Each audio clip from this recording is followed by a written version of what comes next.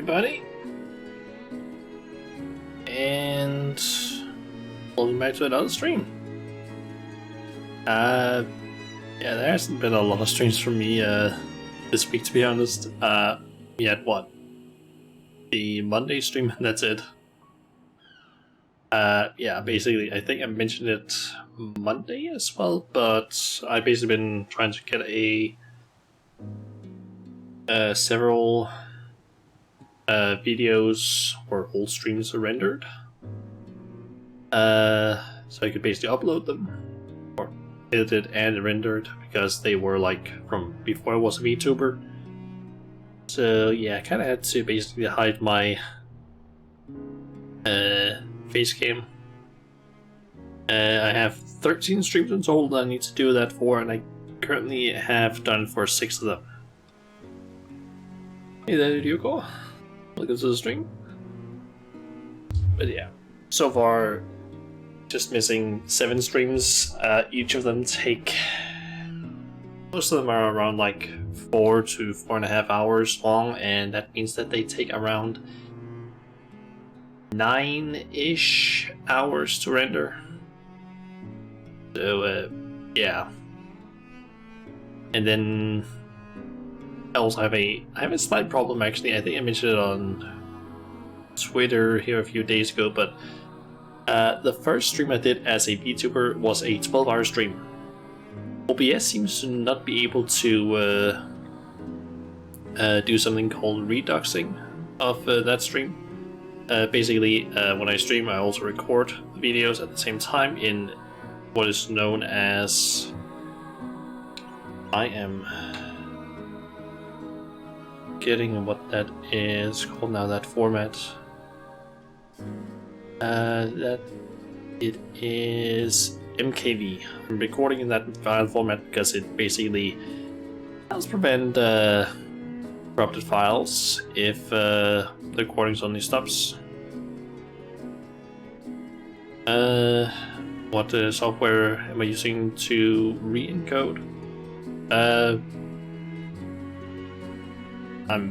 don't really know. I guess, like, by re-encode, do you mean like render video out? Like, I'm basically just taking the old streams, converting them to MP4, throwing them into a video editing software, and then just like edit some black screen or black box essentially over the stuff. Yeah. What software am I using though? It is Sony Vegas. I don't really remember the version. I believe I got it from a friend like years back.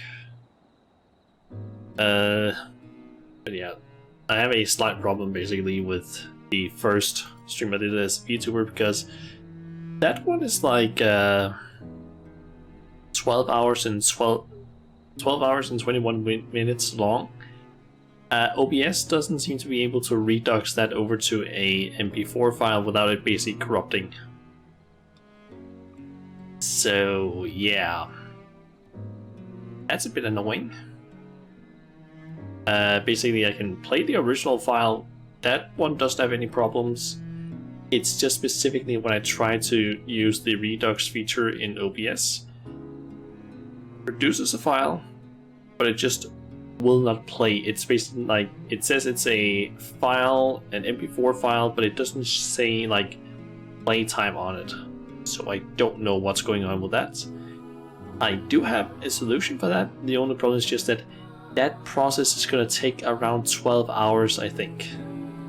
And that's basically, it's possible to basically use the VLC media player to convert a file as well. And I can do that with the MKV files over to MP4. The problem is just it seems to basically have to play the entire thing through in order to basically convert it. So it takes like forever. Like, it might not even take 12 hours, it might take more than that. So yeah, that is technically a problem if I can't get OBS to do it correctly, but my god, is that a long ass process. Plus, when I tried doing it for like a very short amount of time, I think I rendered or converted like 6 seconds. I basically saw that in my what's it called again? In the task manager, my CPU basically just went up to like almost 100 constantly. So it's like, yeah, I can't really use my PC while that's happening. That's not that great, to be honest.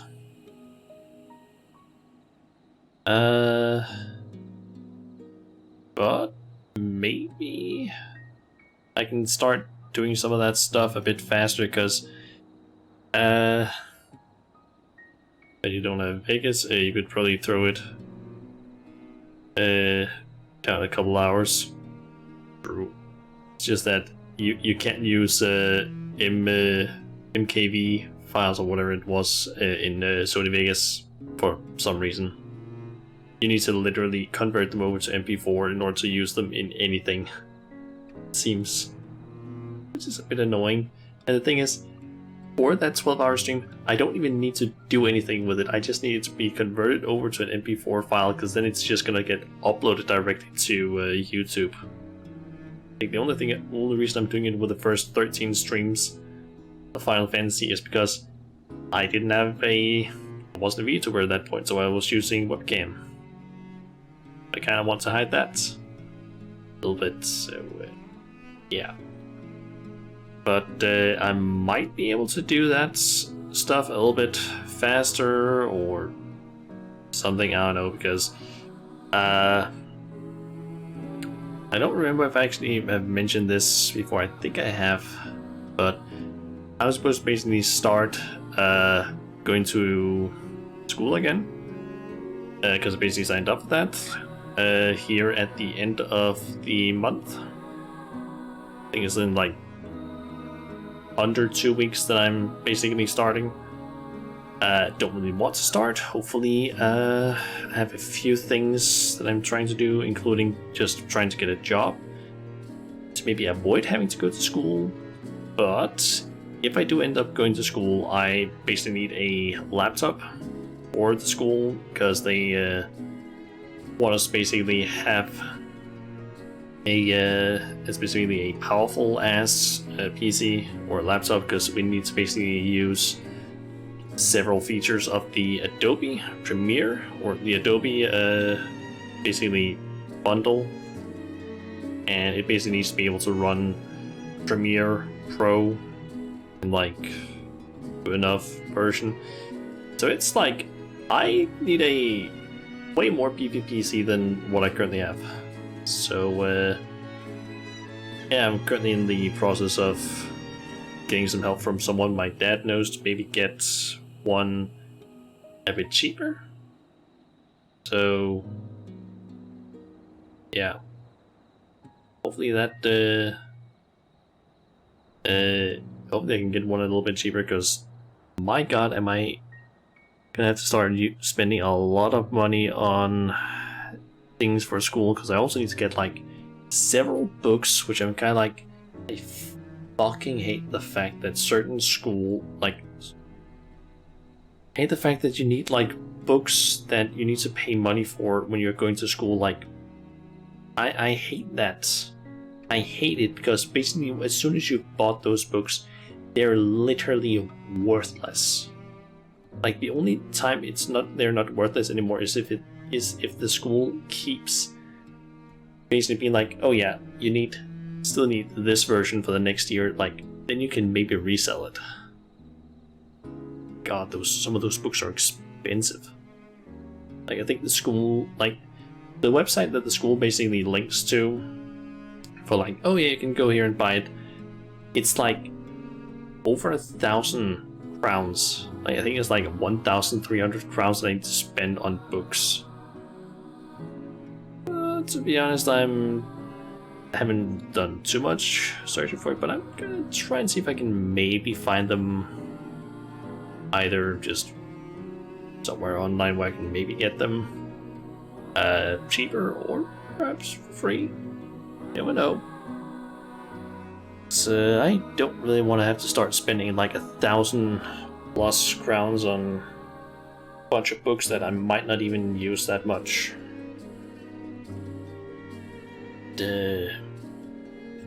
Hopefully I am mainly just hoping a lot that I might get a reply from the job that I applied to here, like that was Wednesday, I believe.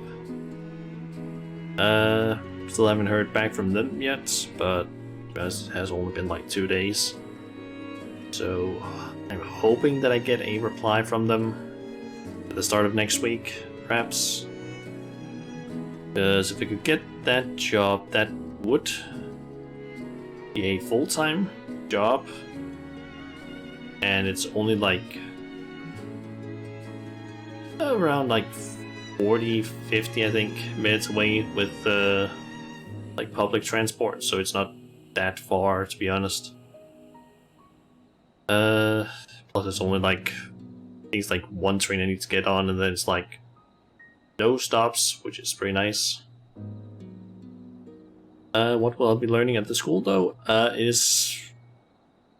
don't really know what it would be called in English, but it's basically just old school, sort of like, I guess, design disciplines, you can call it. Basically I'll basically be learning stuff like video editing, photo editing, front-end development, stuff like that. In Danish, I don't really want to say it in Danish, because technically the education, like the name of the education isn't like, it's very limited where it actually is located, so I don't really want to say that. Just in case anyone suddenly figures out where it is I'm going to school, because yeah.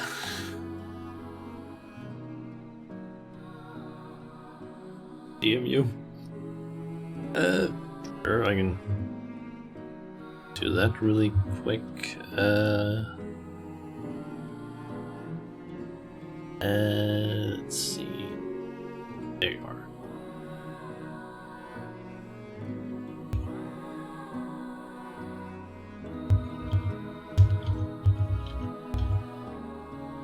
I think I spelled that correct. Let me just quickly make sure. I spelled that. Yep, I think that's correctly. Just send you the name of the education, basically. Yeah. I'm basically hoping that I preferably either get a job, or if I'm really lucky and my dice are somehow like blessed by the goddess of luck or something, or just RNGesus, maybe win some money tonight, because I basically have been spending a little bit of money on what is known as the Euro jackpot to see if I could maybe win, because honestly, if I just won like the normal like lowest price that they have there, like which is like 63 million crowns, I would not have to do anything ever again, considering my current living situation. Like with where I live and the amount of money I spend, I would not have to work a day in my life for the rest of the time. And currently it's like 107 million crowns that I could potentially win if I'm extremely lucky here tonight, but yeah, it's called the same in English. But the point is, you don't want to tell anyone about it, because it's the only place you can be educated. fair. But yeah, I'm basically, when it comes to like the money that I could potentially win, that is the thing that I'm hoping the most for. Because if I were to win that tonight, which is, I think they announced it at like 9 or 10, the numbers, I think, usually. If I were to win that, I would basically just like not go to the school. That's straight up just the thing, because if I had 107 million crowns, I would not have to do anything for the rest of my life, I think. Also, hey there, Fabo. But, yeah, hoping that I win, but my chances are like 1 in like 100 and something million, so it's like, or I think it's like 190 million or something like that, so it's not a big chance that I have a winning, but I mean, I've already decided that if I were to win, I'm basically gonna take, I basically used some, there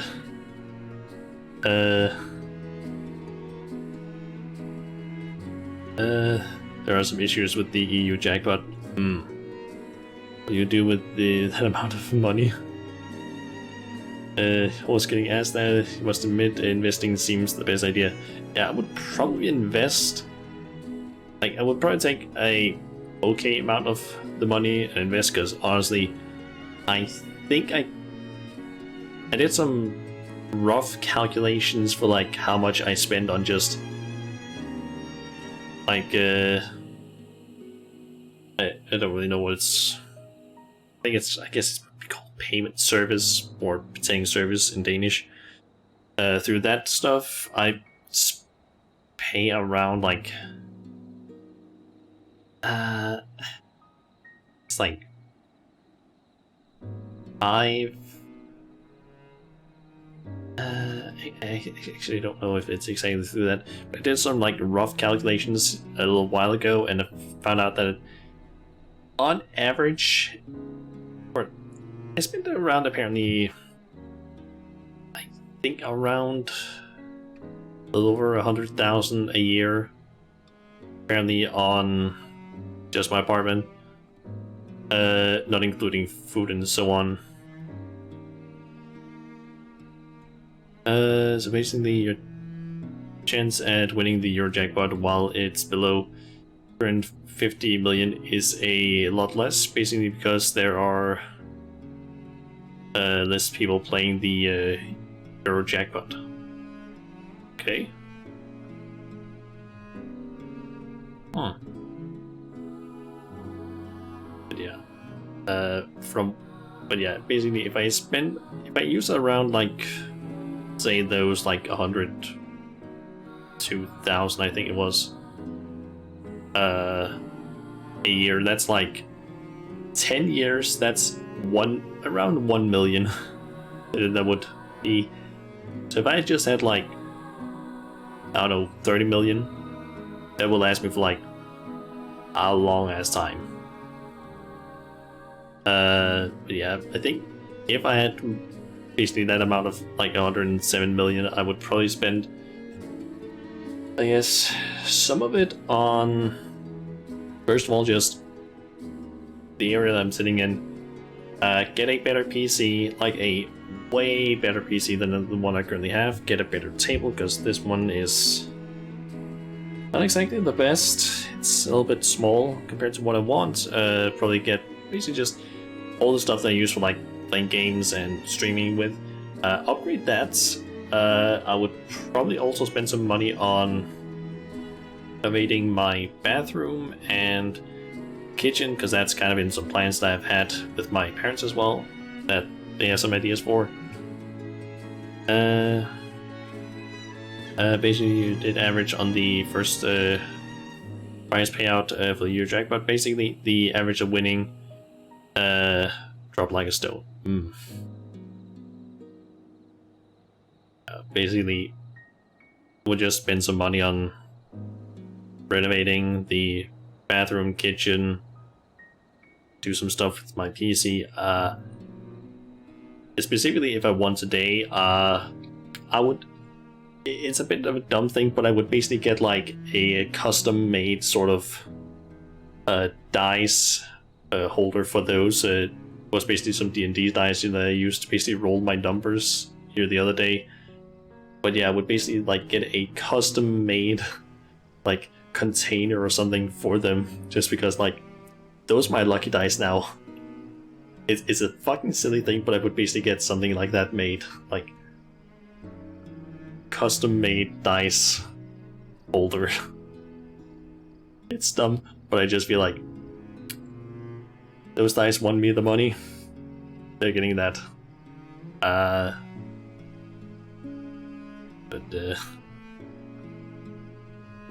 But yeah, apart from that, I don't really know. I think I would maybe try and, I don't know, maybe, I don't know, think a little bit, maybe give back to the VTuber community, like, I don't know, give some subs, things like that, just, I don't know, give a little bit back to the VTuber community, because I'm thinking, might as well. But, yeah. One thing I would definitely do is basically just, I wouldn't have to go to the school, because that's for sure. You're doing this reading, you're gonna be back for a bit? Right back for a bit? Okay. Also, I should probably start playing. I haven't done anything for like, there's you, I might have seen it, but, you sent me something? Yeah, I saw that. I haven't actually, done anything with it yet. Kind of got distracted by some other stuff at that time. But I did see that you sent me something. I should probably get started on actually playing the game, because I haven't done anything in like almost 30 minutes now. I've just been sitting here talking. Alright, so we're basically going to continue with the MSQ, but first I quickly want to make sure that I do this Dora quest. And just so that's done. I was wondering when you would come by again. The items you brought back last time are perfect, but I'm hoping to have more stock before I head to Yulemore to do my peddling. Could I trouble you to go on another foray into the crater?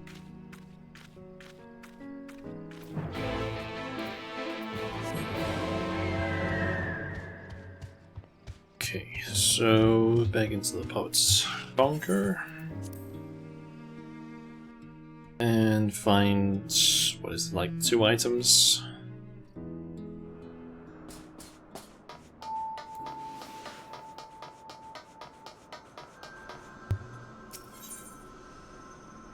Oh yeah, that's the thing for Tower Paradigms Breach.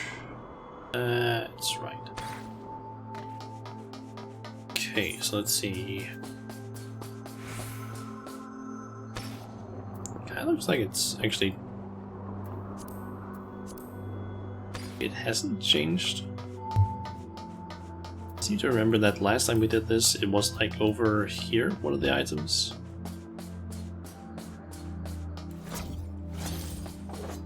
Maybe I'm wrong?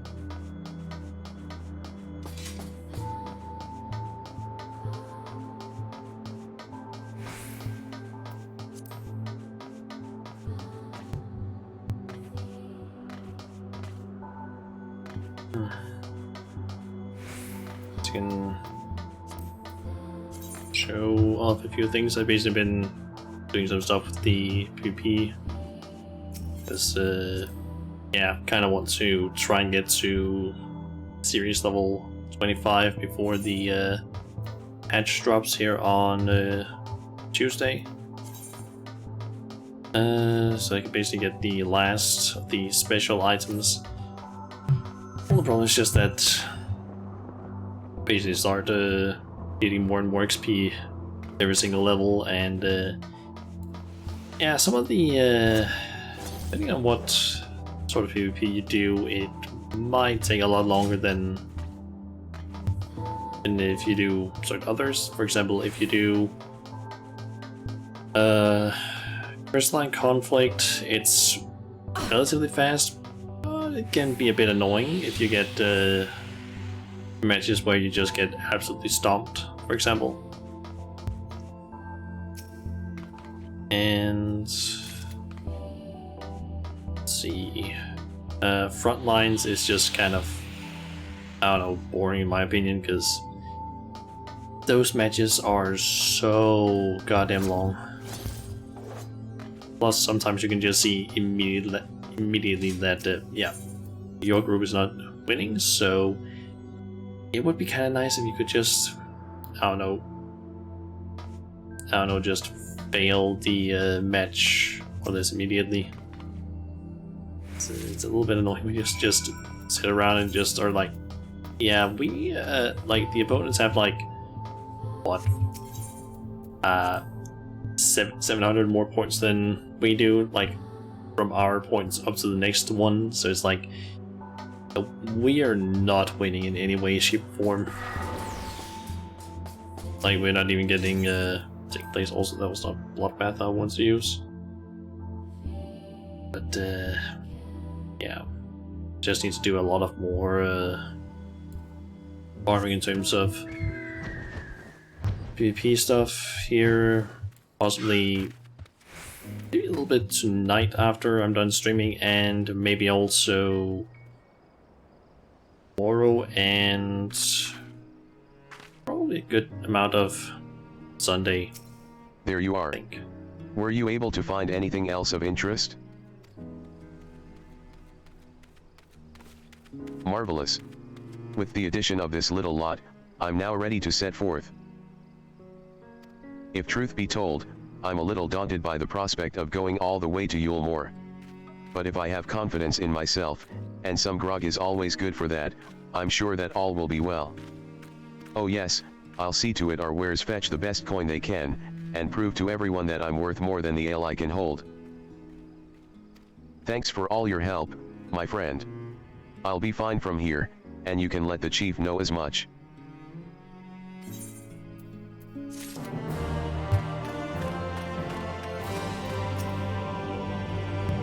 Okay, got another message.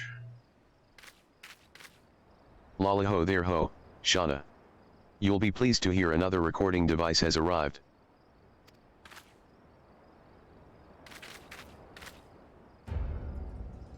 I know what you're up to. Oh yes, I can see through your ruse. You pretend to be a friend while spreading vile rumors about me behind my back. Well, you're not going to drive me out of my own village. I'd rather die beardless and dry, you hear me? Beardless and dry? Why am I? What am I doing?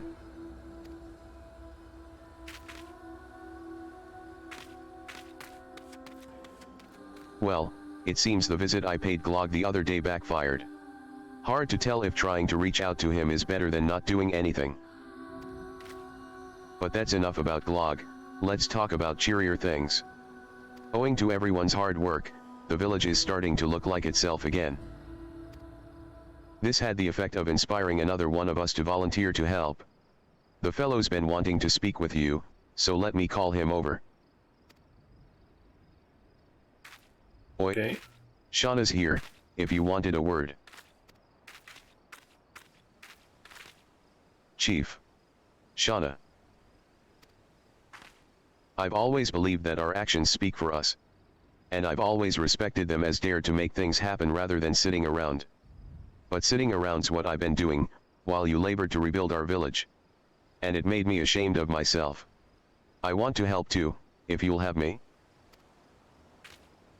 Whatever problems we may have had in the past, having more comrades can only be a good thing. We'll let him join us, of course.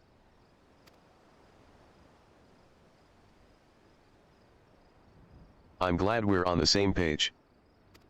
Thanks for giving me a chance. I'm ready to get to work, just tell me what you need me to do. I'll start by having a chat with the fellow and see how he can contribute to the cause. Perhaps you can look in on him later? I'm sure he'd appreciate hearing from you. A weekly quest which continues the story is now available from the decisive dwarf. Lend your aid and help the dwarves of Comrade to rebuild their... You obtain a message from... The message can be... Yeah, well, that's... Yeah, the decisive dwarf... Yeah, I need to wait until the 23rd. Let's see, what was that the message that we've gotten? Yoshana, the white spheres have ties to 2B and 9S as well, which is almost inconceivably advanced. Found that the data there is stored by machines bearing the names of gods. The tiny slips of the smallest portion of it reveals memories by the hundreds, people's memories. What does it mean? Need to know. Monarch? Okay. Let's see. Don't remember. Am I in... Nope. Use that. Okay, so we are off to Garlemald. Again, because now we need to continue with the MSQ.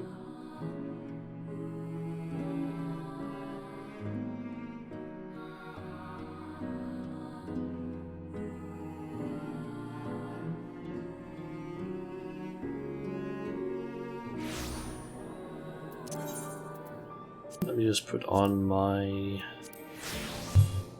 old weather climber. And one of the things I'm thinking we'll do here to begin with is accept all the blue quests, because I think we're getting close to the end of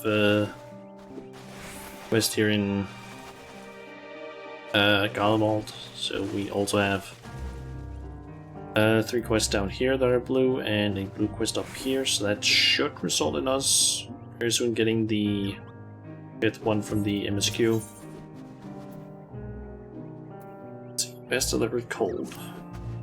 Well, now here's a sight that warms the heart. I never thought I'd have the honor to meet a hero of your pedigree, let alone beg for your aid. You see, I've got a shipment of supplies to send down to Tapper's Den, and having someone who knows the lay of the land by my side would go a long way to ensure its safe delivery. I'd defend it myself, but I have to carry the bloody thing. If you'd be so kind as to escort me, I assure you I'll make it worth your while. Well then, I'll be waiting outside the gates of the camp. Come meet me when you're ready, but don't take too long, monsters abound in these parts. Okay.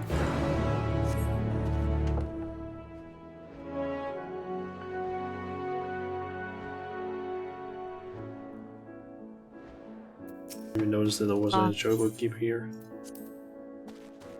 Okay, then we have Gala, I think.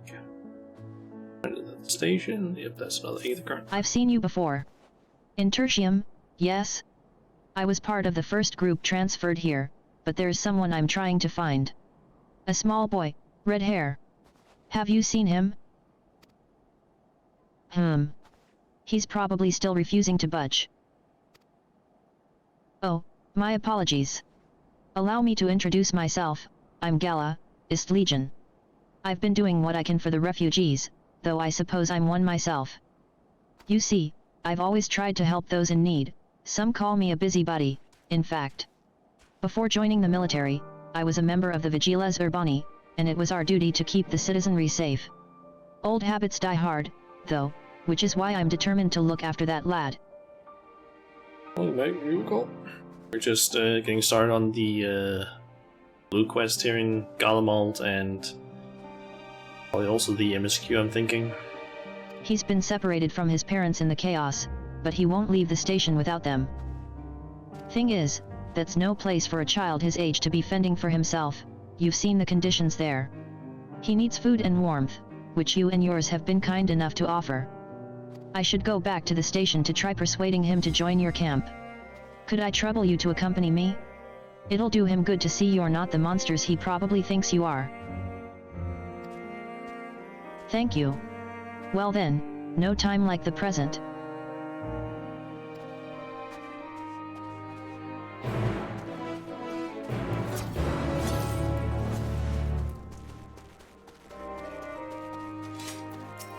Last one. Suit of Power? Just who I was looking for.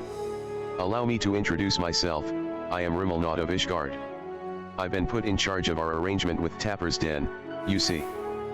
However, the very first of the Tappers to come bearing ceruleum has asked quite a lot of us, if I do say so. They wish for our help in getting Juturna Platform G up and running. The very same platform that's at the head of the Imperial's primary energy pipeline. What's more, he's a Garlean. I was convinced the only engineers left in Tapper's Den were from conquered territories. In any case, I'm not qualified to judge the motives of the man. I'd feel much more at ease if I had someone of your experience helping to make the call. I thank you for your willingness to assist. Let us go and speak with the Tapper in question, then. He's a man by the name of Appius.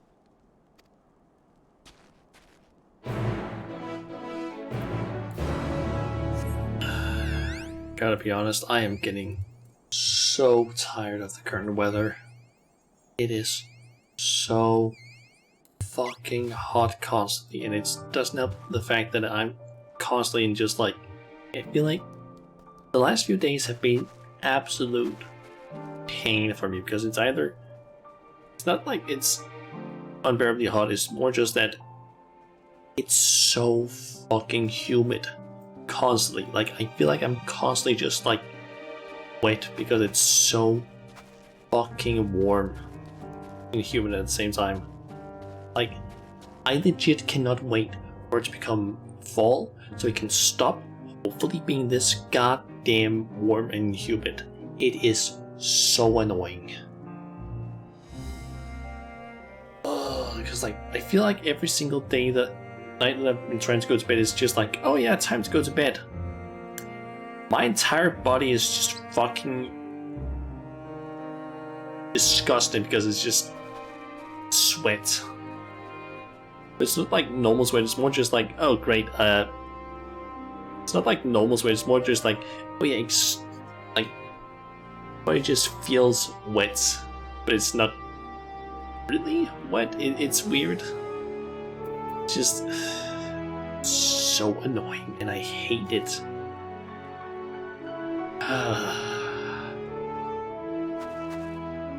That's honestly something that I would make sure that I buy if I get a job, or if I'm extremely lucky and I actually win the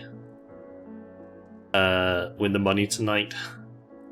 One of the first things that I'm going to be getting is thinking 2 fans for my room.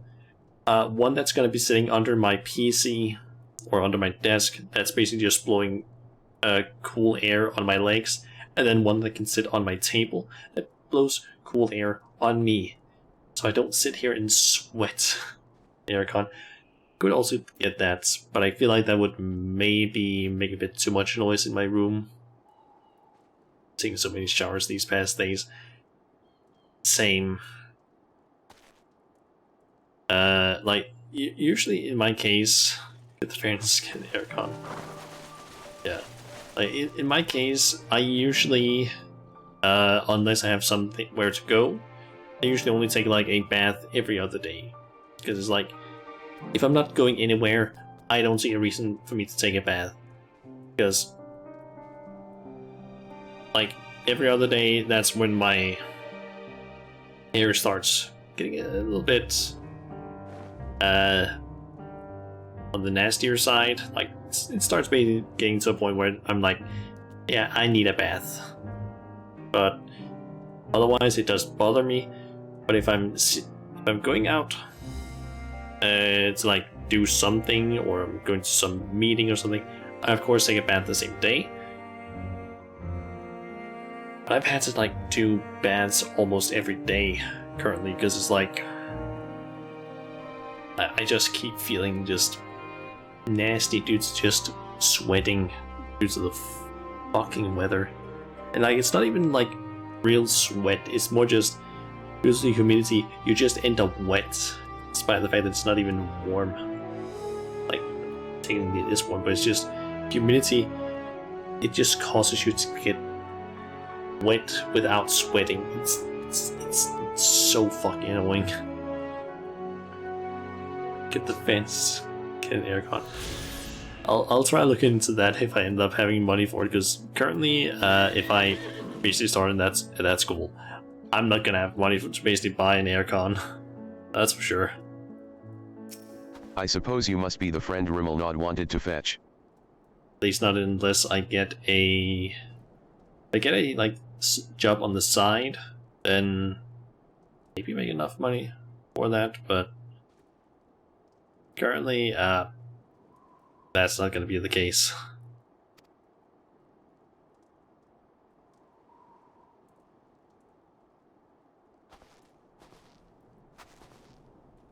You have my thanks for getting him to agree to my proposal.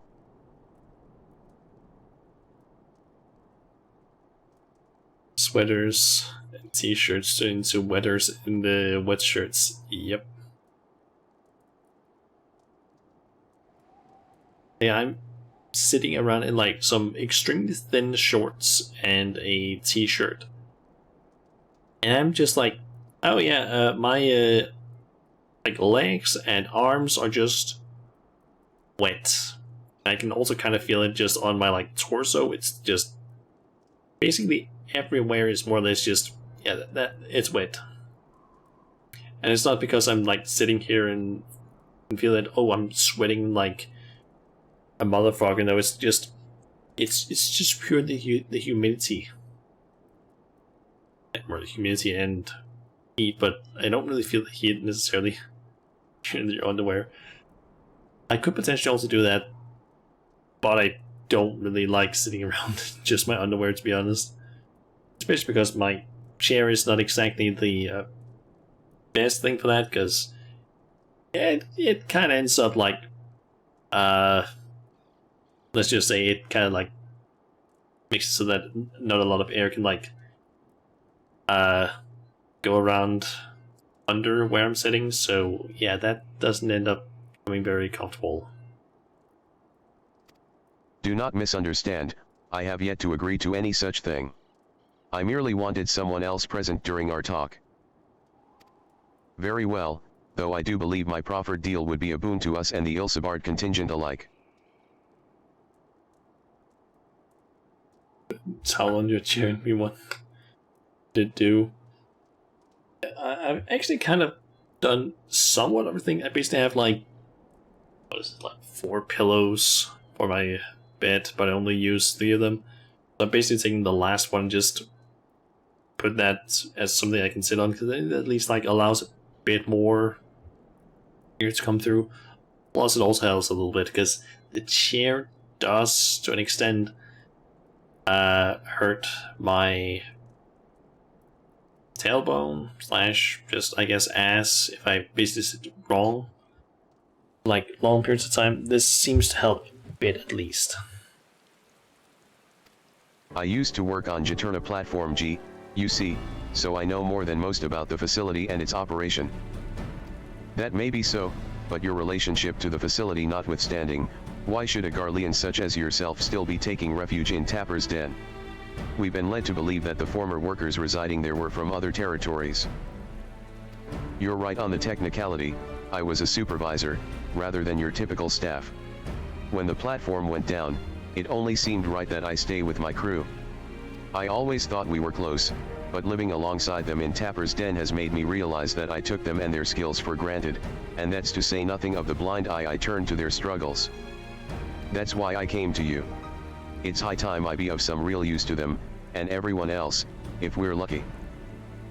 If we manage to get the platform back in working order, it'll dramatically increase our capacity to pump and refine ceruleum for everyone in the region.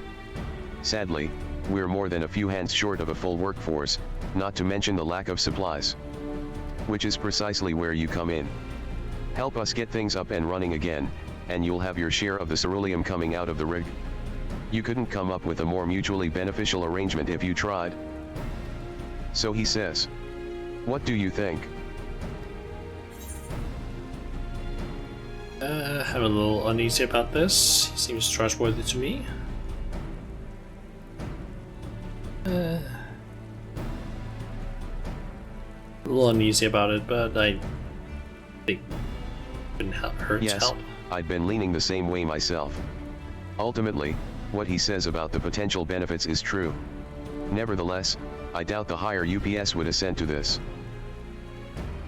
I suppose that is how it goes when you're dealing with military types. For what it's worth, I do understand the hesitancy to throw your lot in with someone from a hostile nation.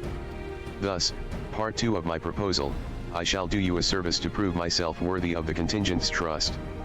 I had a look around the fringes of your camp here before you arrived, and I've spotted a few ceruleum engines in need of repair.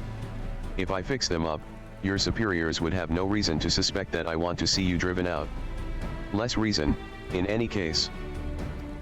Assisting us with use of local technology would go a long way, I'd imagine. That said, I've not heard anything about the ceruleum engines we've scavenged breaking down. It's not as if they're entirely useless, yet, but I guarantee they're not running as they should. Give me the opportunity, and I can have them working more efficiently and safely. You are welcome to accompany me while I do so. That way, you can ensure that I don't get up to anything suspect, and then vouch for me with your superiors. I have no objections. I trust you will sense anything amiss. Let us begin with the proper inspection, then. We can get to work as soon as you're ready, Shauna.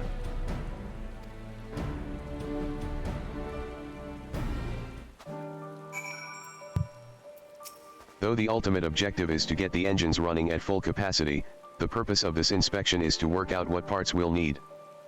However, I would hate to fumble something and be accused of sabotage, so I'd appreciate it if you could be the one to lay hands on the devices.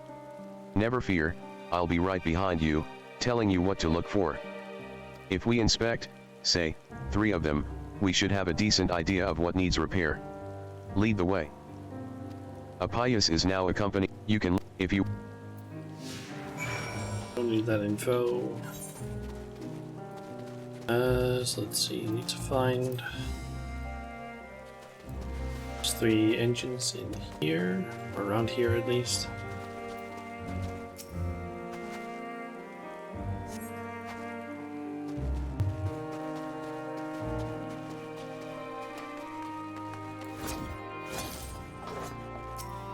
Appius has yet to arrive.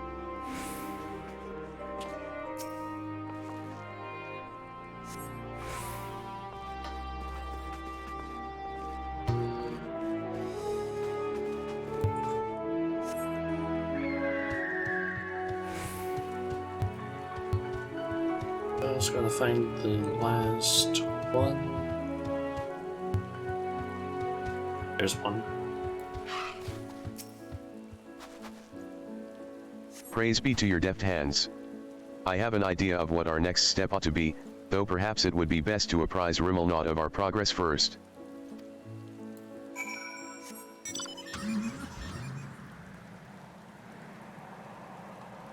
Okay.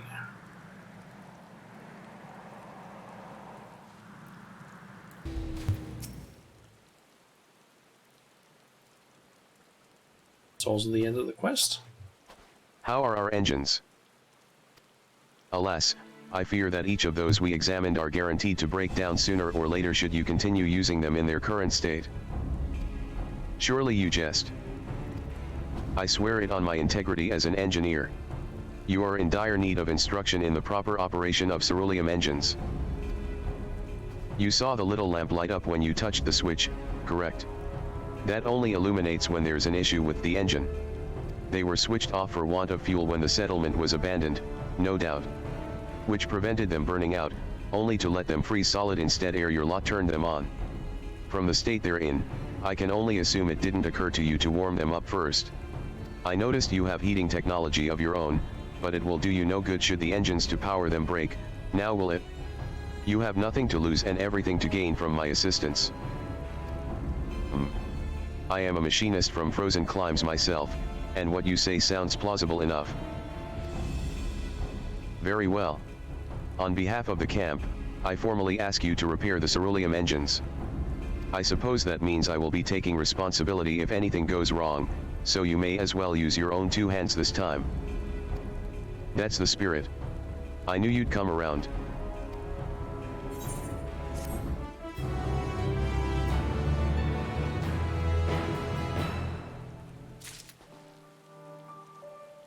Okay. And this... That's just a normal quest. Does seem to have a quest line of some sort. Okay, so let's see. We got a quest up there that we need to complete. And there's you. There you are. I knew you'd have the heart to help a soul in need. The commissary officer is now accompanying you. Keep her at your side in order. You can leave the commissary officer behind by if you wish to have the... I mount up. I guess that kind of, takes her with me.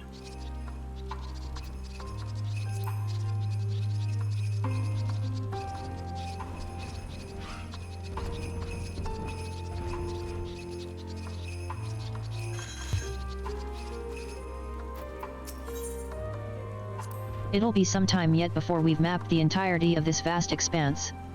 It stretches north as far as the eye can see, unhospitable to even the hardiest of explorers. It's a wonder that the Garleans survived at all, let alone went on to form the Empire. Seeing the Magna Glacies with my own eyes, however, I've gained some understanding of their disposition. Okay. What's the next spot?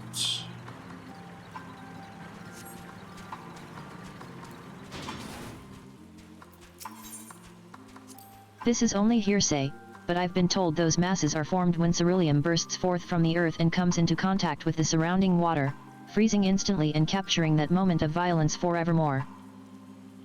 The water mixed in it prevents the ceruleum from being set aflame, so we can't use it as fuel without refinement. The amount of ceruleum you get after all that work is barely worth the trouble. Pure ceruleum is wrested straight from the earth. That's what those rigs you see off in the distance are doing, or so I've heard.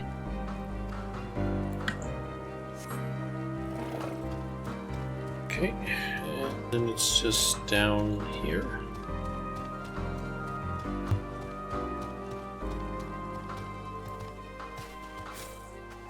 Here we are, safe and sound.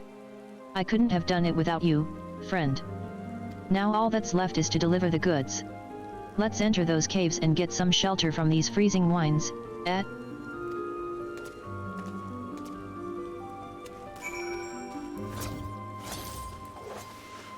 It's going to be the end of the quest.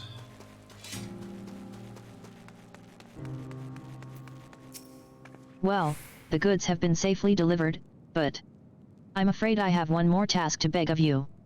Of course, I'd do it myself if I could, but I'm afraid this calls for someone with skills that I lack. You're not obligated to help me again, but seeing as how you're already here, maybe you won't mind hearing me out.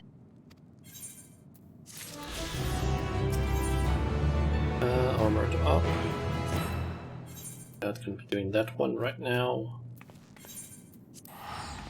Up here.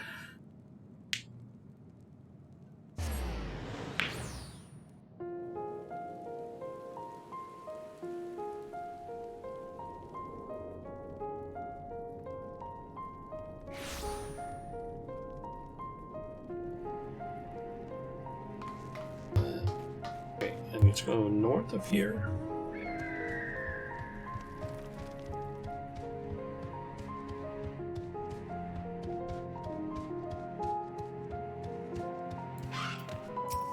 If my prediction is correct, he should still be around here. His name's Volusis, but most know him better for his scarlet locks. Considering how reluctant he is to leave, I doubt he'd answer if we tried calling out for him. Would you mind helping me look? Okay, before we do that, I'm just gonna quickly grab the blue quest up here.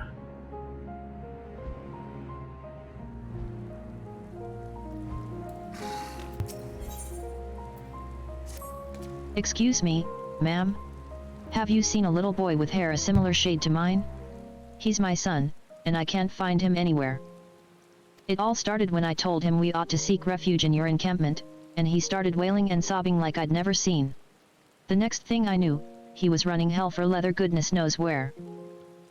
I'm worried he may have left the station altogether, and the streets above are rife with danger.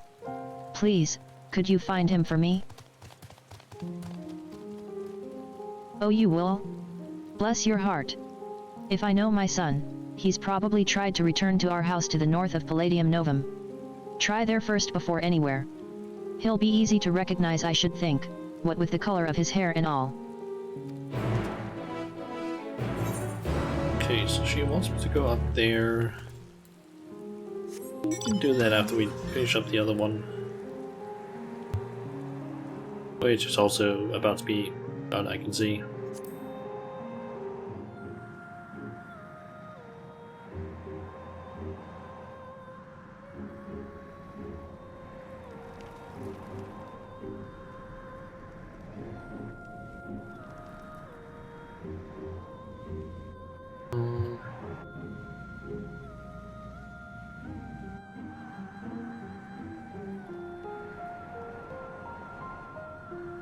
There he is.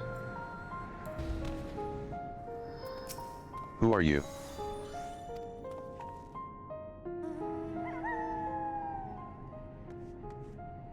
Valus says. We've been looking everywhere for you. Still refusing to join everyone at the other camp, I see. I'm not going anywhere. Not without Mum and Dad. Don't you see? It's for your own good.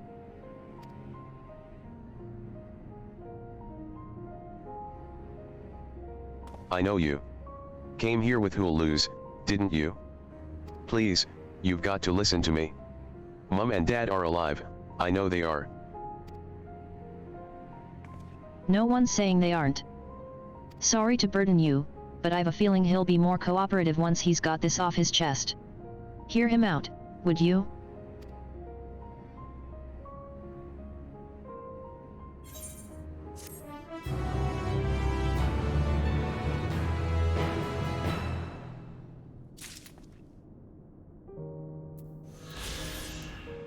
Okay. We got missing 2 of those. So just going to do the Children of Our Future and then back to Broken Glass, Camp Broken Glass, and then just deal with the MHQ, I guess.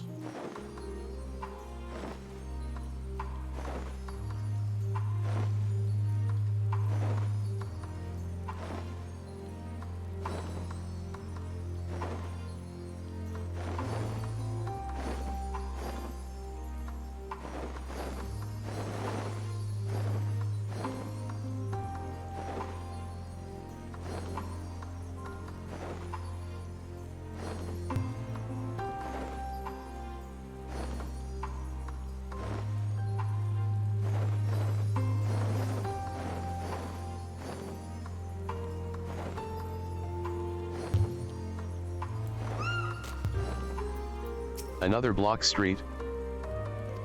Who are you? Mother sent you. Oof. Tell her I won't go to the enemy's camp, I'm going home. Unlocked the gilded magic armor the other day. Nice.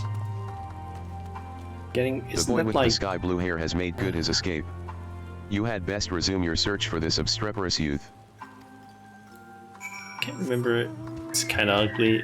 It's not exactly the best looking mount, but I seem to remember it's for getting like 300 or 500 commendations, if I'm not mistaken.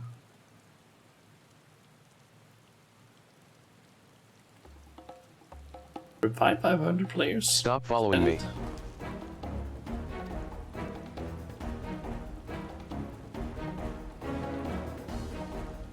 That was for getting commendations.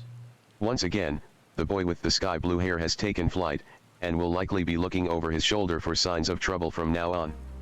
With a weary sigh, you resume the hunt. Follow the boy from a safe distance. The objective will end in failure if you are noticed, or if you fall too far behind. Should you fail to complete the objective,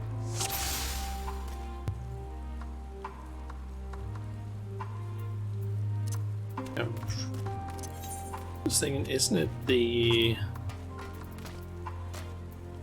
Is that mount?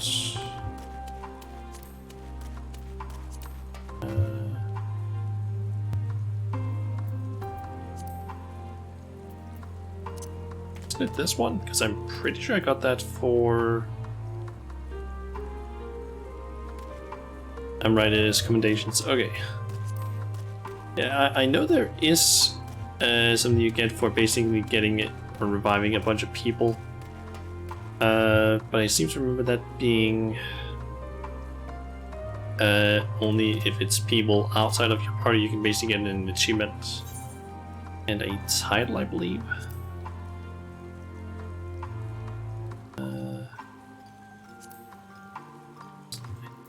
I just don't remember where it is, like which category it is, because sometimes some of these achievements don't make any sense in terms of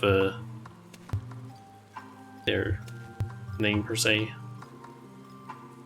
or which category they're in.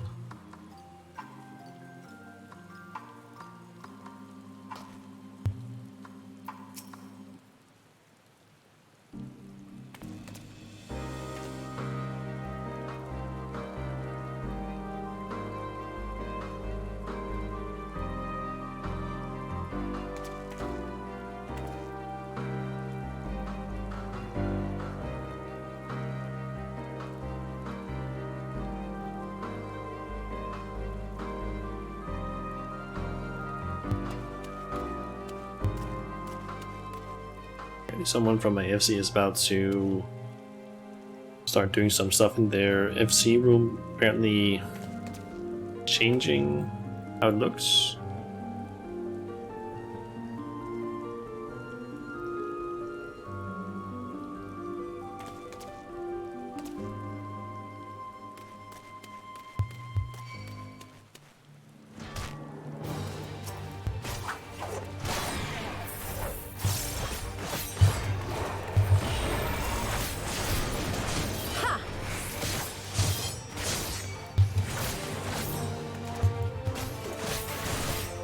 Die enemy.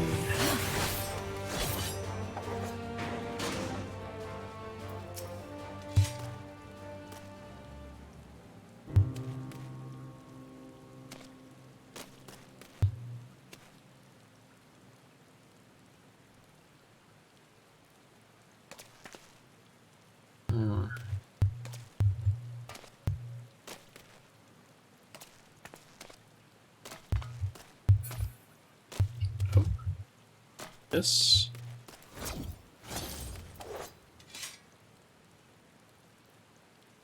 No. Our home, it was here, right here. You again? Leave me alone. I'm staying here to build a new house, bigger and better than the old one.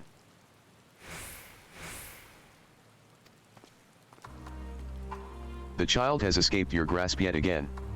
Though this may be construed as a particularly tiresome endeavor, remember that he is only a child and knows no better. You should find him before he comes to harm. Okay. Follow him and defeat any enemies that threaten him.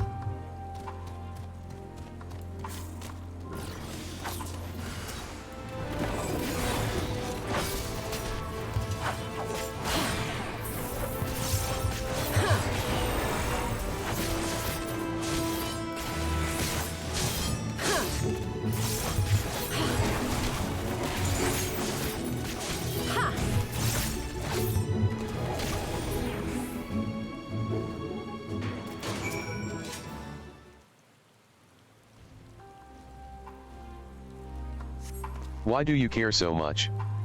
We're enemies, remember. Why are you trying to help me?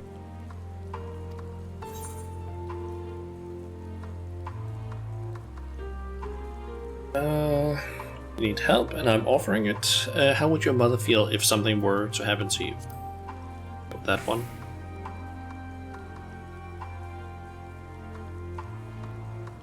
I don't care what you say. We don't need your help. But mother's worried. I should go back to the station.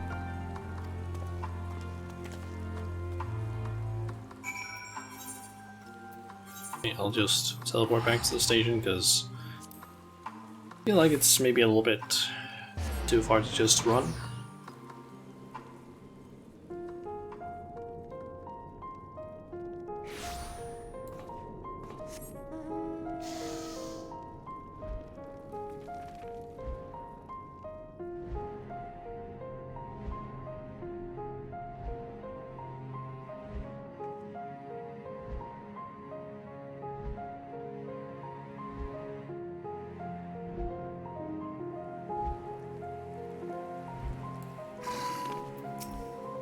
I was wondering when I would see you again. I'm happy to report my son has returned. Poor creature. You should have seen him, tears pouring down his little cheeks, crying his apologies to me. I know that you were the one who found him, though he didn't mention a word of it to me. I almost couldn't believe my ears when he said he wouldn't mind moving to your camp. He was dead against it only hours ago. What could have happened, I wonder? What? He was attacked? By that horrid Mahitake, you say? Goodness, that must have been quite a shock for my little man. Thank you for coming to his rescue. There is a salutary lesson to be gained from all this, though, one that I hope he retains. Do not scorn a proffered hand when one is in need, whether that hand be friend or foes. At any rate, I thank you for finding him. It's not much, but please, I insist.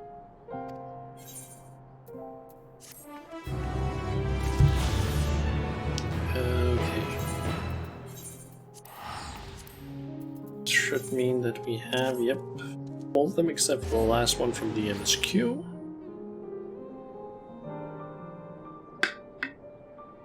So go and get some more MSQs done.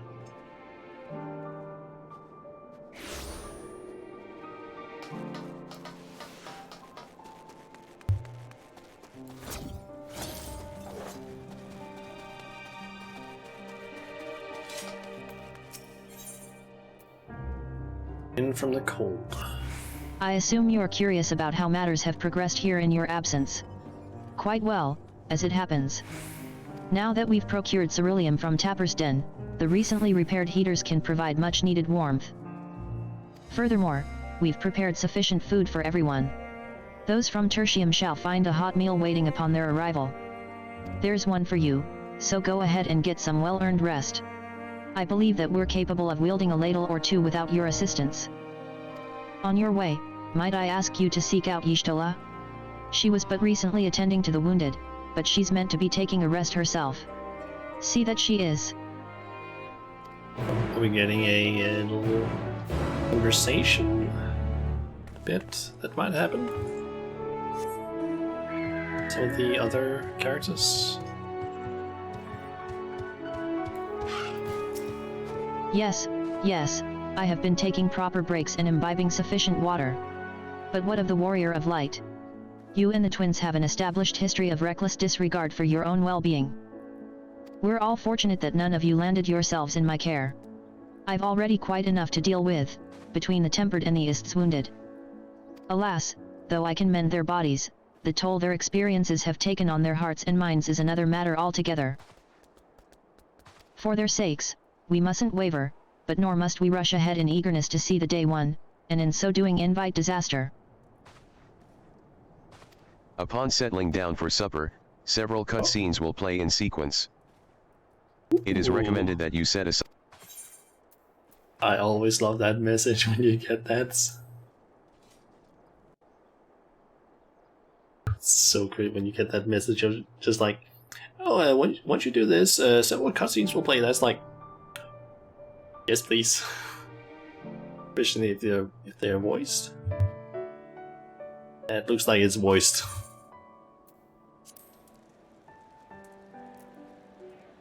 Oh yeah, that's definitely voiced.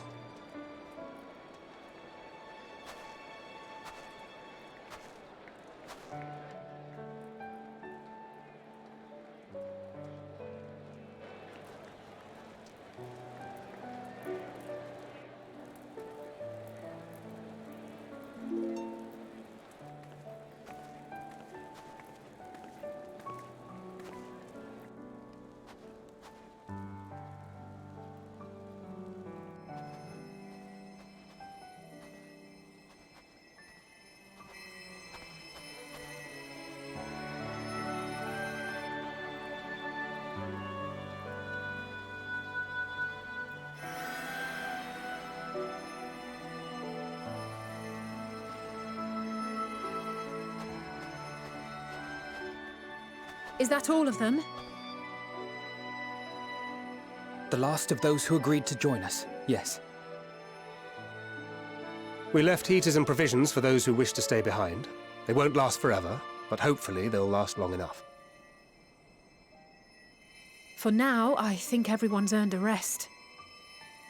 We'll see to those in need of medical attention, so take the others with you and get yourselves some hot soup.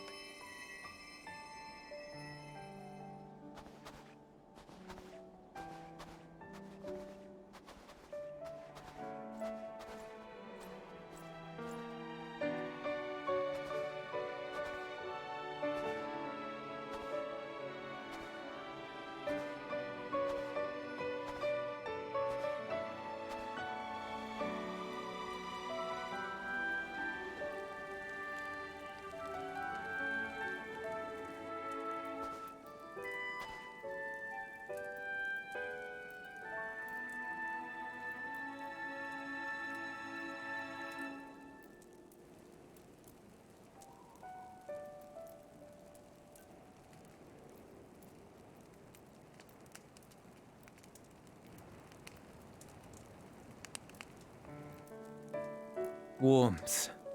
At last. Marvellous, isn't it? All thanks to the resourceful machinists of Ishgard, I might add. On their behalf, I bid you warm yourself to your heart's content. Hold on. Your people might have scribbled a few things on a piece of parchment, but it was our Leminson Smiths that put the bloody things together. Well, be that as it may, we single-handedly got the interior heating up and running again, didn't we? The hells you did! We were there every step of the way. We? You barely raised a finger to help, you ale-sodden reprobate. I did a damn sight more than you lily-livered bilge rat. Take that back! Make me. I will not stoop to your level. Here.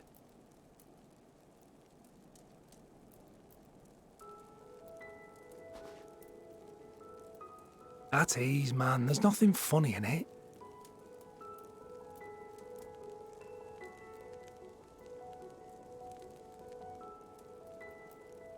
I'm from Alamigo, but was a conscript until recently. Used to eat this with the officers. Apparently, it's adapted from a steppe recipe. This is my first time trying it, and I have to say, it's not half bad.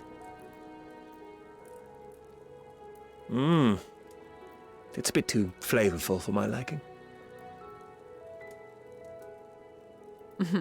Perhaps compared to what you're used to.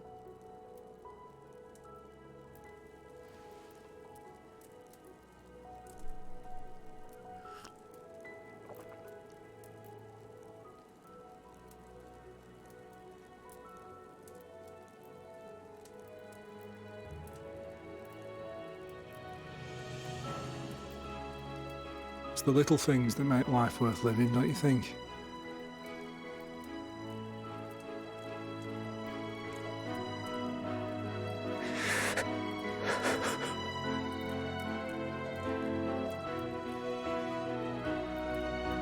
Aww.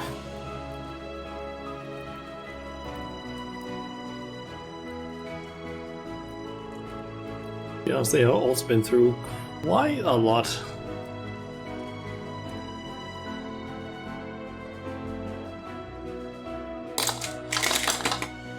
I know this is not a dream, and yet...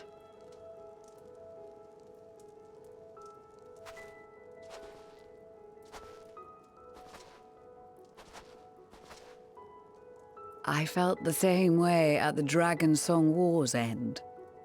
Every morning I would step outside and need to be reminded that it wasn't my imagination, that my world had been forever changed.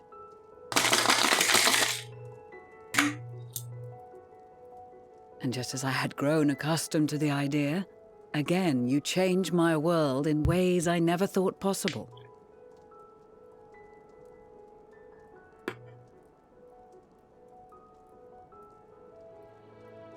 Were it not for you and your fellow scions, the rifts between man and dragon and myriad tribes might never have been bridged. Just inhale a bottle. Not quite. I kind of got to actually mute myself again. I'm trying to get ice out of the bottle, but it's kind of noisy. I'll just mute myself again while we keep watching the cutscene.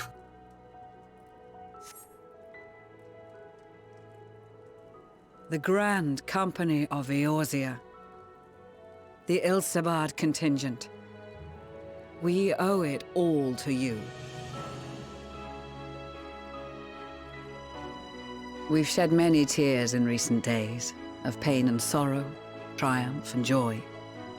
I much prefer the latter.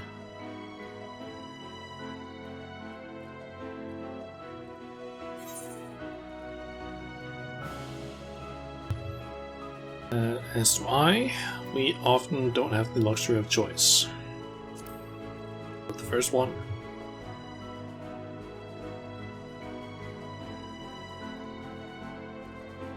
I'm honored to fight by your side.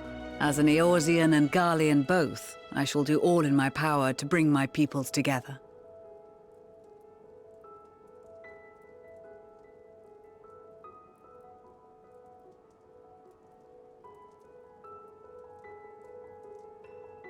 It is a remarkable achievement. Everything that I and the Populares had hoped for, and more.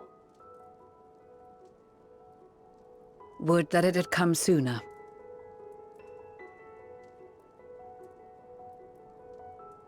Indeed. Too many are not here to see it. And yet, there is a warmth in my breast, as if they still share in this moment. Yes, I know what you mean.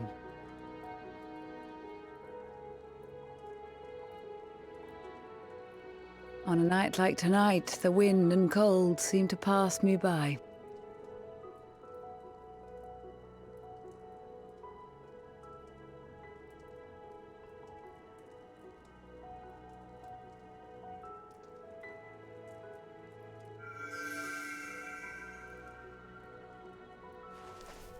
The flower.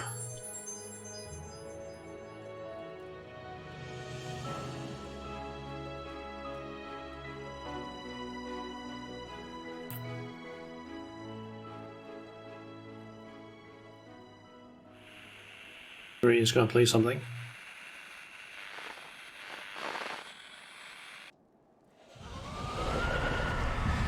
Oh.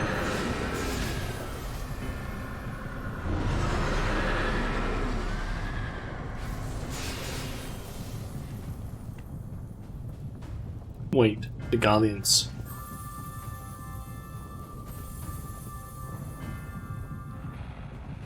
Oh, what's gonna happen to the Guardians? Thank you for inviting me today. Oh, what's gonna happen to the Guardians? What? Emperor Varys?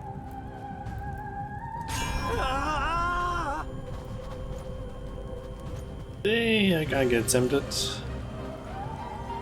Tempered, I guess. They are being tempered! The talismans! Quickly!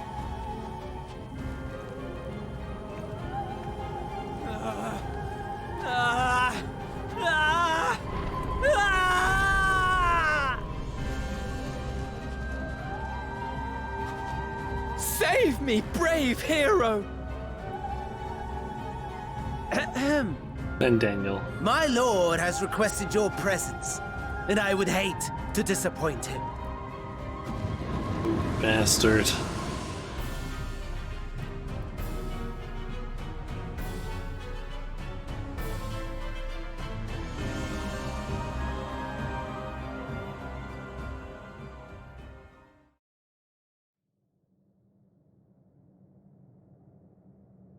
The experiment was a success, but I fear our time is short.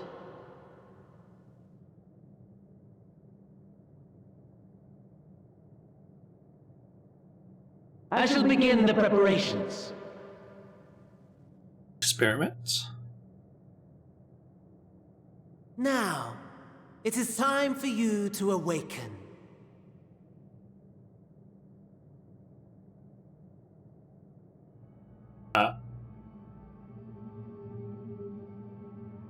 Xenos.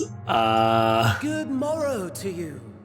Here, have a taste before it gets cold. Oh, but be sure to remove your helmet. Take a moment, too, to familiarize yourself with that borrowed flesh. Wait, what?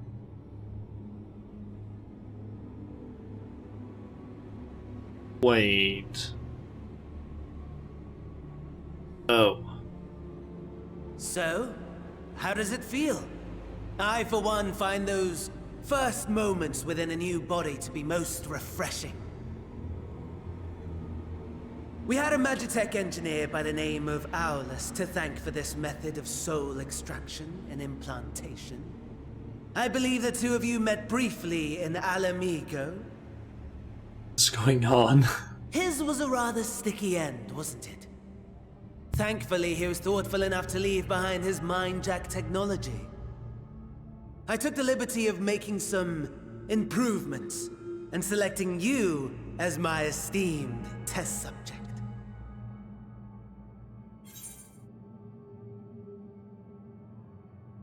Can we pack my body, or this is such a pain in the ass, or pain in the arse?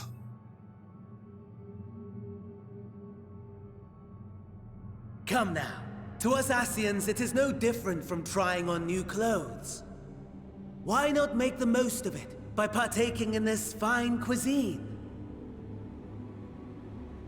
I must say, I have gone to great lengths to reunite you with my lord. When I discovered that his friend was in this neck of the woods, I suggested inviting you over for dinner. He never deigned to respond, but I took his silence as a resounding yes.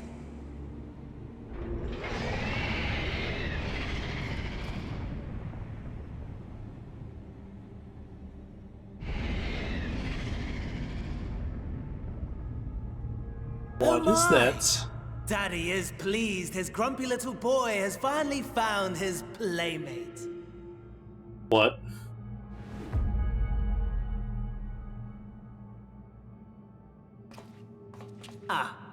Exposition is in order. The Garlean Empire has long outlawed all forms of religion. No gods to worship, no risk of summoning. Brilliantly simple. But people being people must turn to something or someone in their hour of need. Who then? Why, His Radiance the Emperor, of course.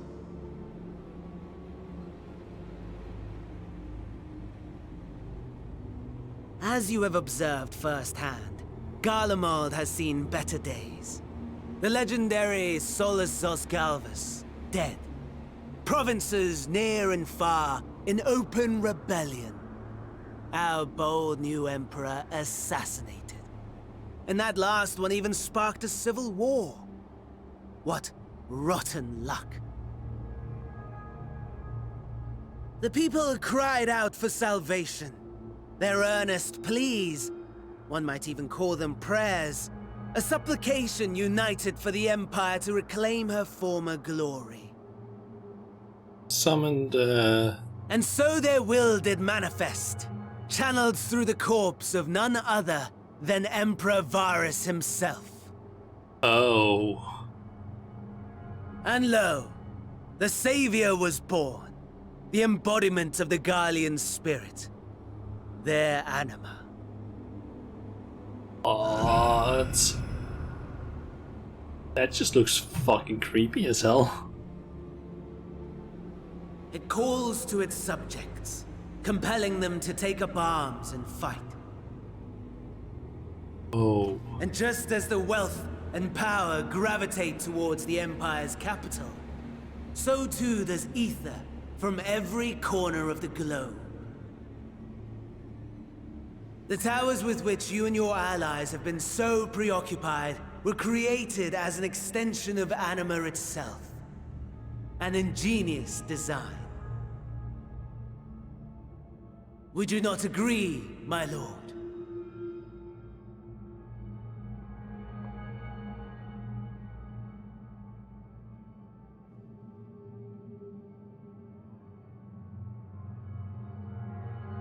Does the pursuit of prey you have bested before excite you? Of course not.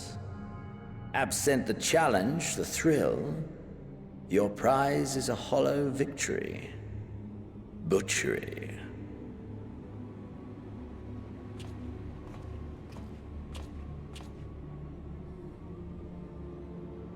Perhaps you think that to be the extent of my promise. I have no doubt fallen in your estimation since Alamigo.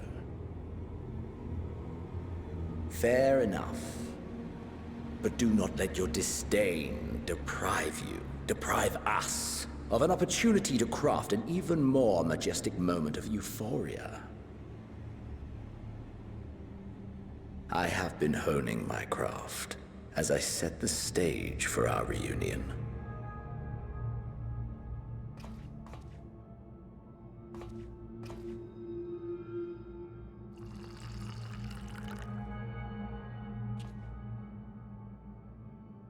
Wheresoever there is suffering and despair, you appear to fulfill your duty as defender of this star.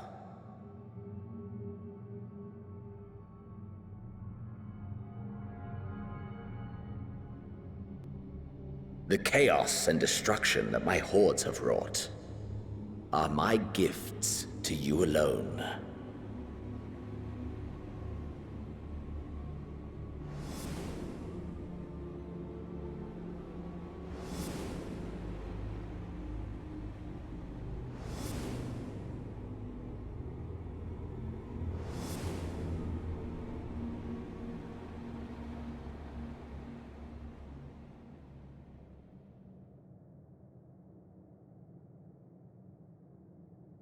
At a loss for words?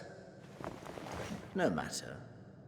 As you will learn, I have only just begun.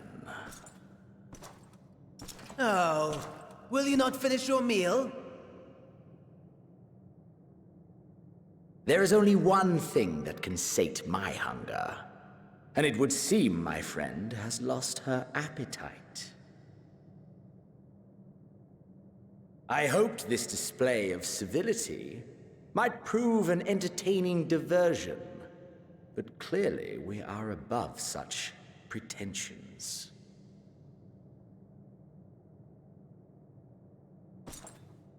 While my lifeless body was in the possession of the Ascian, I too claimed another's as my own. It was an enlightening experience to fight in an unfamiliar form. Flaws and failings in my technique were plain to see. Whence rises one's true strength? The flesh? The soul? Perhaps you should like to discover the answer for yourself.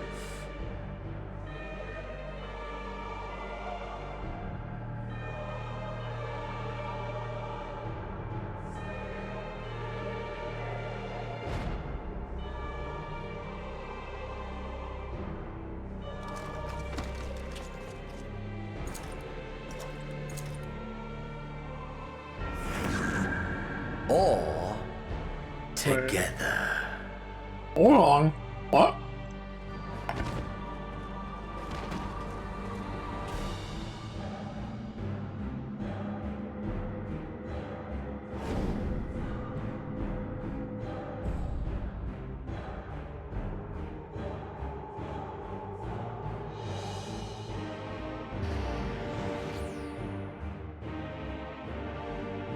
Oh dear! Whatever would happen if my lord were to greet your friends as you? I shudder to imagine what carnage he would wreak.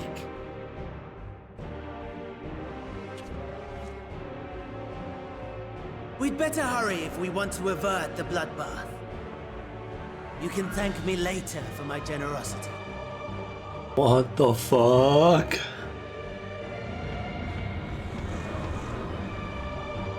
Okay, so it seems can straight up just jump while it's down if he wants to. This is bad. This is really bad.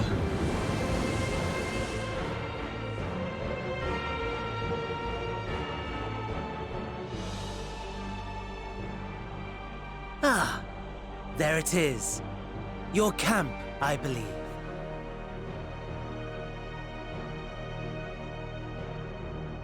If I were to hazard a guess, I would say that you, the other you, is making her way there as we speak.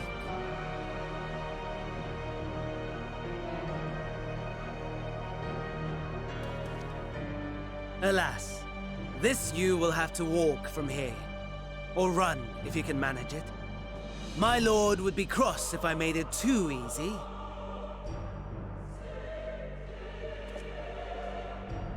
Such ingratitude. I'd not squander this fighting chance. After all, you've obstacles enough to overcome. Right on cue.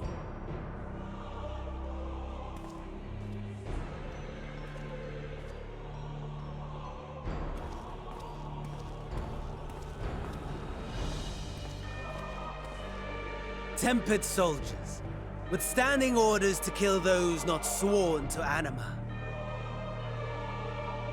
Under normal circumstances, you would make short work of them. But on this occasion, the odds are not so heavily stacked in your favor.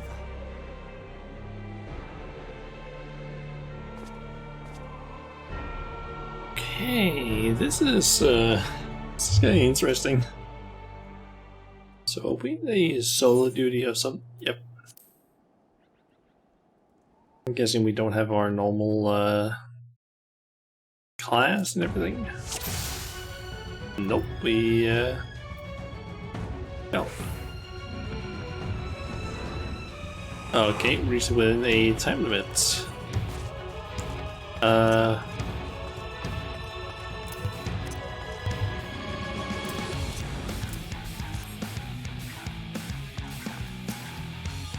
Okay, so we need to defeat this guy.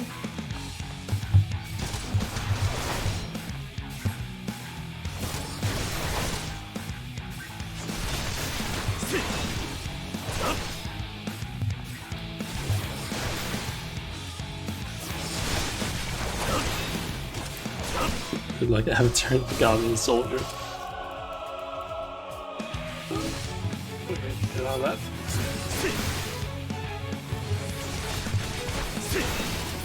Not bad at all, given your diminished capacity. Nevertheless, 'twould perhaps be prudent to keep to the shadows, scurrying about like a rodent. Timber Imperial has breathed his last. Inspect this. Oh! A medical kit. You may use medical kits to restore depleted HP. While you can only carry a limited number, more can be found by inspecting fallen soldiers or wrecked Magate. Hey.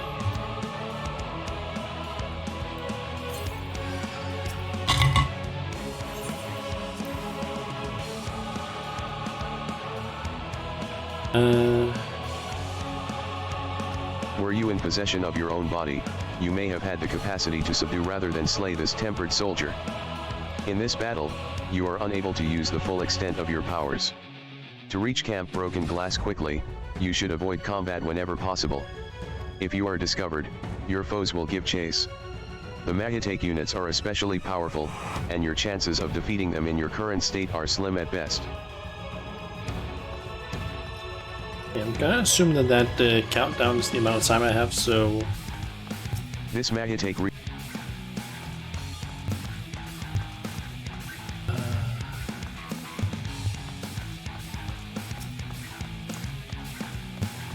don't have sprint. It's an option either. So I I have, I guess, This around take 22 minutes-ish. Okay, I need to basically find a safe path that has the least amount of fights all the way. a young Healing kits. this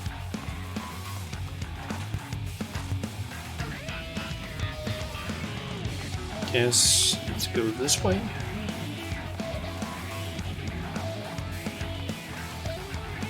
Seems like it at least. this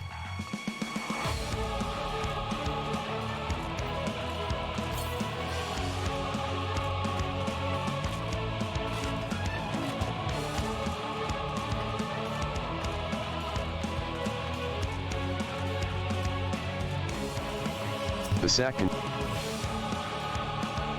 Okay, that gives you a lot of time. You're facing that way. Smell music though. Yep, it's good. Some good music. This Didn't have anything.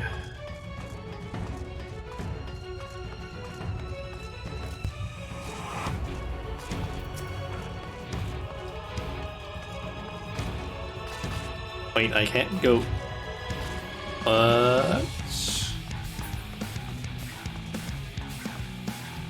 this magnetic.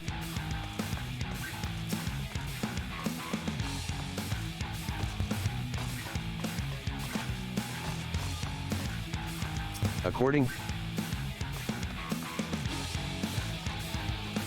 Okay, how the hell do I get out of here? I guess it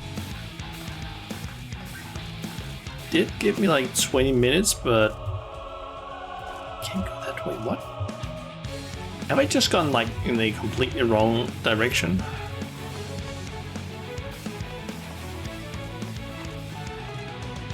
God, okay. So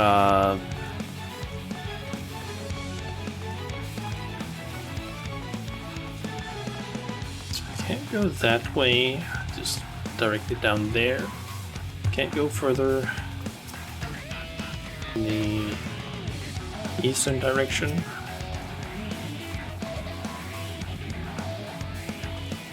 Okay, can you turn around perhaps?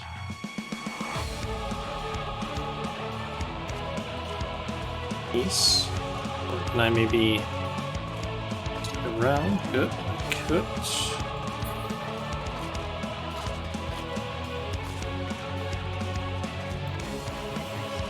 I kinda wish I had a sprint of some sort.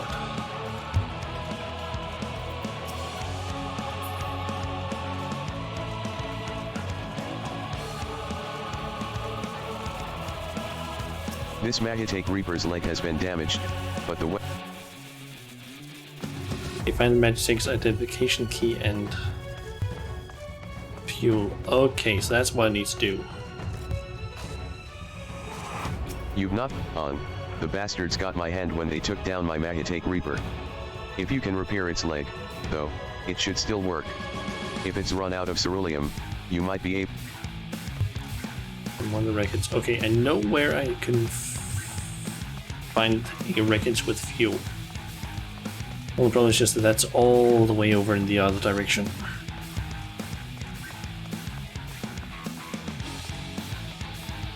Unless I don't know if I need to specifically go and grab it or if I already have it. I guess I'll just go way over there.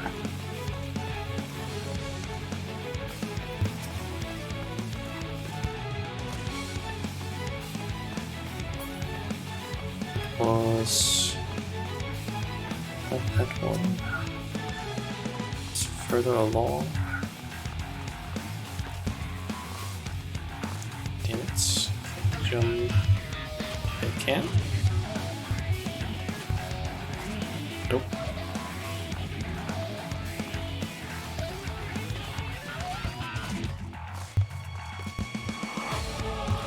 There's the wreckage. The ceruleum gauge indicates that some fuel remains. You should be able... Oh, and of course now I can't attack and I only have a limited amount of time to get back. And I can't make it through that window. These don't turn around.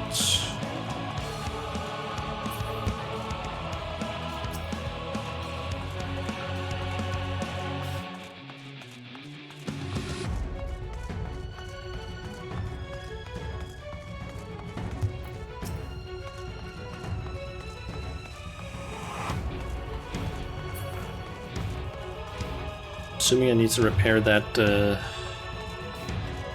Magitech Reaper in order to basically get past the large amount of enemies or Magitech that are over there.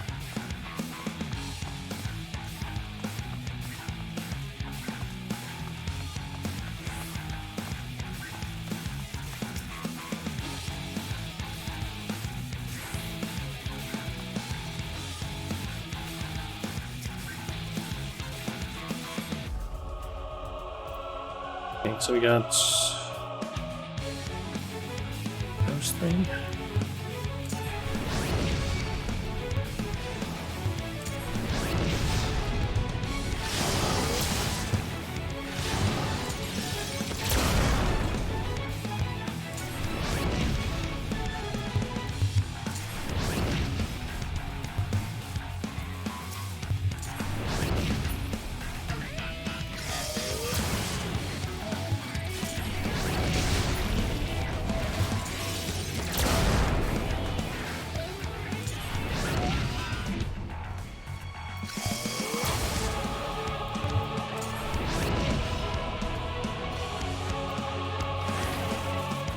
Okay.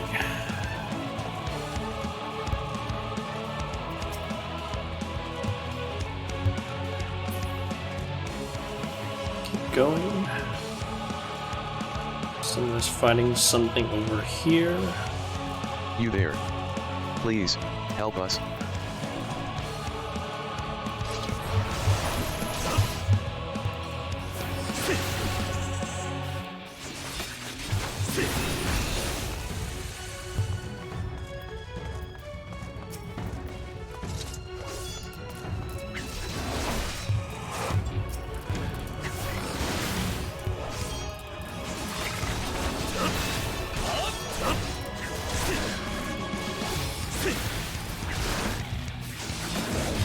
I don't have enough time for this.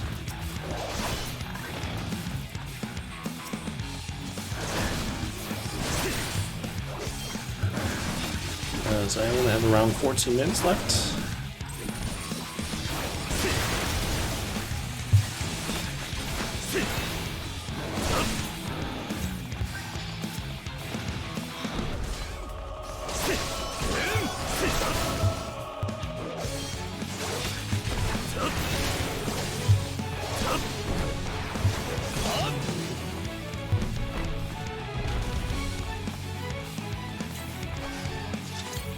What was that voice? They found us. Get ready.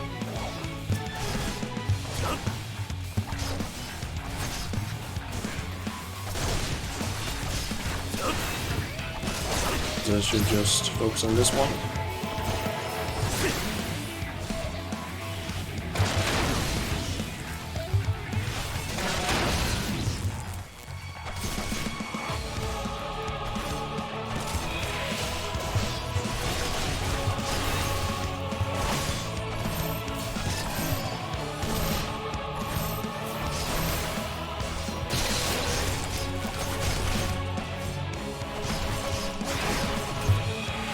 It's going to explode. Get behind the armor.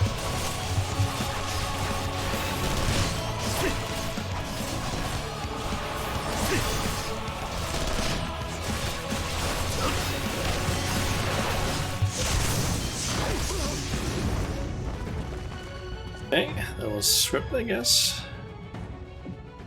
Eating consciousness.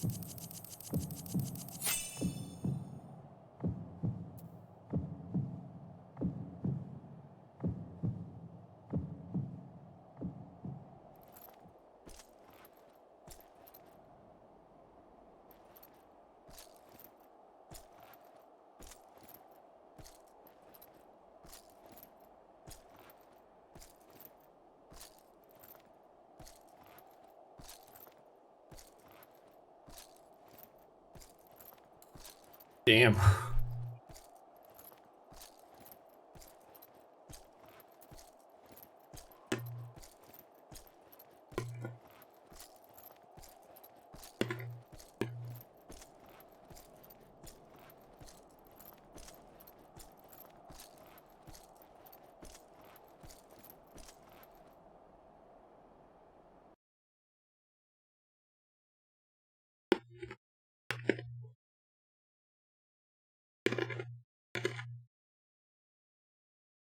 Button mashing is easier if you use the keyboard buttons.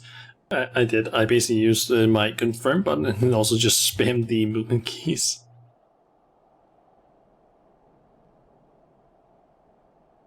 It is a miracle we were able to restrain the tempered without suffering casualties. A welcome one. Arun, Senna and the others have their hands full as it is. Thankfully there are enough scales for everyone. I guess, And what of Euless? His symptoms were particularly severe. They were, but others fared still worse, including some brought back from the Magna Glacius. As those in most desperate need take priority, it may be a while before he receives treatment. But rest assured that he will. In the meantime, we must find our missing friend. May the Fury guide you.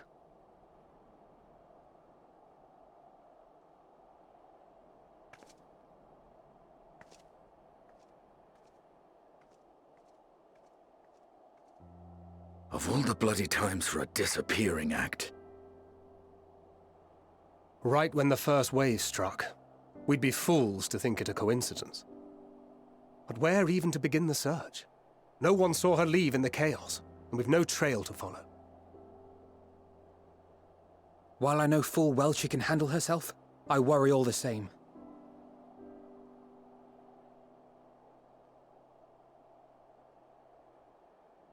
Ah, speak of the devil.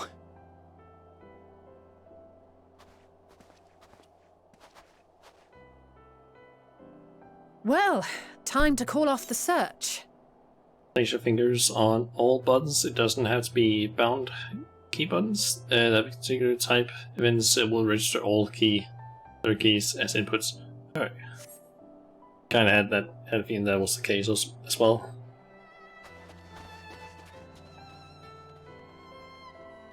Don't go to my body, it's Xenos. Oh, that's Xenos. Don't go there. That's her. Over there. Oh yeah, you still can see it would appear so. Thou art struggling to perceive her presence?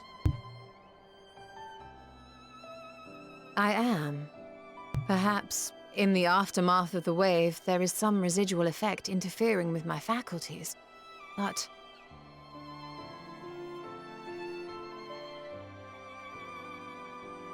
Where have you been? We've been worried sick. Now. All's well that ends well. Are you all right?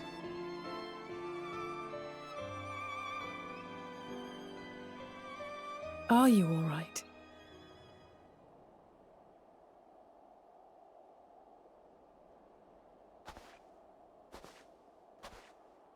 Who are you?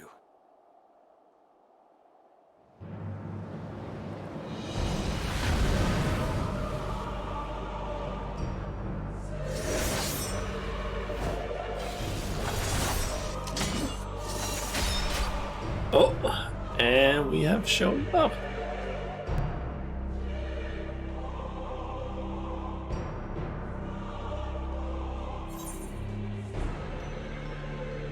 Enough, Xenos. Get away from them, you bastard.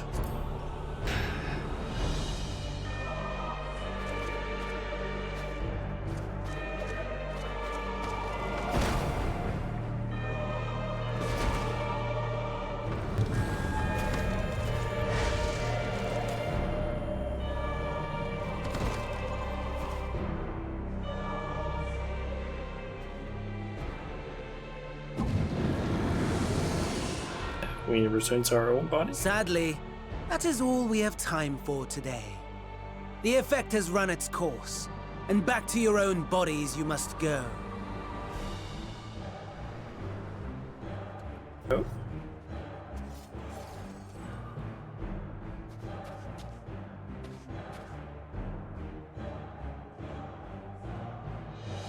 But where are my manners?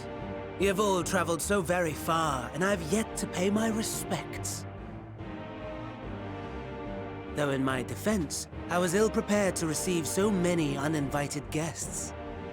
As such, preliminary entertainments were in order. A handful of tempered soldiers to hamper your progress. Refugees to command your attention while I siphon the ceruleum from the shadows. Particularly effective, that. Charitable souls that you are, you bent over backwards to aid them. Heedless of the delay. Predictable to a fault. And so my plan approaches completion unhindered. Anima will soon have absorbed the requisite amount of ether. And then shall come the spectacle to end all spectacles.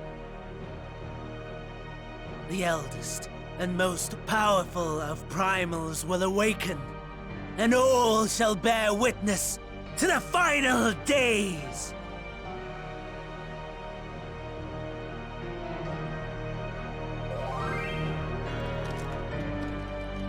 I just gotta tell in the game.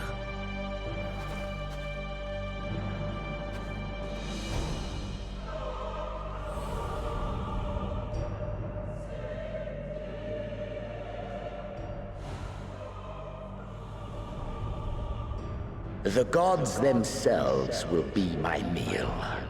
Your dear companions my dessert. Upon this world I'll feast, and death shall follow in my wake.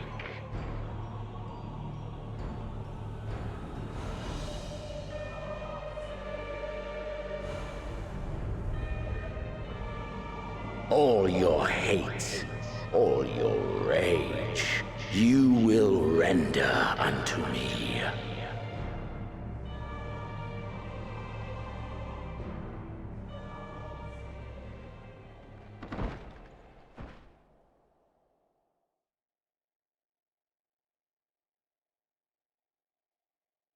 For upon thy life's reel wind too many threads of fate, power, weal enmeshed with woe.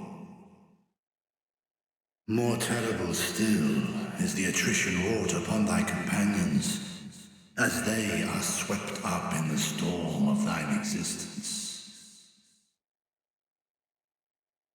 Take heart and protect them well. They will be your strength and your salvation.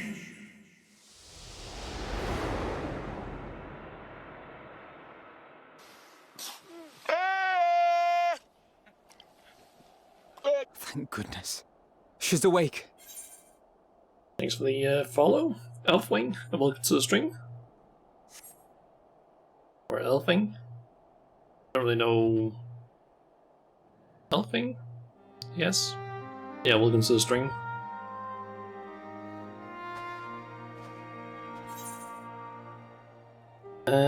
Is everyone alright? So I'm not dead yet. Let's go with that one. I am pleased to report you are very much alive.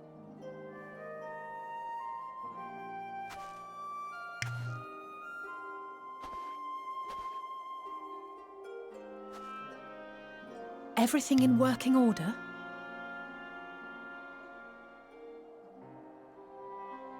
That's a relief. Oh, and before I forget, thanks for coming to our rescue.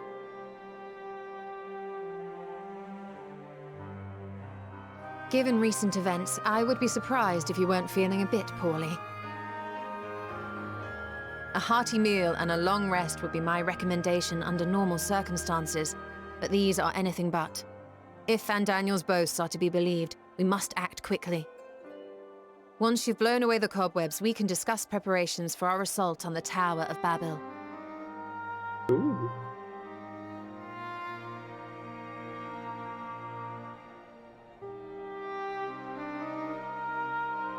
Fall, how'd you forget it was the seal? Yep.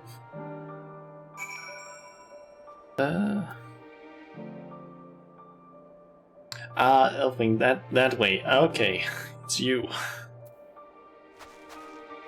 Oh, I know who it is. Okay. Okay. You're certain you're well? Quest. Nothing out of place? No missing bits? Good. Though I won't promise the same for Fandaniel and Xenos after I'm through with them. How much must these people suffer before they're satisfied? How many cruel, pointless tricks must they play? Prelude to the final days or no, this ends now.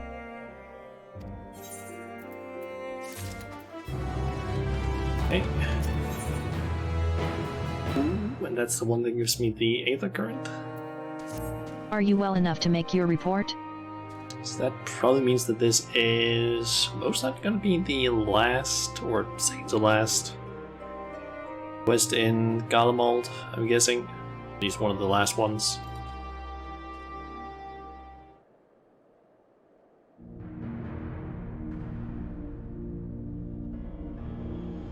Guessing this is not a voice acted one. This animal was summoned with the corpse of Emperor Varus? Does their depravity know no bounds? It seems not. More to the point, we can surmise that wave of ether issued not from the Tower of Babil, but from the primal lurking within it. A primal whose cry rang rather more loudly in your ears than ours. If you were taken to the tower itself, then this proves beyond a shadow of a doubt that it is the beating heart of the Telephoroes machinations.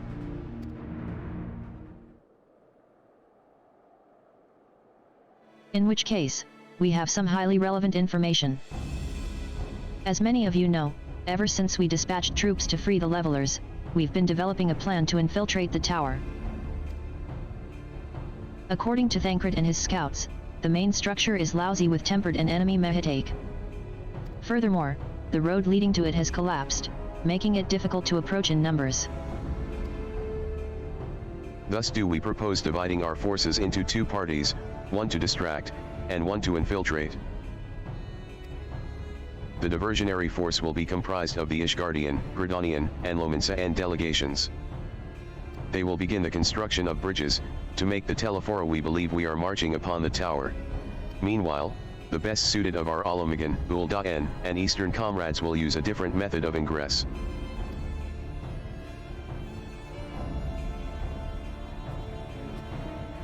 Look here.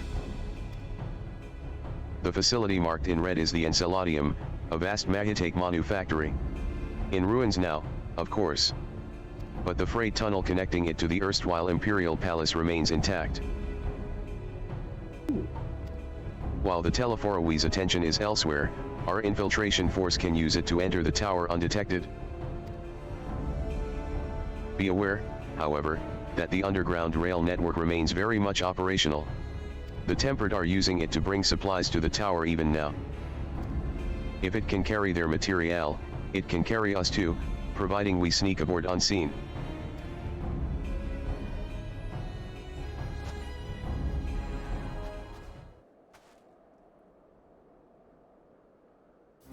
The Scions will lead the infiltration party.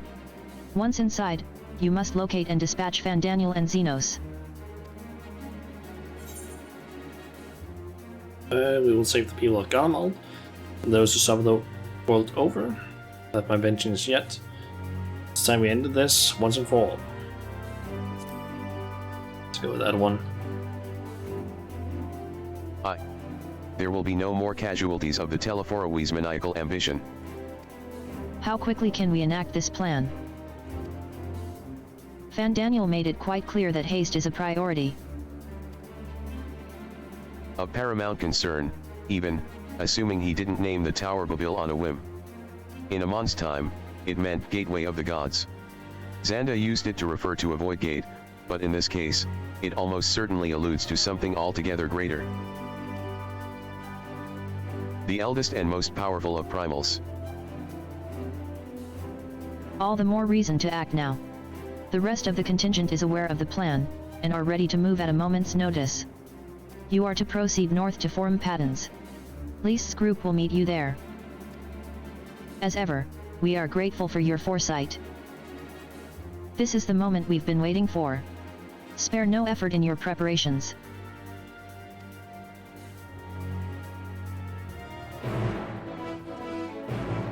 Okay.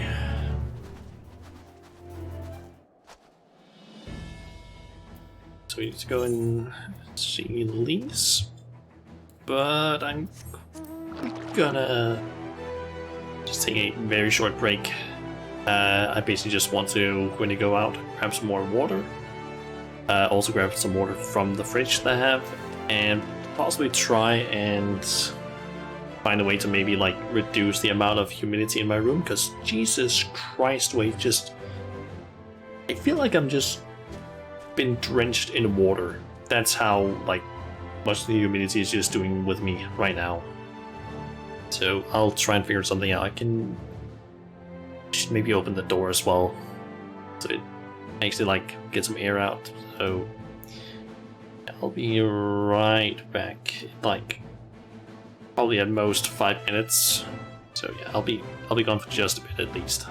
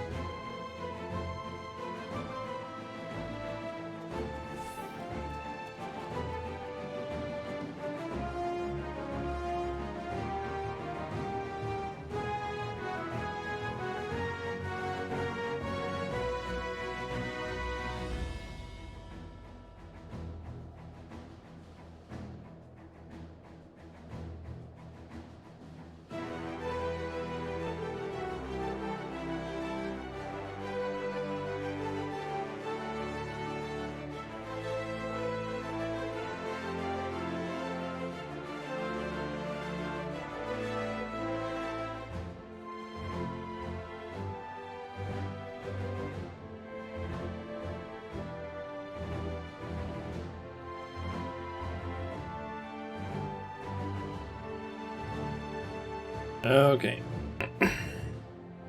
I'm back. Some more water. Bring some ice cold water head out in the fridge, and also managed to actually cool myself down a little bit because Jesus fuck this weather. Apparently can just fuck right off.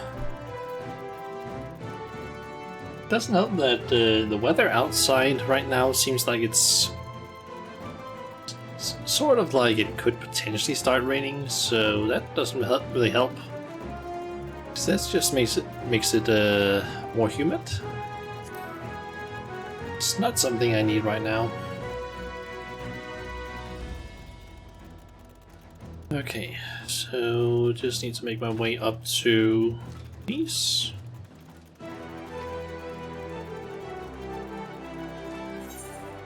Getting the feeling that we might have a dungeon coming up. Perhaps. And I'm gonna assume that the entrance is most likely up here.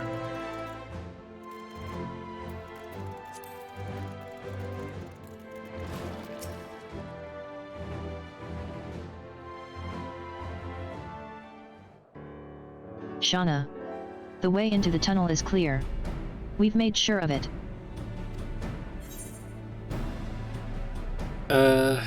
We should have been made sure to bring a coat instead. Just get in there before we freeze, especially you. Skip that one. Oh, the shoe will be on the other foot once we're in, believe you me. A good fight should warm us right up. I had not noticed really that she was wearing her normal outfit. Barely enough cloth to swaddle a newborn. Clearly, you have spent too long around this feral dog of a Dutherl. We know nothing about it. Sadu doesn't have really a lot of clothes on either. Watch your tongue, fool, lest I feed it to the crows. We will see who is the fool when you freeze to death. Expect me not to warm your ill-prepared hide. These furs are for myself and my Enhama alone, should I be blessed to meet her this day.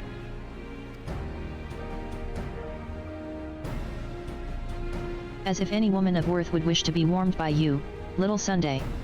Should we find such a warrior within, she will bask in my glorious flame.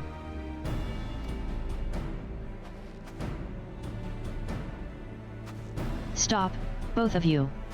Save your fire for the enemy. As for extra furs, I have plenty to spare. Sunday. Yeah, I don't know why it said that, when it's supposed to be just little son.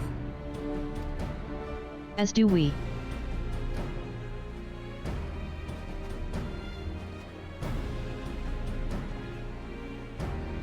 And I see most of them switched over to their normal clothes. Hello, everyone. All set for battle, I see. Yes, free of unnecessary encumbrances, if rather more susceptible to the cold. Let us review our strategy, quickly, if you don't mind. Pippin's group has gone ahead to the Enceladium. We are to meet them there. We wait until the Tempered's attention is drawn by our diversionary force, then we sneak onto the train. Next stop, the Tower of Babil. If any, Tempered included, are injured, we Zayla will tend to them. You Scions must press on, no matter what.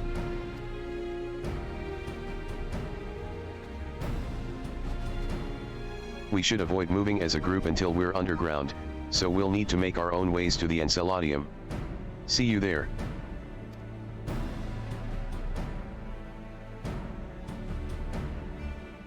Okay.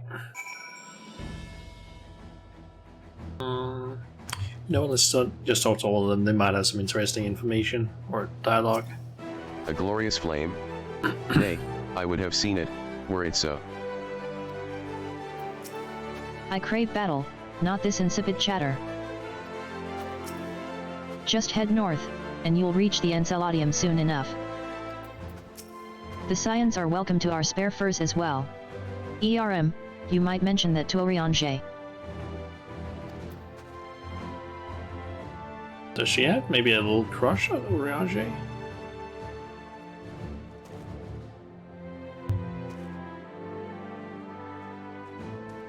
to be looking. Nope, her head is turning towards me.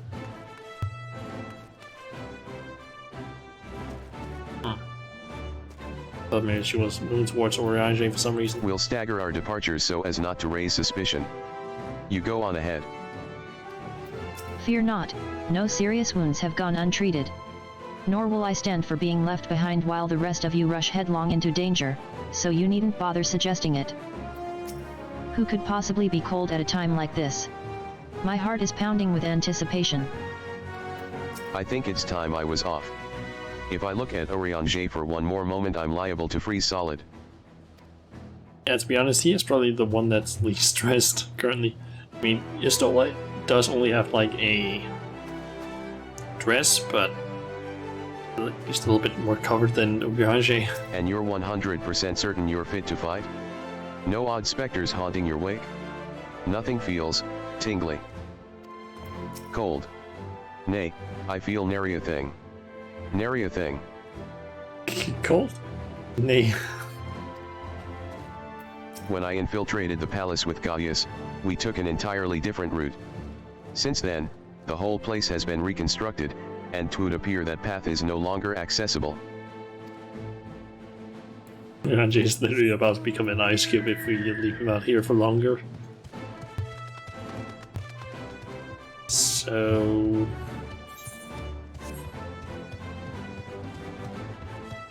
here's the entrance to this place. It doesn't look like it's over there, so I'm guessing here it's gonna be a little bit there once the area unlocks.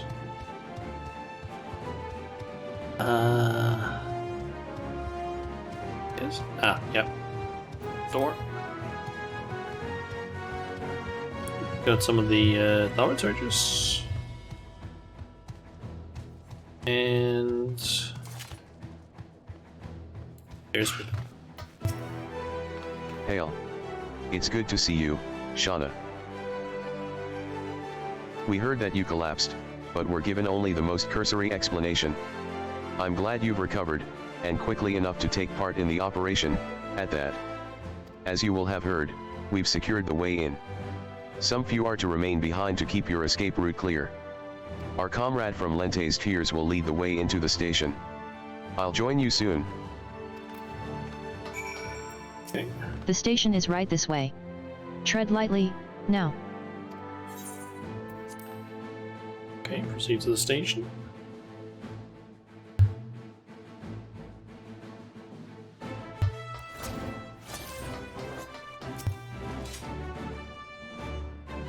So, is it dungeon time or is this solo duty of some sort?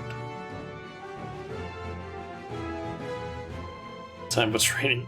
True.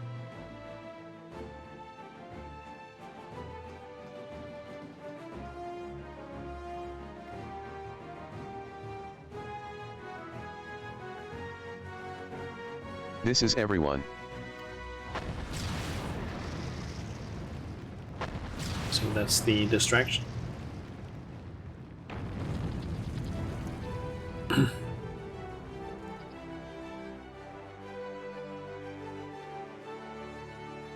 Consider the enemy well and truly distracted. Time to go. Our primary objective is, of course, the Teleforowi's leaders. Well, since we've seen this guy, you mean Pippin? It has been a little bit, I guess. But should we be presented with an opportunity to vanquish Anima, we must seize it. If it is indeed the force behind the towers, destroying it will deliver our allies from the Teleforowi's reign of terror. And I, for one, would not see the Garlean people manipulated any longer, be it by Primal, Ascian, or anything else. Here. There's been enough of that. We came to help the people of Garlemald, and that's what we're going to do. Together. Till the very end. The train should be along any moment now. Prepare to board, everyone.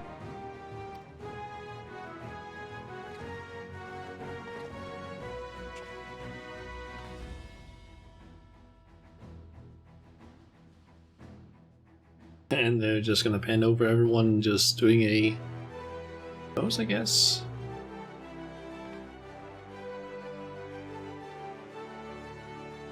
Except for the new just nods. And I guess also us. Punching my hand, yep.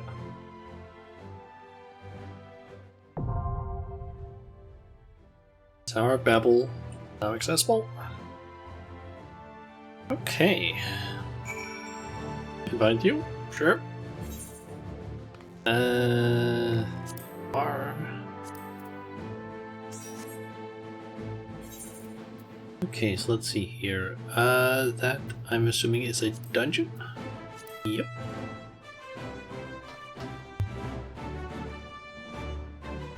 What do we need? I don't know, I guess. You could also join if you want to. I'm assuming that Yoko is probably gonna go tank, I guess. So, if you wanna join, you can. I guess you can go healer, because I believe that's the only thing you have that's high enough level.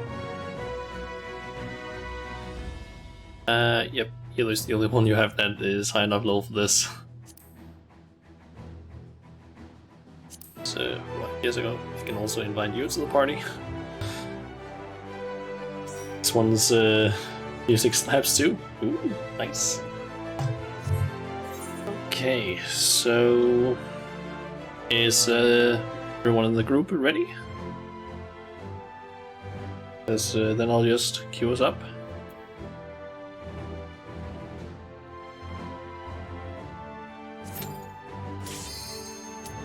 That goes really fast when you have a tank and healer. Also, welcome to the stream, Basati. Or Basatai.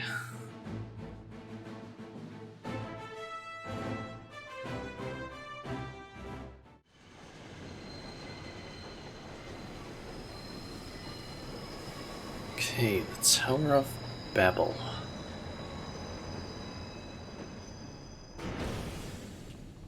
So are we just inside the... Oh. Oh, we need to get on the train first, I'm guessing. Now or never. That was voice acted?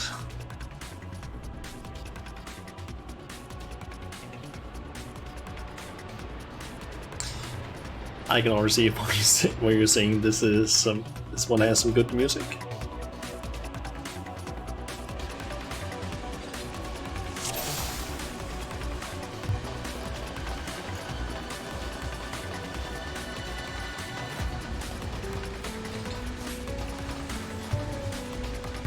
I feel like it's not often that we actually have dungeons where we're actually moving.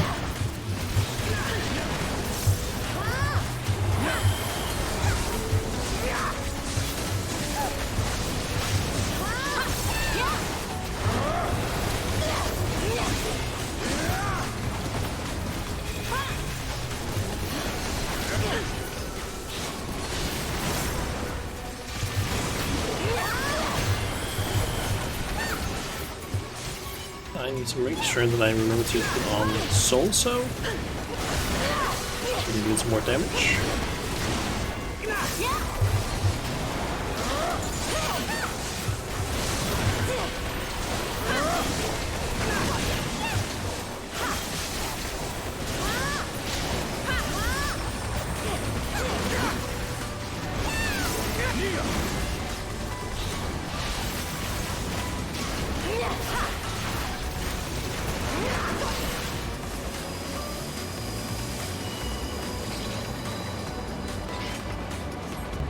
Okay. Stay down apparently.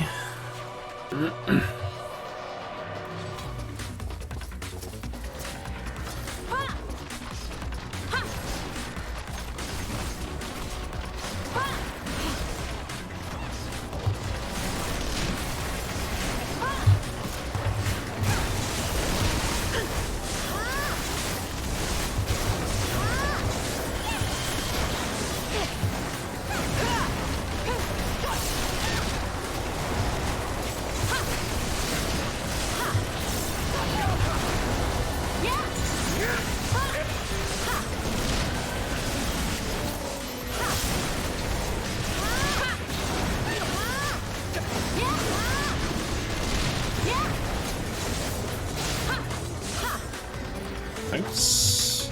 And that way.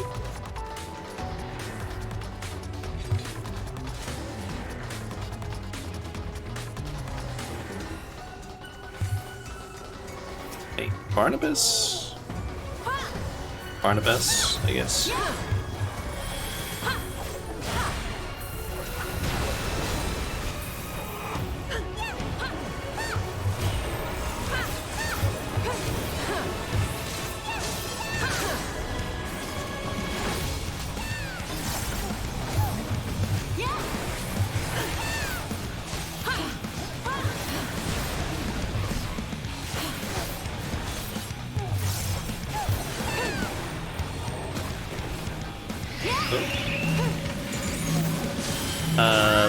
Hold on. But I'm assuming that... Okay, that's how it works. And I think that was probably gonna be the case.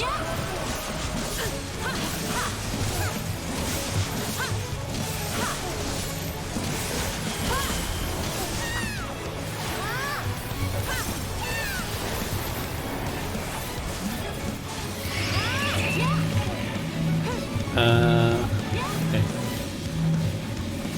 Here. Not? Yes.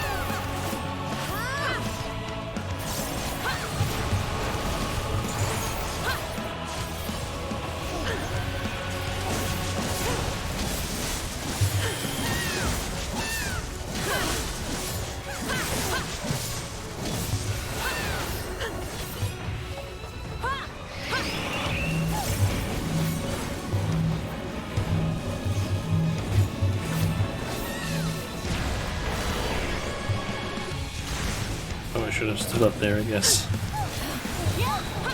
Oops.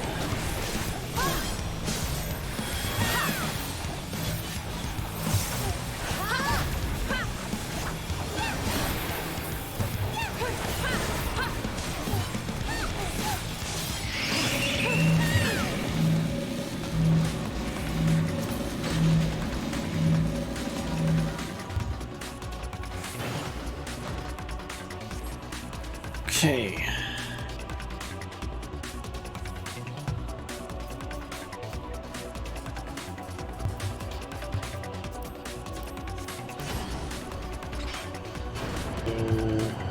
Okay. People on different platforms. Let's see, Pippin, I think.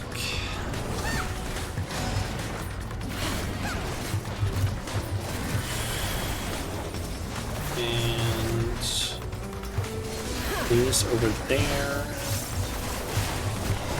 and Sadu and Magni are over on the other platform.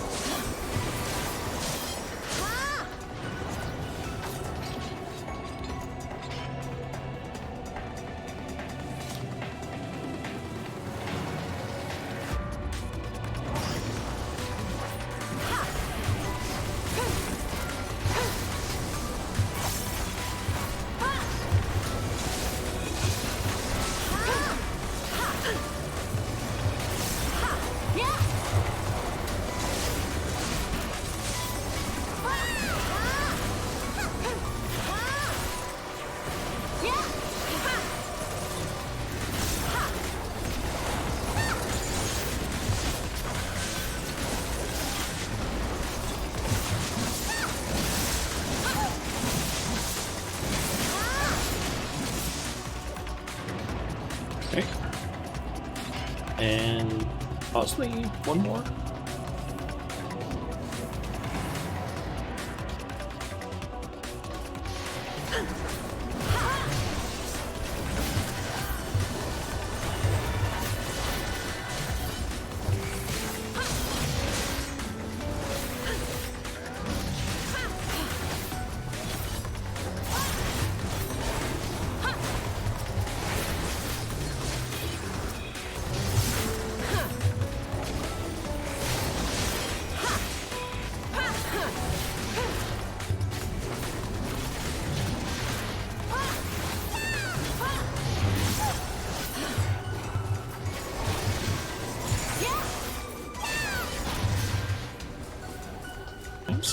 Route ready for the next fight.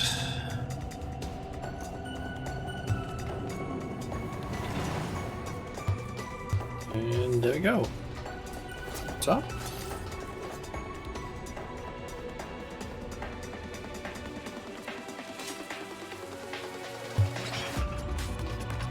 Oh, there's spines of some sort.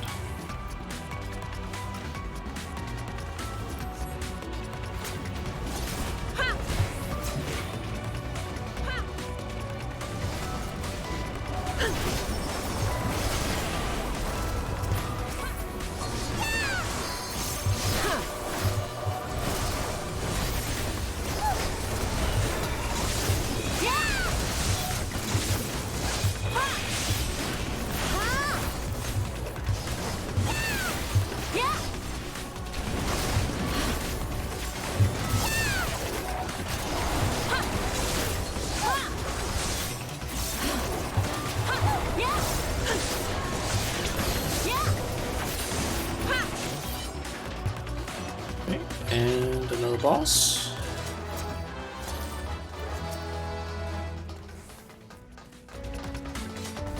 Okay. I don't really know how to pronounce that one's name.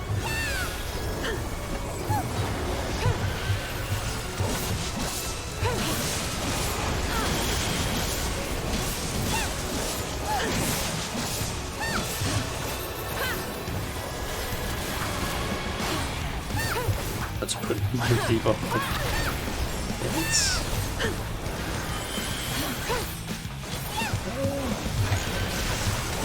Have another intro I can use. Okay, you guys. Yeah, I don't fully know how to pronounce his name, to be honest.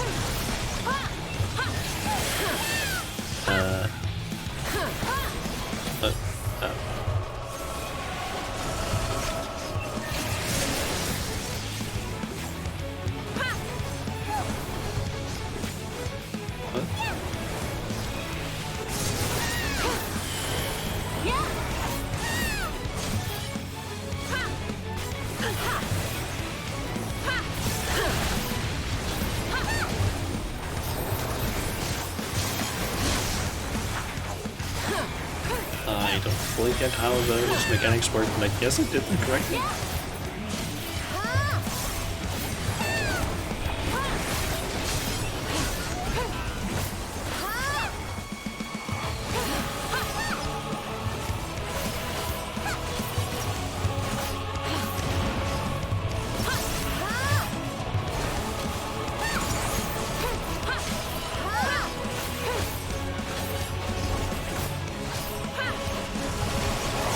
I'm guessing we're supposed to be frogs?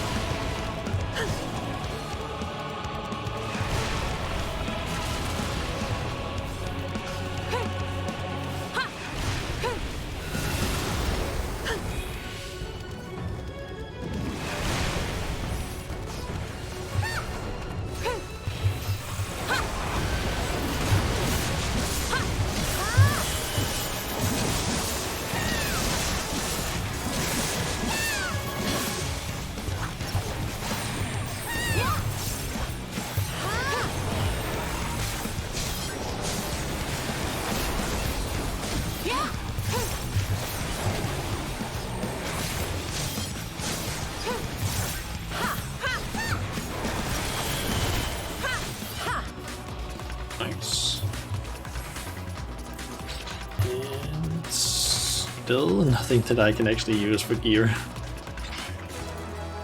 Oh.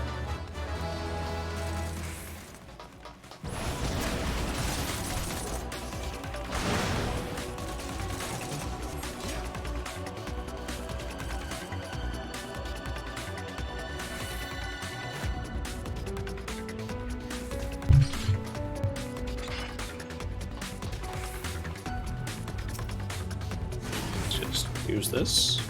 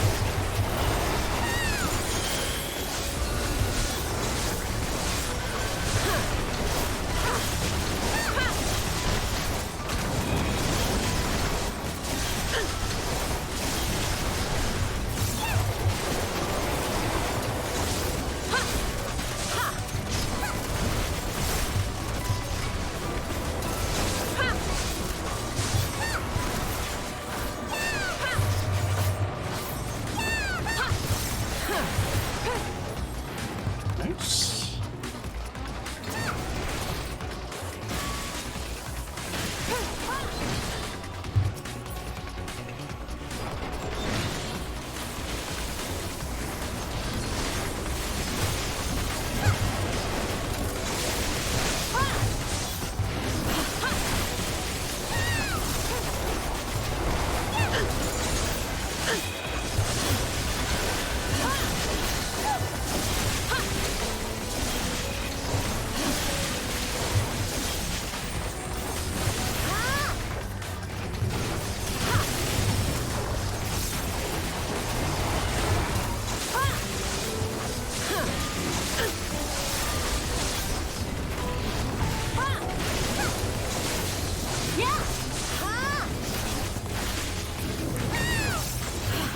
And there we go. And I guess we're fighting against that thing then.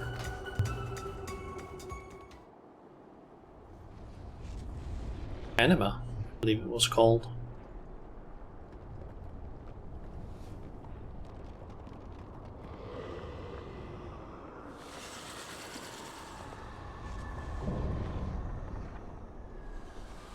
Icon of icons, Anima.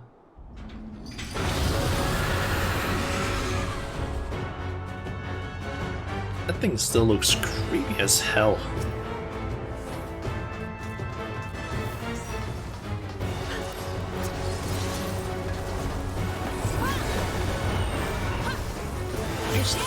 There is no positionals for this.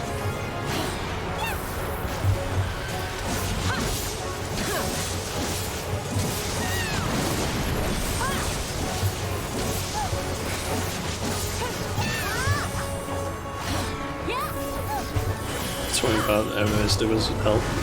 I mean, it looks cool, but it's also just like it's kind of creepy, I gotta say. Also, what is this doing?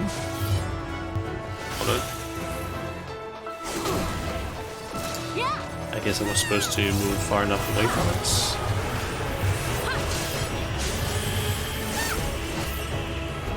He's feeding on the souls.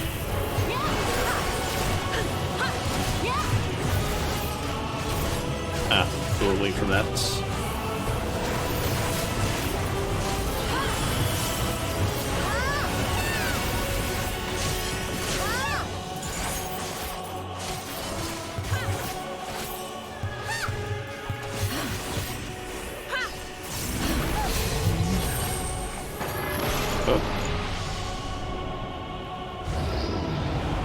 Face change him? What the fuck? What? Animus Dimension? Dimension? The fuck?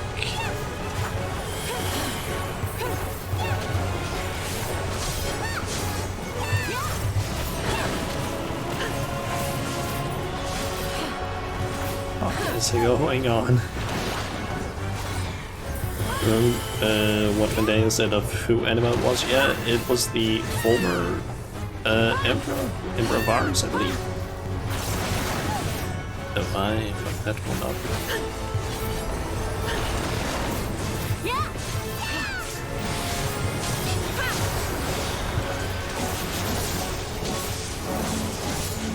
Oh yeah, now that you mention it, that actually does remind me of Varus a bit.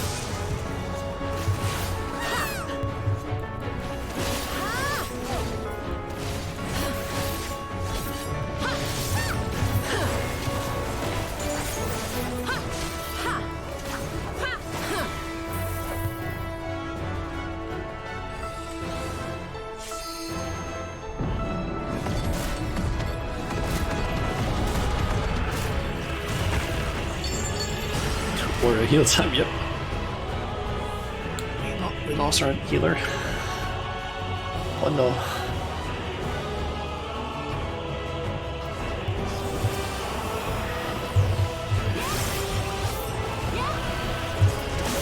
Okay, time to do a lot of damage so I can heal myself.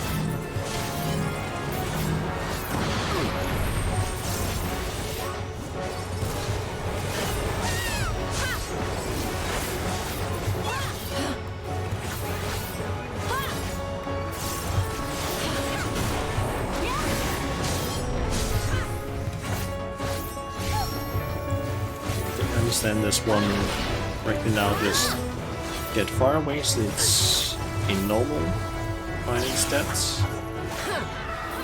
Get pulled in.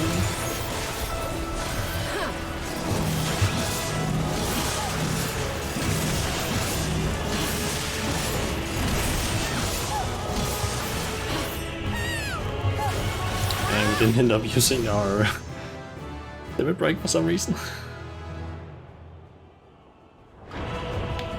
Hey there, I'm Plushy. Welcome to the stream.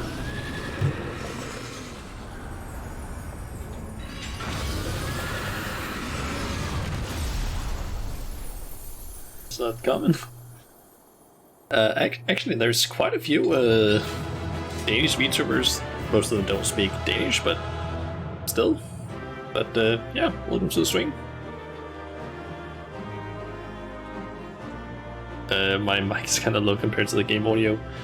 Yeah, that happens from time to time, depending on what's happening in the game. I haven't really gotten around to really fixing my audio all the time.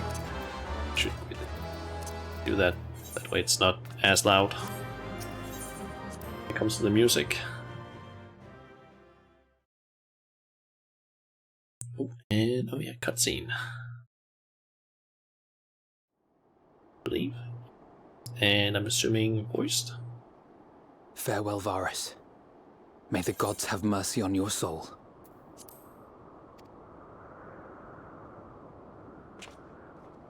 Come. The other two await.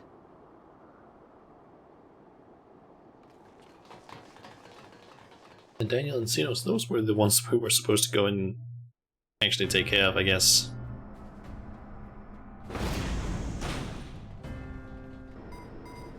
I doubt we're gonna kill them.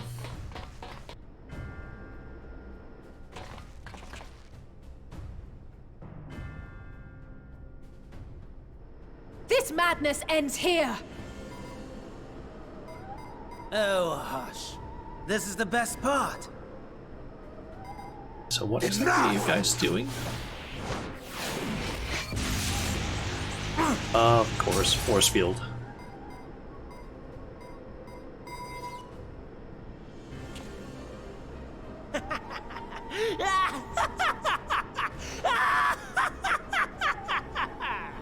Oh, mighty Zodiac! Awaken from your slumber and descend! Wait, okay, I understood that we're probably gonna try and summon Zodiac. Is it in the fucking moon? Some manner of magical defense? Like a new... Wait, Kyle? Kryl? But how? Oh, wait. Heidelin, probably. Yep. The shackles that bind my adversary will not be so easily broken. Heidelin! Feeble relic of a forgotten age! Hark! Victory is mine! Like, I knew because of the devotion material that we were gonna do something with the moon. I was not expecting that Zodiac was captured in the fucking moon, or at least a part of him.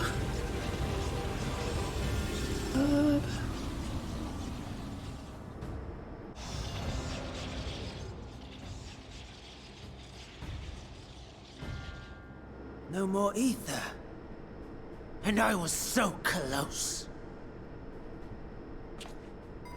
My lord, a slight change of plans. We shall travel to the moon and break this wretched barrier ourselves. Okay. Whatever it takes.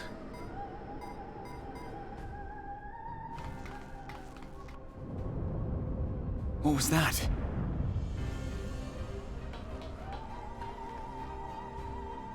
The final order issued by Anima to the Tempered Thralls. Should the Empire fall, the world must share her fate. Of course. Father lacked the conviction to give such a command. The abomination born of his flesh was but a puppet, and I the puppeteer. You madman! You monster! There's a funny joy in watching your flailing attempts to fight the inevitable. You're all going to die, and they're powerless to prevent it.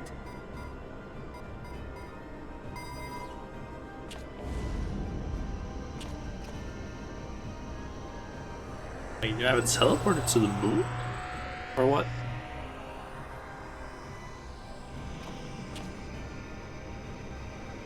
How do you We have really teleported must to the be on moon? our way. You're welcome to give chase, provided you are content to leave comrade and tempered alike to die screaming.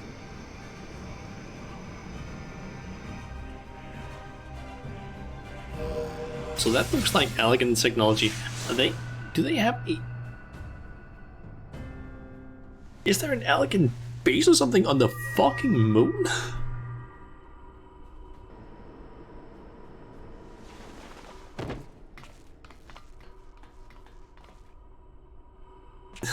Makes so I have straight asked to the too moon. much Yep. of this child. Tend to her.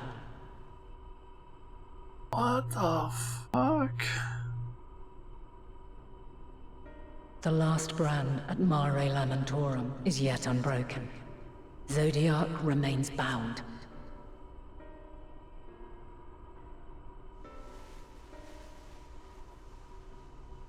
I have shifted the flow of ether and sent the enemy far from their destination.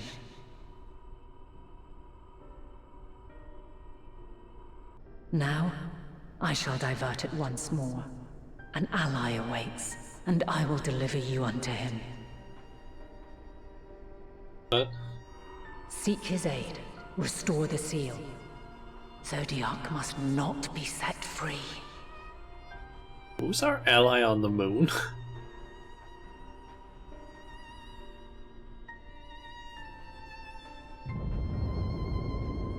The Tempered are running wild. Not only those at the tower, but those back at the camp. The others are doing their best to contain them, but the situation is growing beyond our control. Leave them to die or give up the chase. Just like Fandaniel said.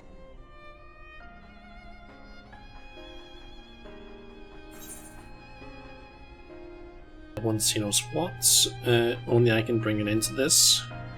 Animal's fate is in your hands. And the once he knows what.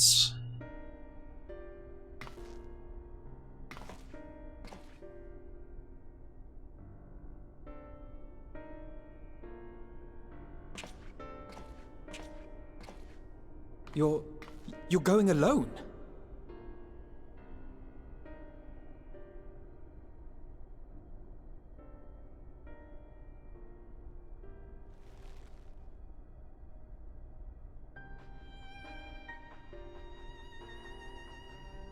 You have our trust and our faith. I pray we have yours.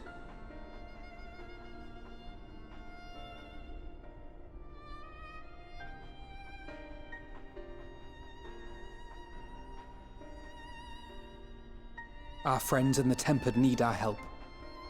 We will save as many as we can, I swear. Once we have matters well in hand, we'll join you on the moon. Until then, be careful. There's no telling what you'll find.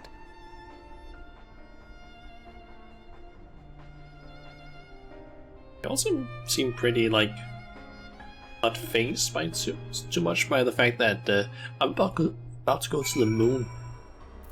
What?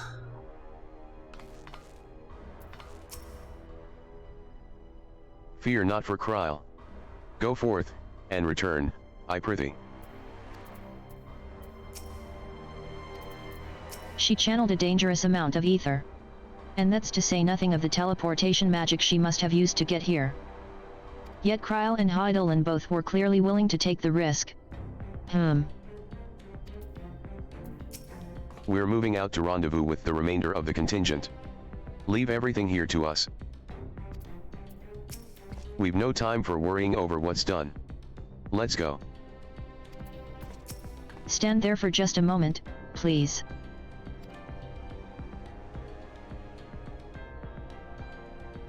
A prayer for good luck. Now you can't possibly fail. What are you thinking As about, I Kryl? suspected. You probably knew that there was some elegant facility on the moon, I'm guessing. If all of the Tempered are affected, Uluz and his comrades likely put up quite the struggle. We'll find a way to save them, we must. I only pray we are not too late. In the meantime, may the 12 carry you to victory. Okay, now we can fly in... You may now enter the Tower of Babil with a party of NPC avatars. All that info. Okay, no other quest. A trip to the moon. This is so weird. My apologies, I was lost in thought. This device is of Allagan design, which leads me to think I was right about Fandaniel. No matter what he claims, he still has an attachment to the trappings of his past. Whether knowing this will make your path forward clearer, I cannot say, but bear it in mind. But let us turn to the task at hand. As Hydaelyn said, the flow of ether will transport you to Mare Lamentorum. We must hope this ally of hers can provide you with the necessary assistance to restore the seal before Xenos and Fandaniel arrive to stop you. It seems we are ever one step behind, but I have faith that you'll make up the difference. Know that whatever awaits, our prayers are with you. Now go, beyond the sky. This is so weird that it's just like Oh, how do we get some? Oh yeah, just an elegant teleportation device. Just what? Okay. Also, I guess that's the place we're going. Fuck.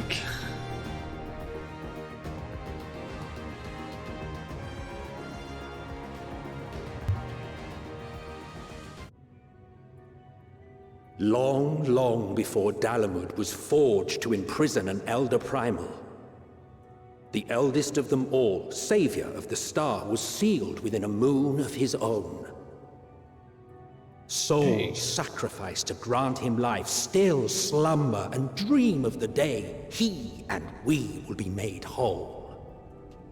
Here he waits, in this cold, barren place, his cradle and his grave. Silent lamentations and prayers of hope echo soundlessly to a sundered star, adrift and alone. What the fuck? Is it? Oh. You. With me.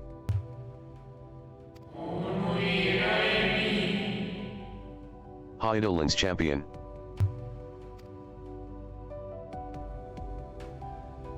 Oh. Who are you?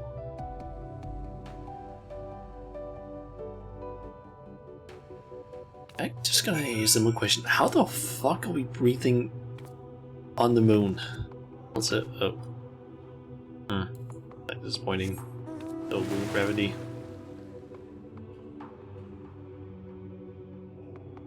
Oh fuck.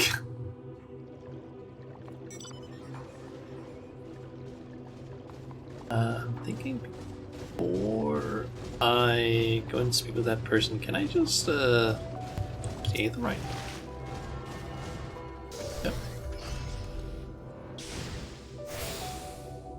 Lunar magics, I guess.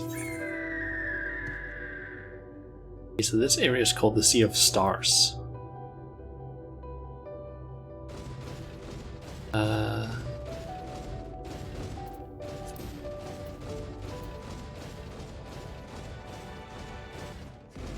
I get the feeling that there's another area in this place.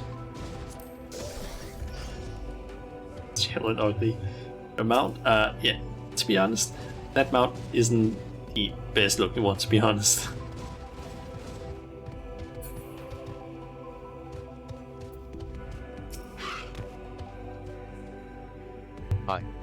I. Return. I must return. Why? Why? Why?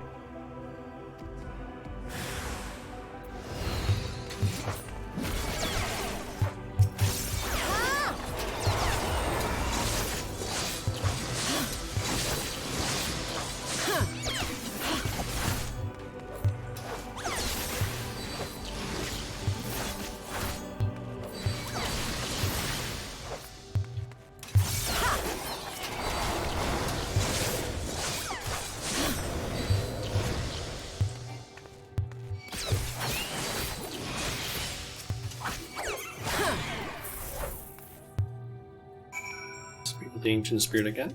Home. I want. I need.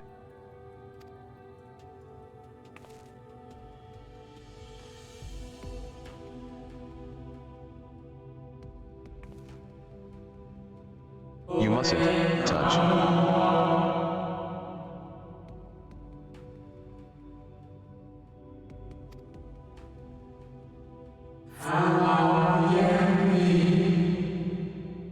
In Cerulean halls, find me.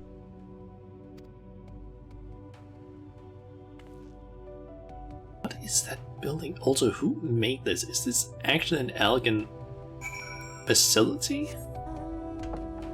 Or what?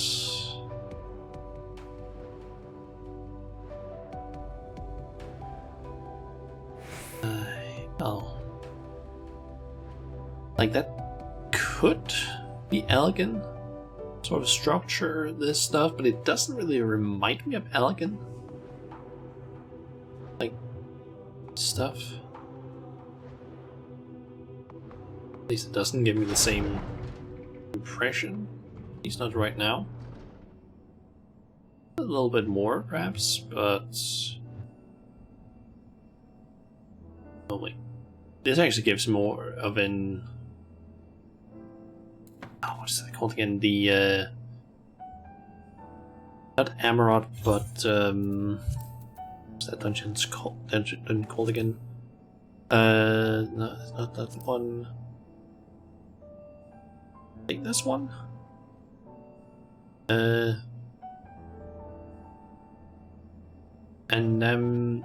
this is right there. Like the last room with all the technology where Stola ends up getting kidnapped from. Kind of reminds me of that to an extent. So I can probably switch out of this glamour.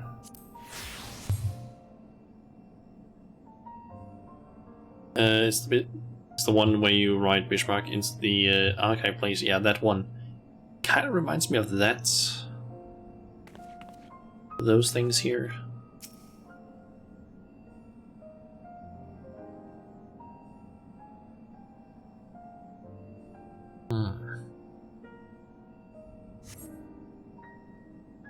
No steps echo through this looming spire save your own, but you nevertheless sense a presence above.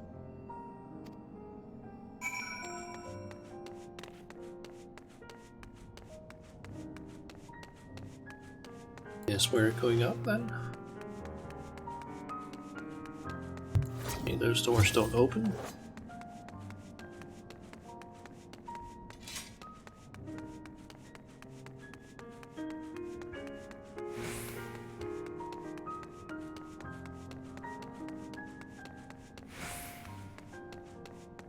Search the Watchers. Alice for the source of the voice. Okay, so that guy is called the Watcher. What the f- is that fucking Zodiac? What the fuck? What the fuck?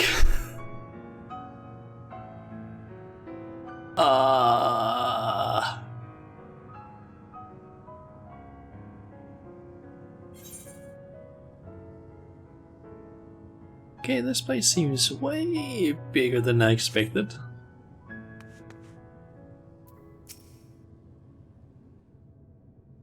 Fuck. That seems like a voice acted cutscene. Technically, I guess. Apologies. I have been preoccupied for quite some time, and am out of practice at conversation.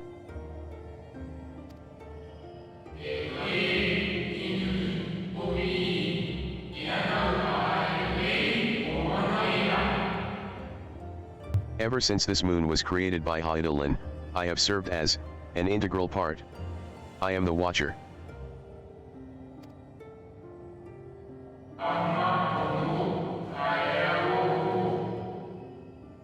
I am responsible for the prisoner and the devices that hold him fast.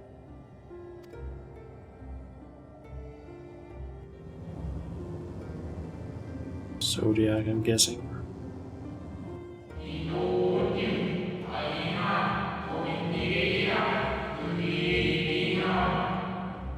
Zodiac himself. A projection of the moon's core.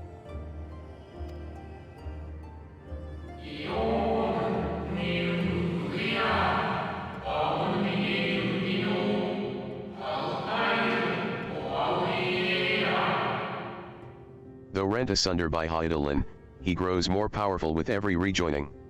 7 there have been. 7 too many.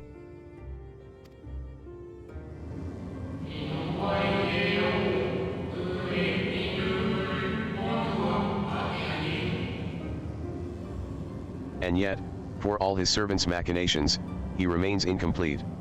The fallen are beyond salvation.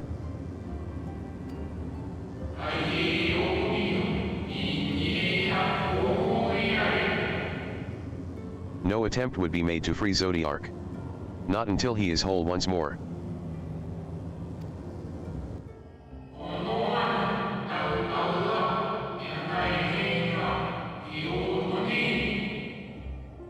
but someone has taken action. The shackles that hold him nearly shattered.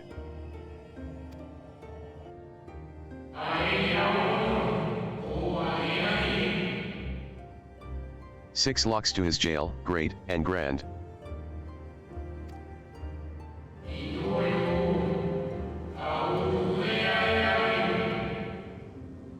Gargantuan swords driven deep. Brands to bind Zodiark forevermore.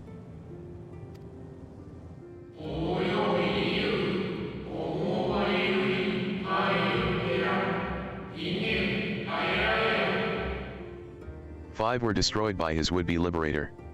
One of these I have restored.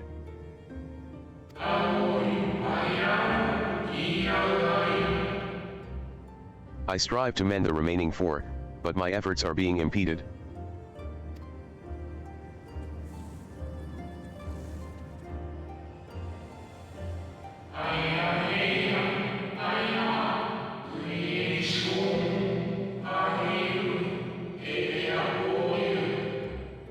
Souls sacrificed to summon Zodiark, their manifestation consequence of the waning seal.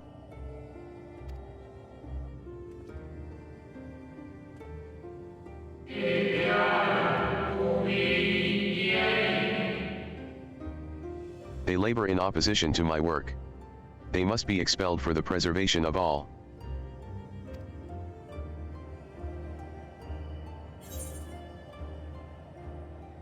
Keeping Zodiac imprisoned is the right thing to do. I will aid you. I will only resort to expelling them if all else fails.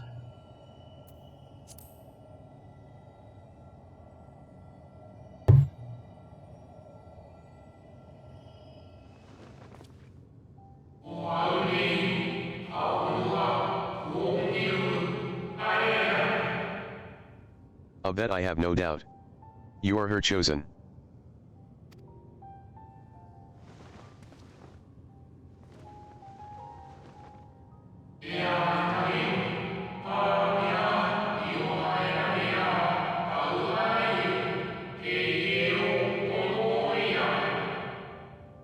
I am the watcher and the jailer. I am not the judge.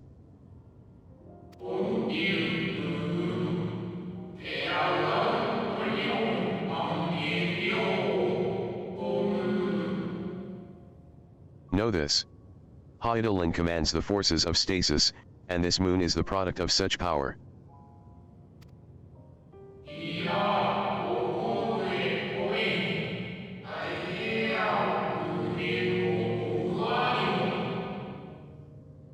So long as Zodiark remains imprisoned in this place, no more sacrifices will be made in his name. Nor will those souls rendered up in his name fade into oblivion.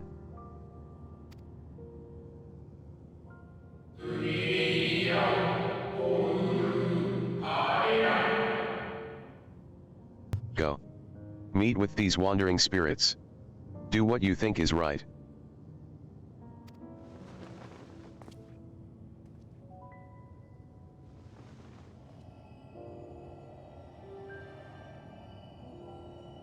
Okay.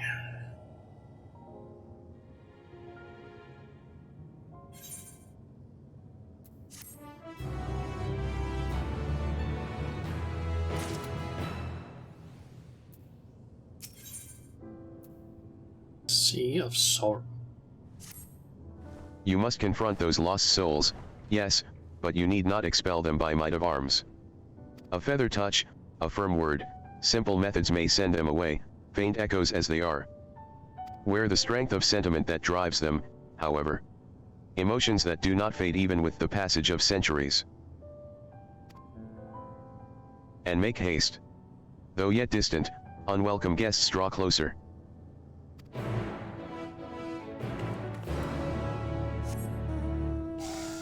Guessing, can I just... Yep. Just jump on down. Where? When? How long? You had in your Friday snack already. I technically had something I could have eaten as a snack after the stream, but kinda ate that along with my breakfast. Was it truly so long ago?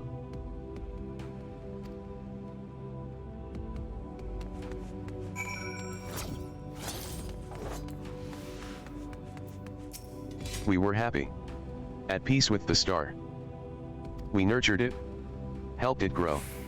With our will, our creations.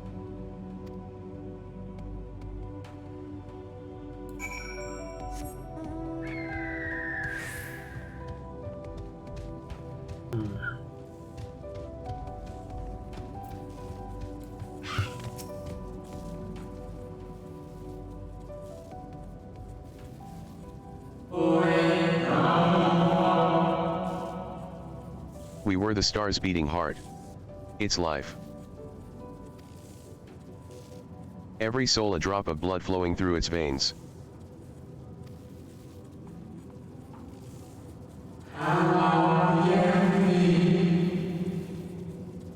To live. To learn, to create, to make better. The star flourished, as did we.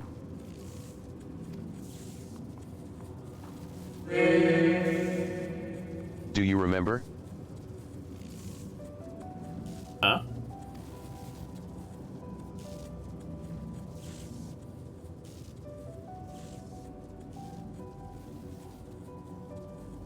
As the whispers die, the final spirit fades. No shadows of times long lost remain around a drowning brand.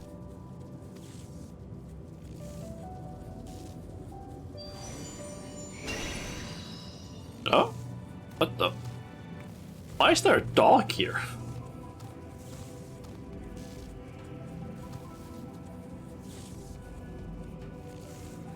An unusually lustrous dog is gazing at you with what seems to be fond anticipation. What? It appears to be waiting for you to follow it. Huh?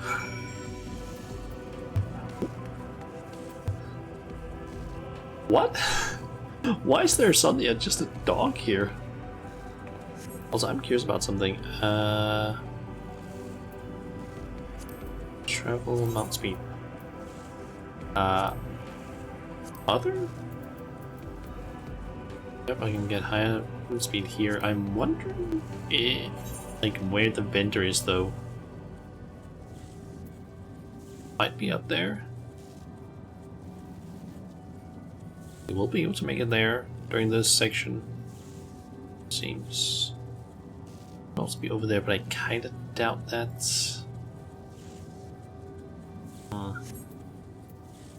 Follow the lustrous dog and try not to fall behind.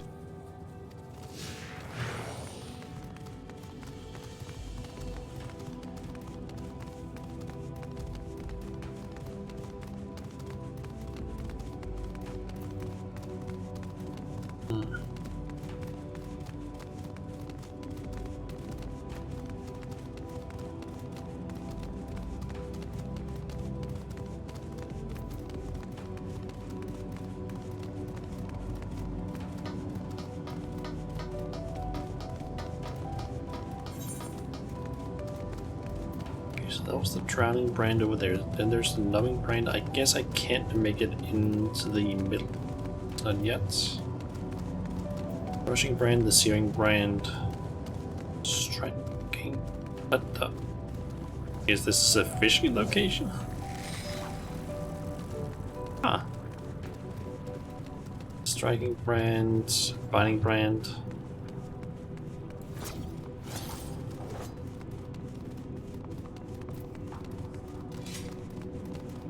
This place seems pretty damn big.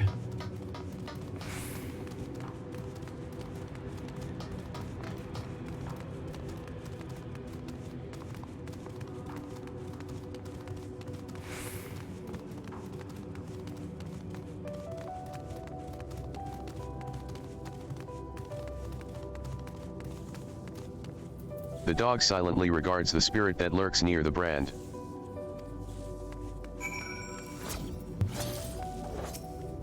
We and the star were fulfilled. Wanted for naught, mourned for naught. So why? Why did it have to end?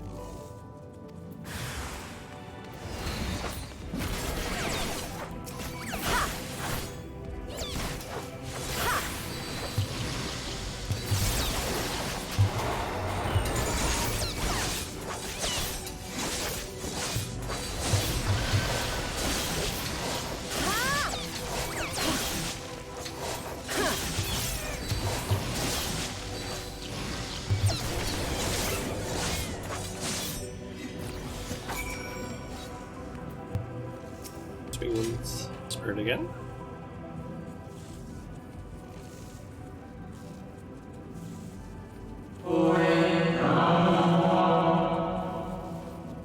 The final days taught us to fear a death forced upon us. The injustice of beauties and dreams left unfulfilled. The grief of unexpected partings. Swift as darkness, cold as ash.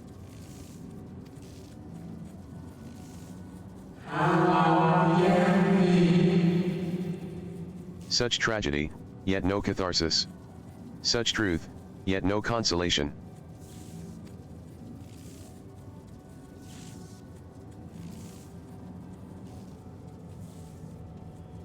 Is the dog gonna appear again? As the whispers die, the spirit fades. All is silent and still around a numbing brand.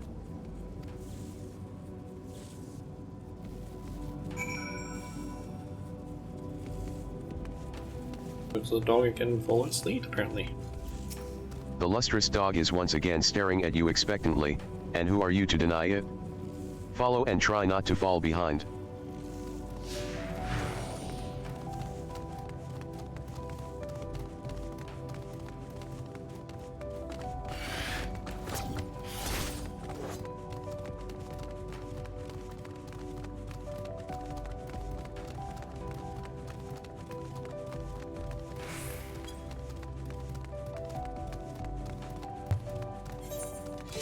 Okay, so I'm guessing to get over to the crushing brain we need to go up this way and then down.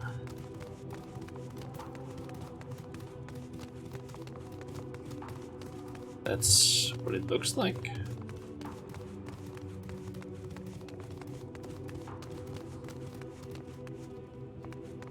Assuming that the town I can see up there, the best ways burrow is like in that up there.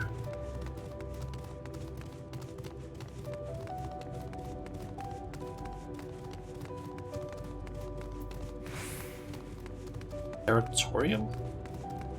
Greatest Veil. This sounds weird. The Caratorium? What? The dog silently regards the shadow that lurks near the brand.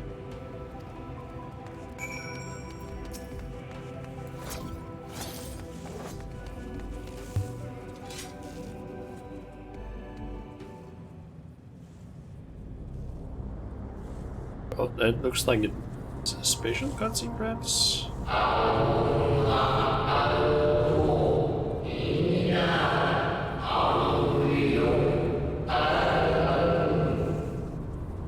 Our perfection came crumbling down. Such overwhelming despair. In that moment, we knew. The end was nigh.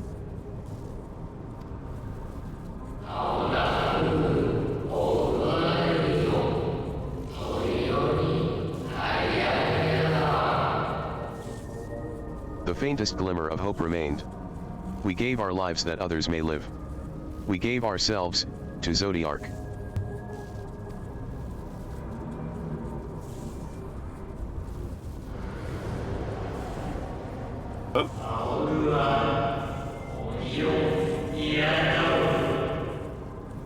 Zodiac, our Lord and Savior.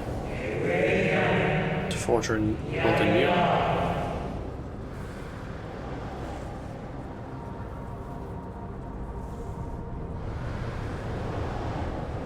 Okay, more and more spirits are showing up. To live and love again.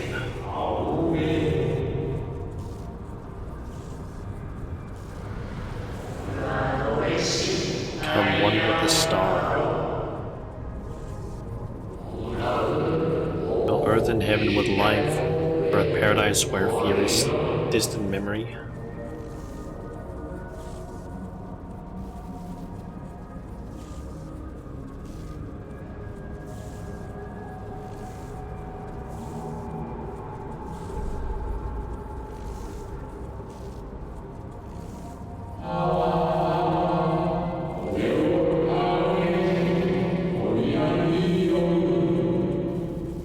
Pardon me, but but would you be so kind as to step aside?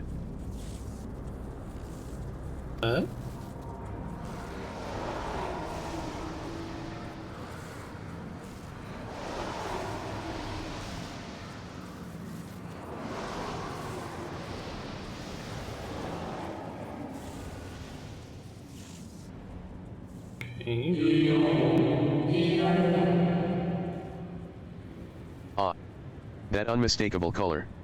The soul of ism. But not the friend I knew, I think. Nevertheless, you are you.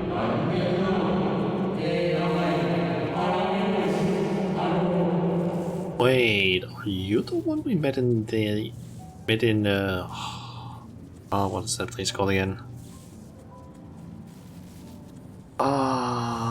What is that place called again? The Tempest. Why am I blanking on that?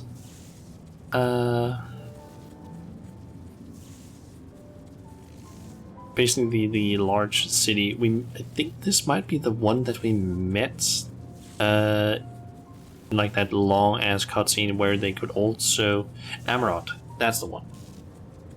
But yeah, I think this might be the one we met in Amarot that actually had a conscience and actually like the conjured spirit that Emmett Selch had made. I think this might be one, or be the one that actually knew what was going on.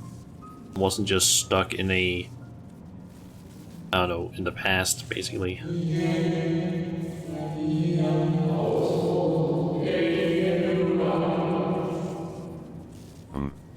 So, Emmett Selch meant for you to have it.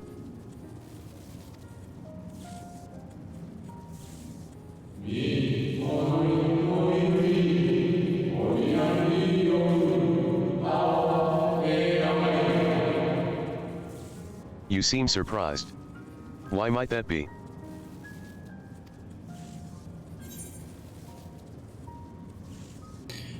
We meet again. Hi, Deus. You're the receptionist at the Bureau of Secretariat. No, you were not the receptionist. It's you.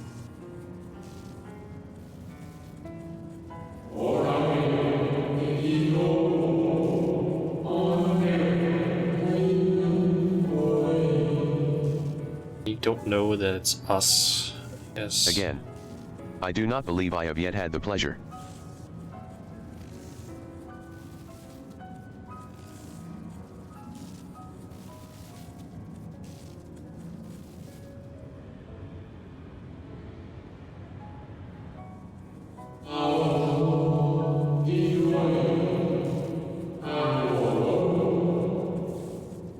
Emmett Selch created a shade in my likeness. And not only me, but all of Amorad.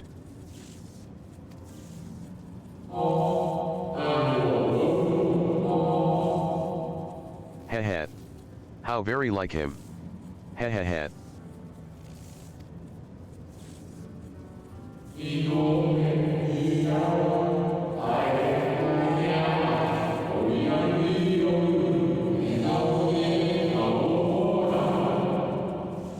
A slave to sentiment, even after an eternity.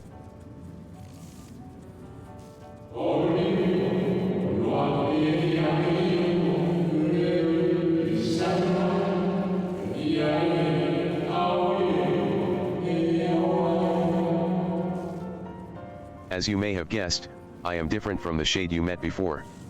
No mere approximation, but the original.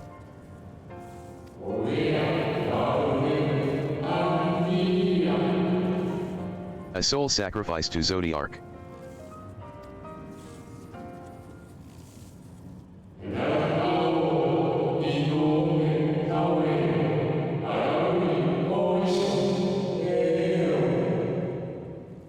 We remember in vivid detail the events leading to our purgatory.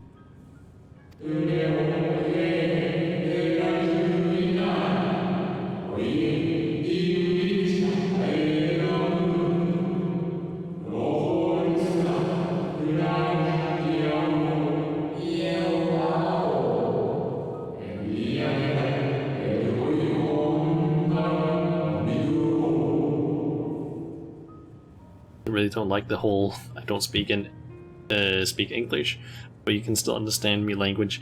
It's a bit annoying. Like I'm okay with it if it's like a few NPCs here and there, but in this situation it would be nice if they just had it like have them speaking English and then just have it like this dialogue box down here in like this special thing, because then we know that okay, they're speaking this, because my god, some of these like things they say take quite a while for them to say, and if it's in any of those like for example before early in the cutscene where they start saying stuff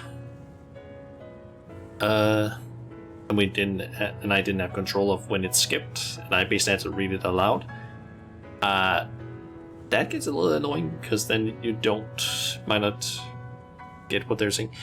I actually kind of have the same problem with the dragons whenever they are talking and don't have like don't speak English. I'm thinking you could at least just like establish that okay, this is what they sound like when they're speaking, and then just make sure that they have a specific dialogue box that just indicates that okay, they're speaking this special language during this or something, because it gets a little bit annoying otherwise. The plans and plots for our resurrection, Hydaelyn's intervention, and Zodiark's, and the stars' final fate.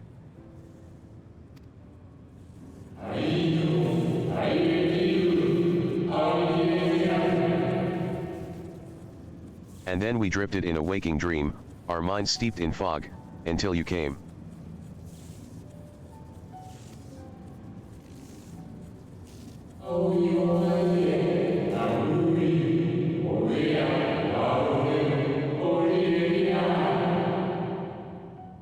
I know not what you and your friends intend for Zodiark or the future of the star.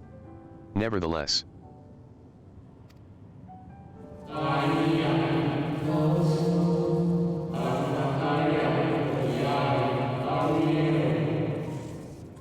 in you I place my trust and faith. In you I choose to believe, as Emmett Selch did.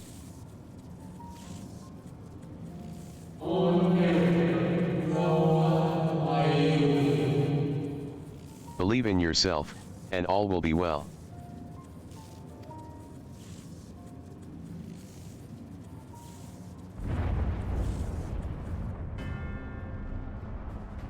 Another one of them broke.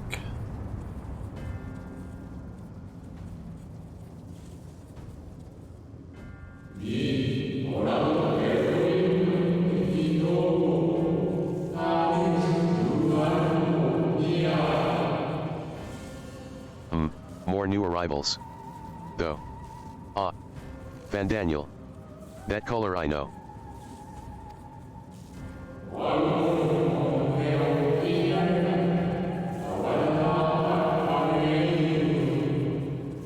Xenos. And another I do not.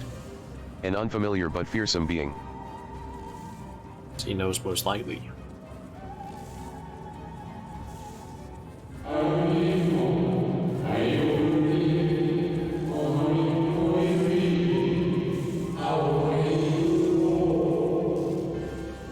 I have kept you from your duty.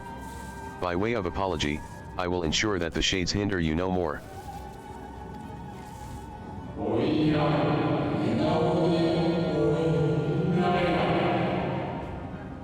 Protect the final brand. Okay.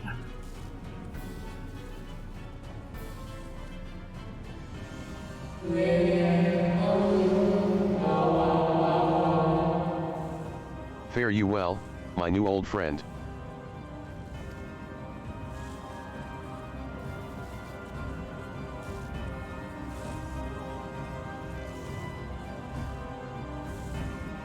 Okay.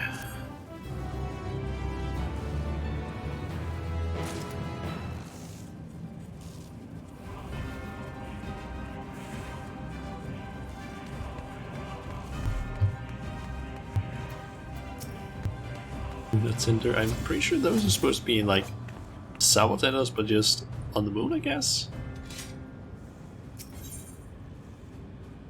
Mater.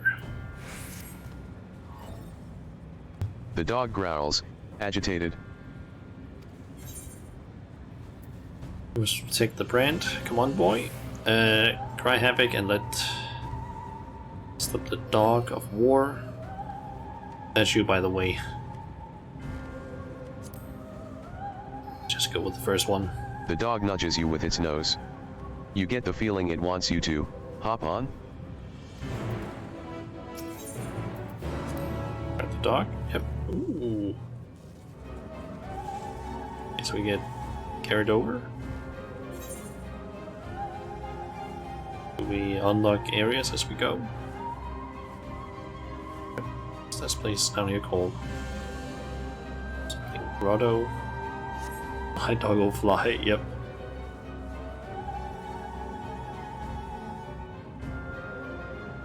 I mean, it makes sense basically just do this for us, because otherwise it would probably take a while for us to get there.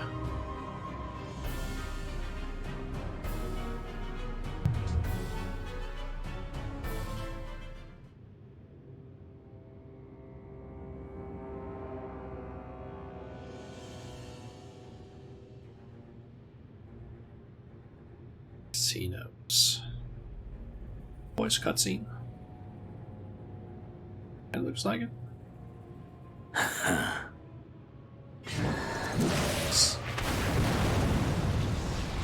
Oh no. That's bad.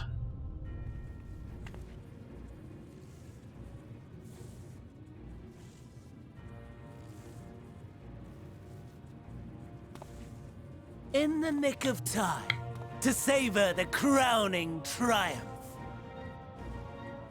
Unbound and free at last. Arise, Zodiac!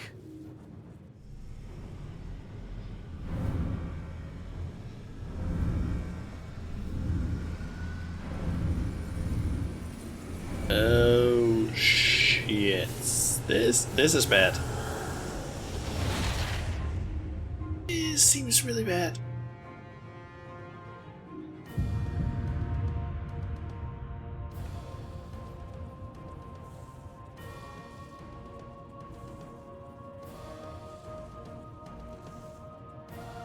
Deprived of heart and will by the loss of dearest Elidibus.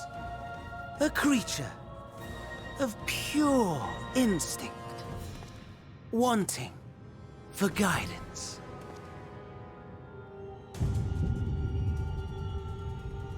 But powerful, oh so powerful, more so with every passing moment. Turn this back on. Such potential, even in this incomplete state.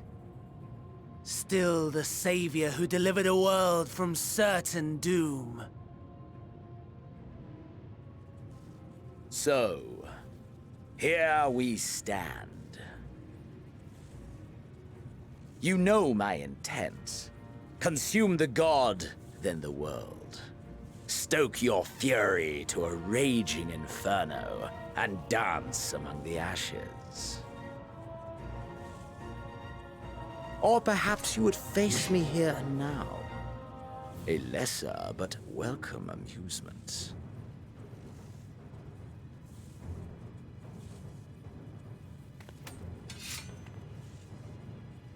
Yes, a taste to whet the appetite.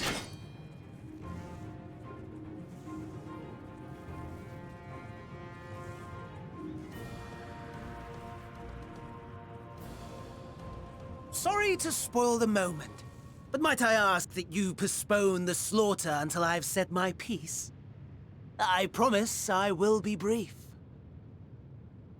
Is he gonna betray...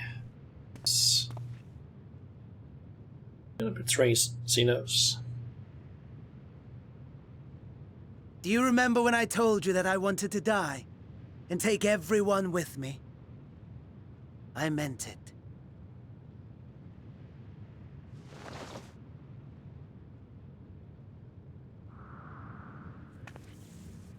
He's gonna fuse with Zodiac, I'm guessing.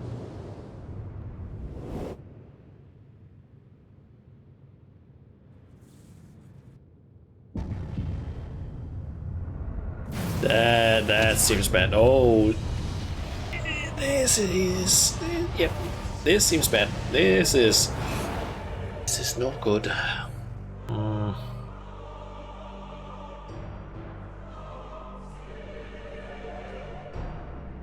This cannot be good.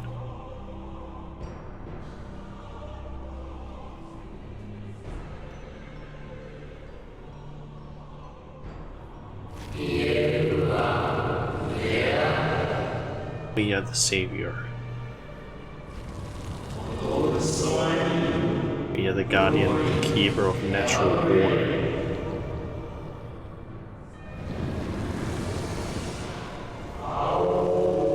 We are the martyr, bestower of new beginnings. We are.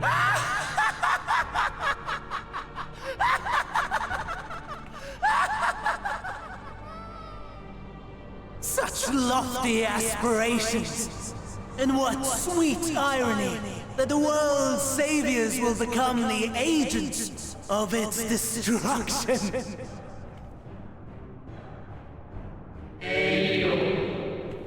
Cannot end this way. We must return and made whole.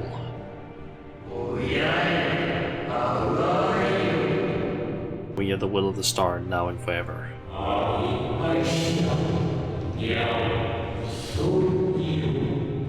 Very good. Wrong, Star or something. Lies and delusion! The dead have no power over me. You will be silent. Silent as the grave!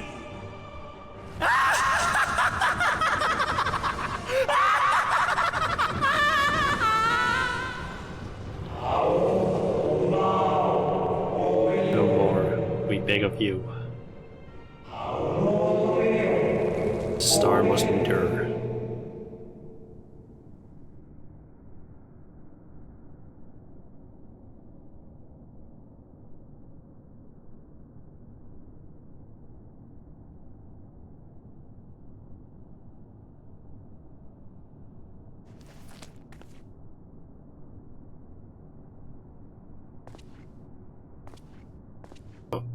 Believe and walk in faith.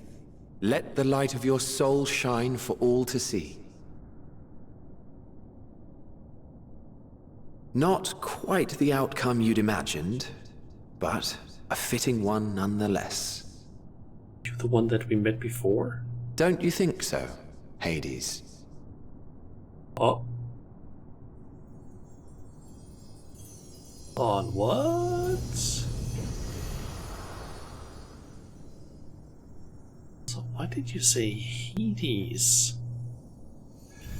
Like, I know that Hades is nearly itself, but still. Also, what's going on? I craved and more. Boundless power. Mine to command.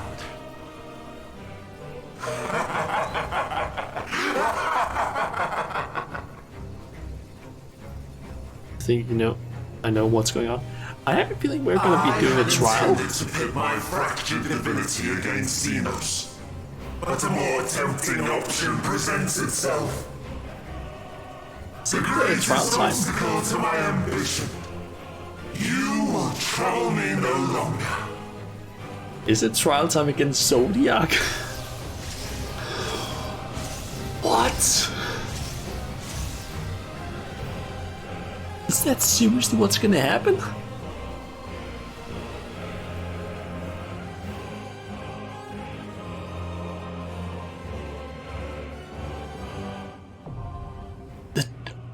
What the fuck? What?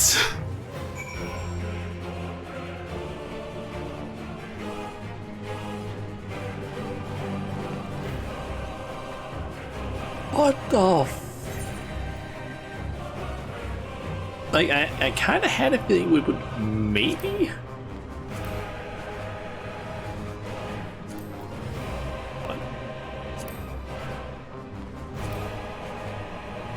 Ah, there we go.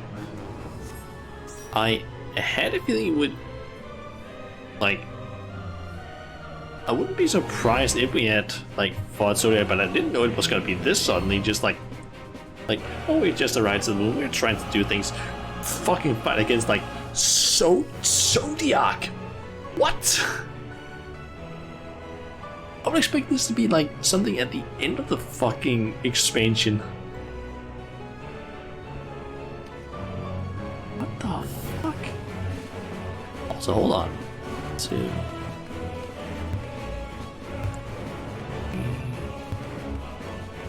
4. There's like 4 rings on him as far as I can see. Thought maybe there would be like 7. It's not.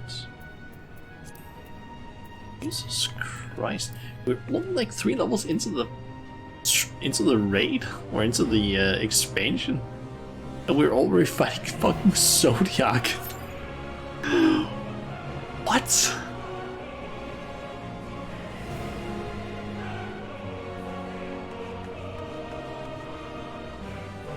Also, it looks like we're inside a cave in a way, but at the same time not. We're inside the moon. That's the...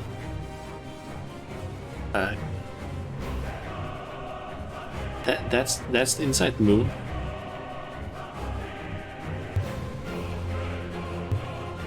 The work gets more exciting? Okay. I'm just surprised that we're going up against fucking Zodiac already. Like, this is legit something I would have expected, like, oh, we're like way later in the expansion. But no, apparently not.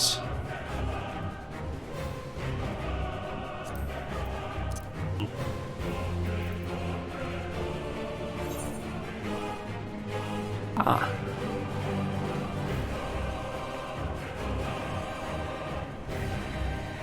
We actually looked through the what's it called again? The patch notes for 6.2. Apparently they're gonna do something where you can see what's inside these coffers. That's apparently an option that they're gonna introduce, which is pretty nice. Oh yeah, also the patch notes have been released. It doesn't go into anything regarding like classes too much, or really anything. To be honest, it's more just like more detailed explanations of all the content that's being added. For example, they are gonna do so that when you're in crystalline conflict, what? When you're in crystalline conflict, you can basically start seeing the amount of time left before a party member spawns. Patch coming like next week, you think? Yep, it's coming out on Tuesday. So, what? 4 days, I think it is. Yep, 4 days until it releases. Okay.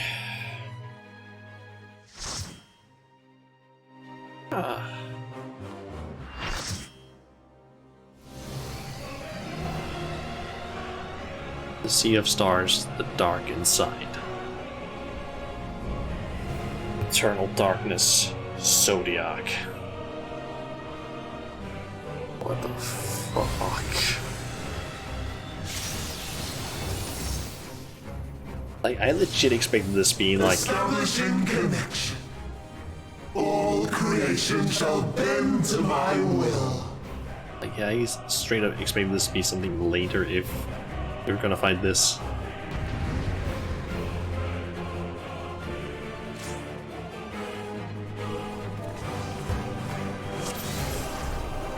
The end has come, and it will be beautiful.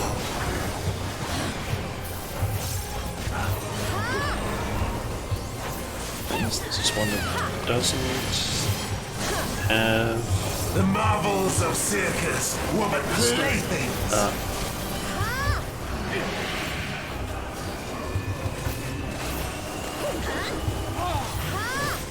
Oh. That's somewhat new to an AoE.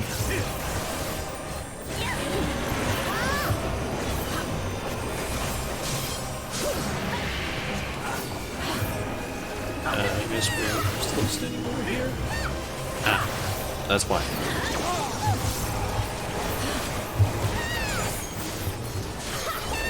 Malice, become flesh!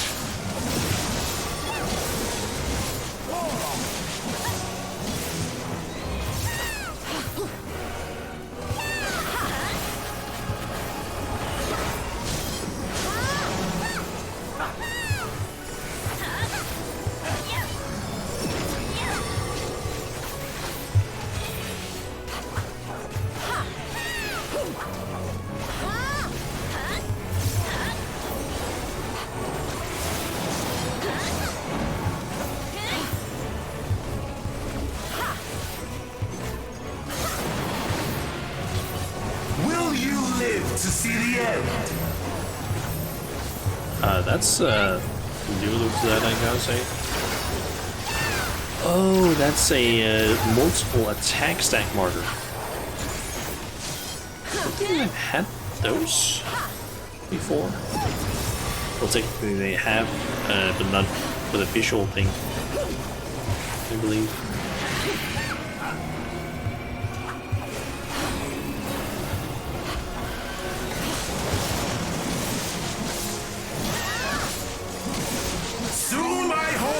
Zodiac shall be complete!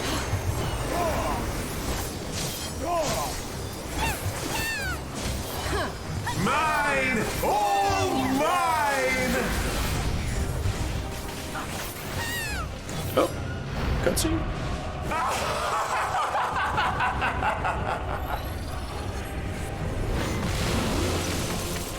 Oh.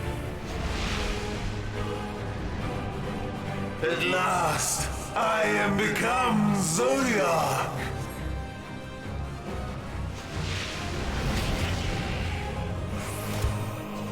Okay.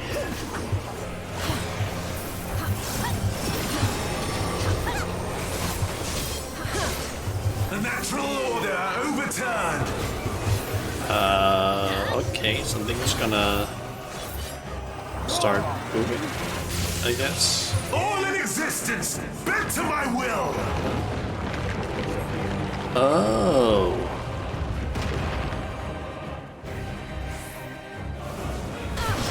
That's what was going on. Okay. My life's work! My masterpiece!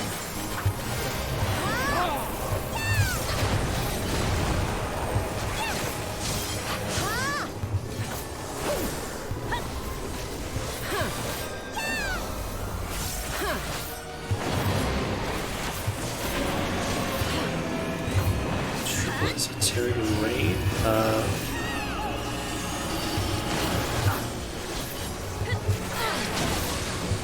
How I've waited for this day! Yep. Here.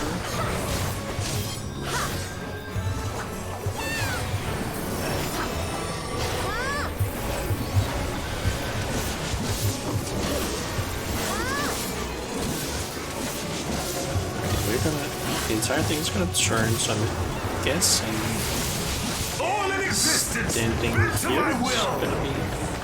Oh. No, apparently not. This one is confusing. Like that one. The great cataclysm, faithfully recreated. I mean, I should probably just stand where everyone else is standing. From broken skies fall tears of flame. All shall burn! People seem to be going over here.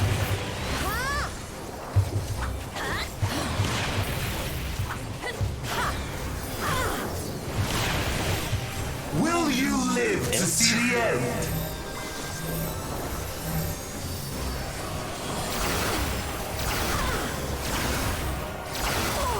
Yeah, this is my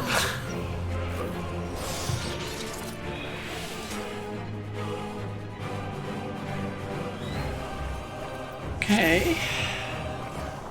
The end has come, and it will be beautiful.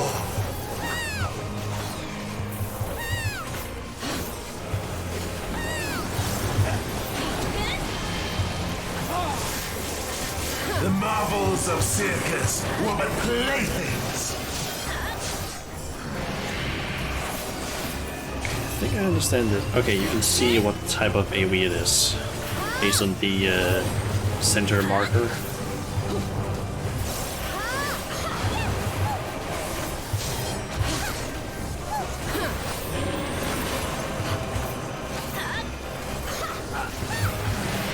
That's a square, yep.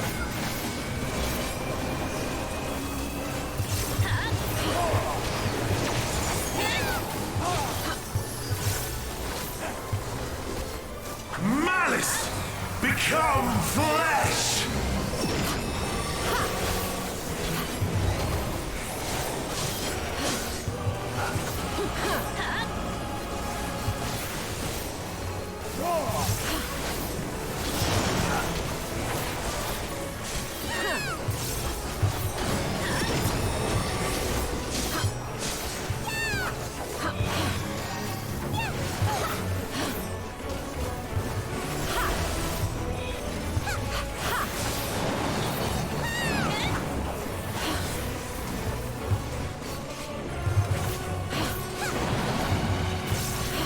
Will you live to see the end?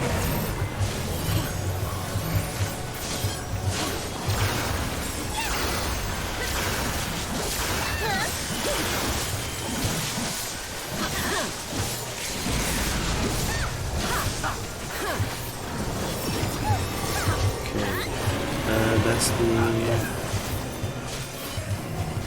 That's something...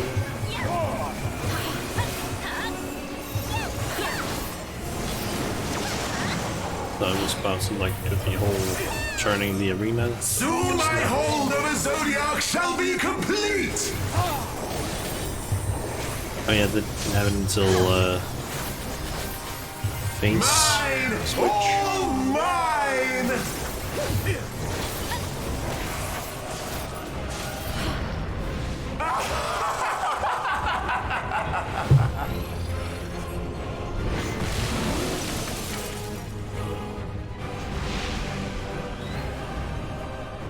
At last, I am become Zodiac!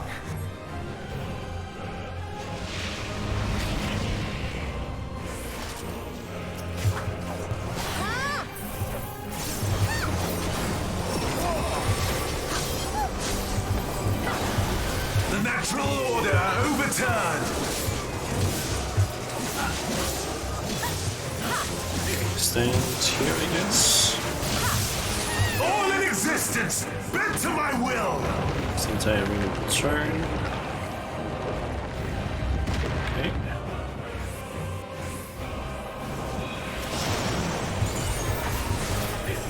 My life's work! My masterpiece!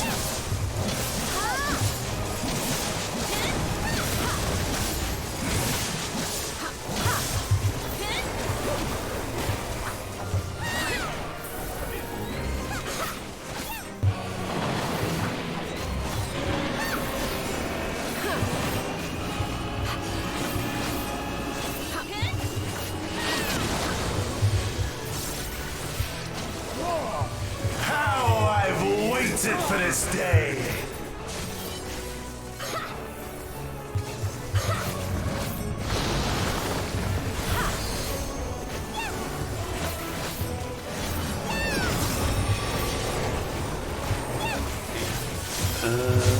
Those.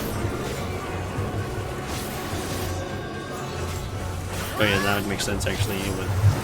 Oh wait, yep. All in existence, bent to my will!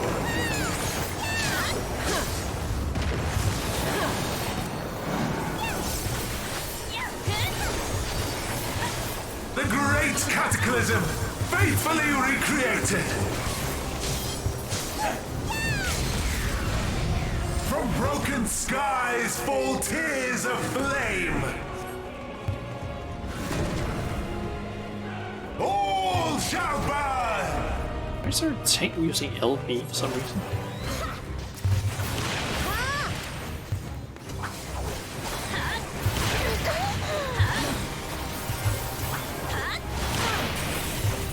Will you live to see the end?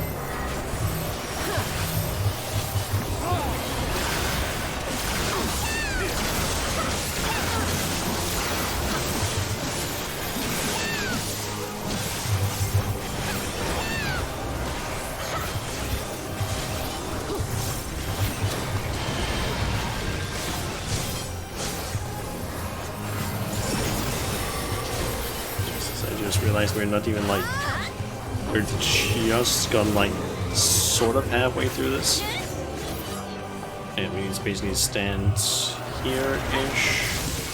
All in existence, bend to my will.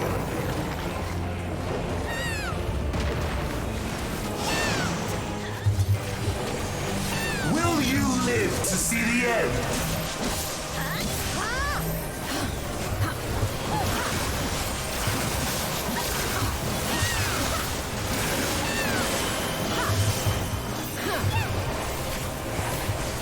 Time innocent, that is square. Oh, there's also that. I have no need for restraint. What's going on?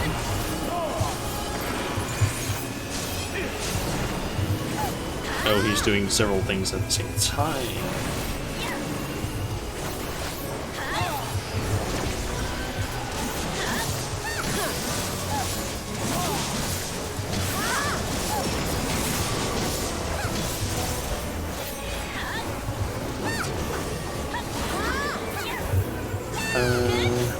Standing here, basically. And all in existence, bend to my will. I just heard Paladin keep using LB. Will you live to see the end?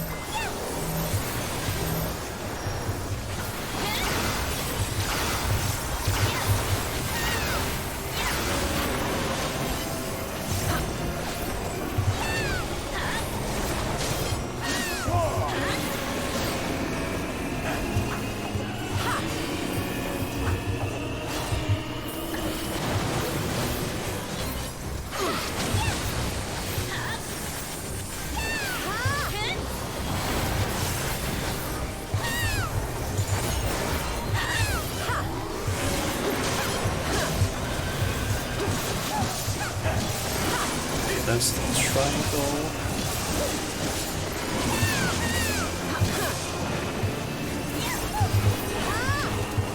That's triangle as well. Will you live to see the end?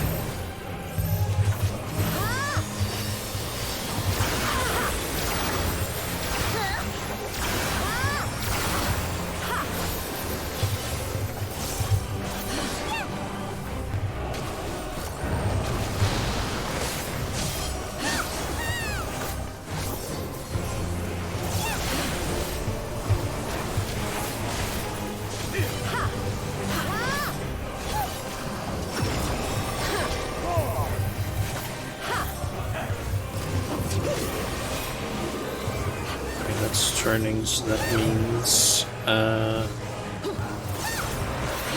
here. All in existence, bend to my will.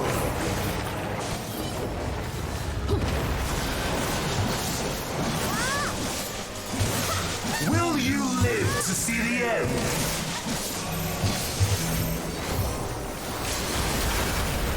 Okay, I'm using the limit break so our tank doesn't start using that.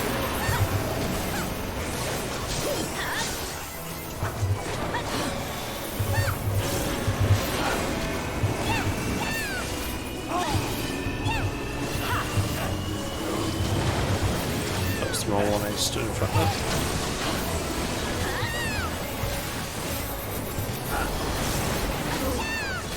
And I got killed there because I guess I stood in the wrong spot. But we still beat it. Is this the limit of your power? Is this how it ends?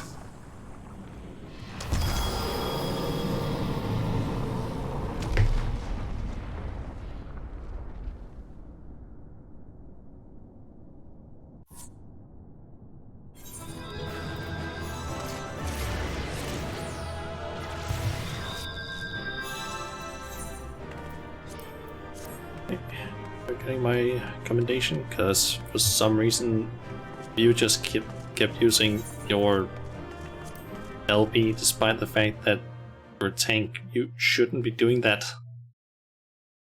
Keep it for us melee DPS, we can actually do some damage.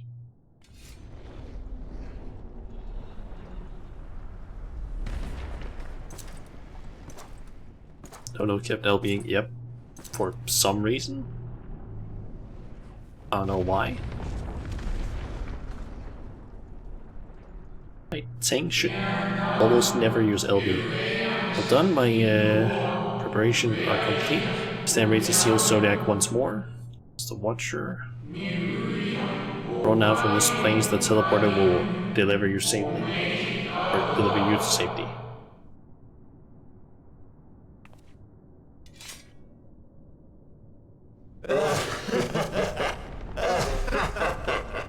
Incomplete and insufficient.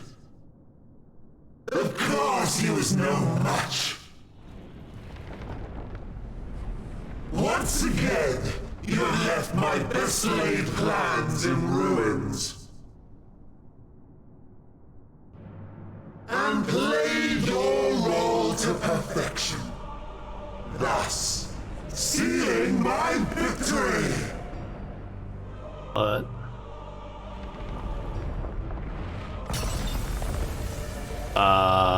hold on. From the first, all I wanted was for you to kill Zodiac. Hold on, what? But one of many methods to achieve the desired effect. It would have been the same had Xenos died in my place. But what better and more satisfying way to ensure success than to take control myself? My sole regret is that you live to tell the tale. Even so, I have fulfilled my heart's desire.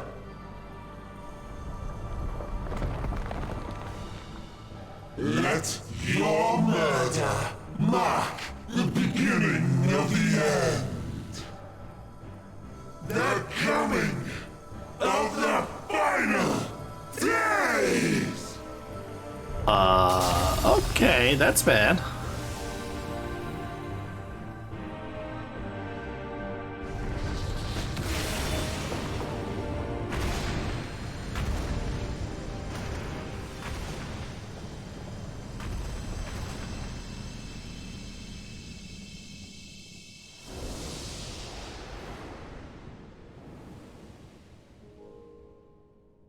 How quickly strength fades, and blood cools.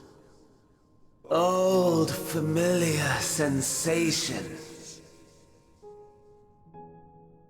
So many lives, so many deaths. No different this. I close my eyes and slip into the dreamless slumber.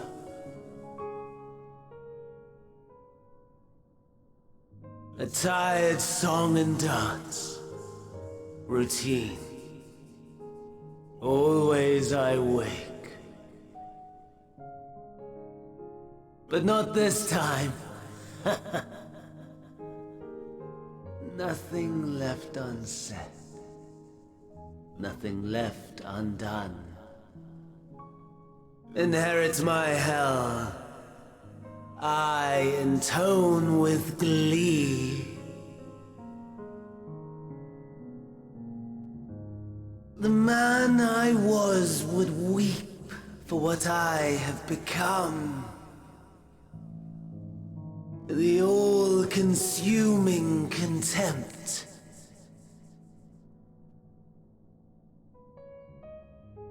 But I've the wisdom of 10 millennia to justify my answer to the question.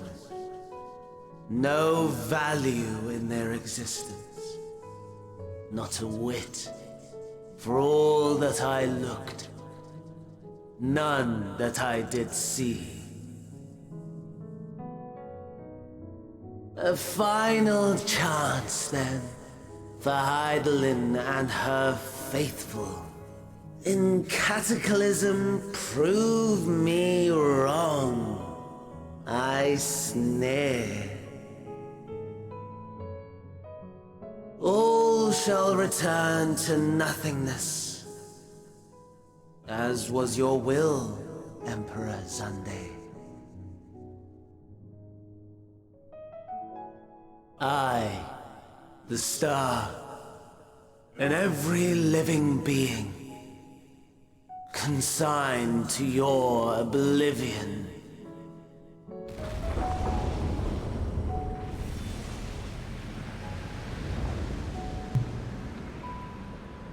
Okay.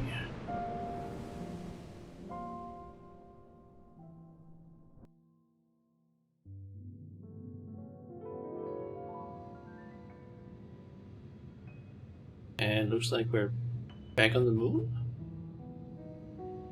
Yep. What is that? What is that? What the fuck is that?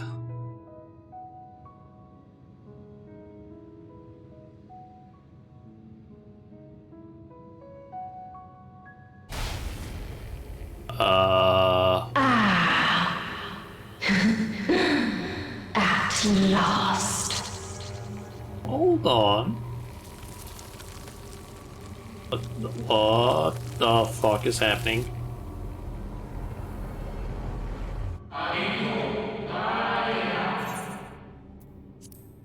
Deep breaths. Slow and steady. What is going on? Okay.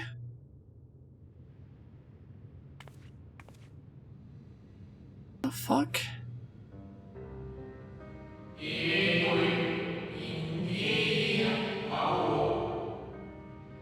You saw it too, yes. The blue star below, thrown into turmoil.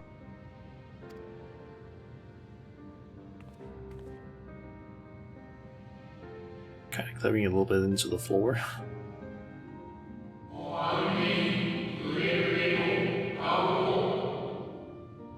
Then it was no illusion. All was truth.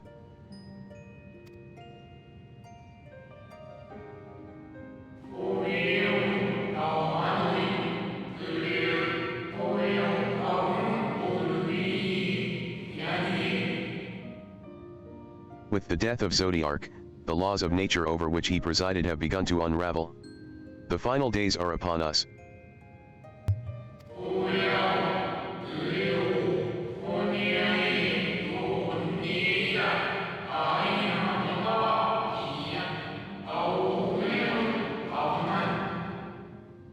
What you witnessed was an omen granted by the echo. A vision of the horrors to come.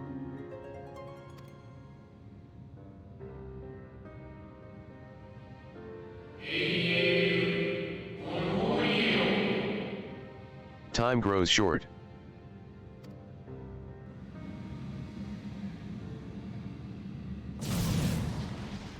Xenos, I'm guessing.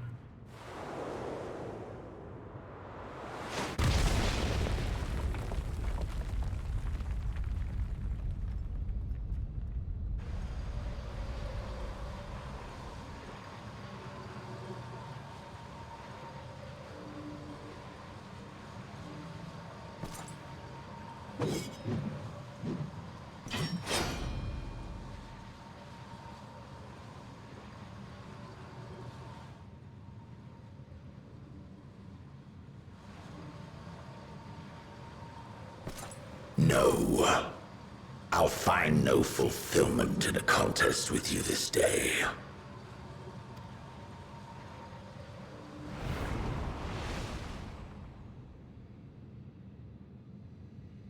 Slavering beasts gather at your gates, ravenous and eager. Already you turn to them and away from me.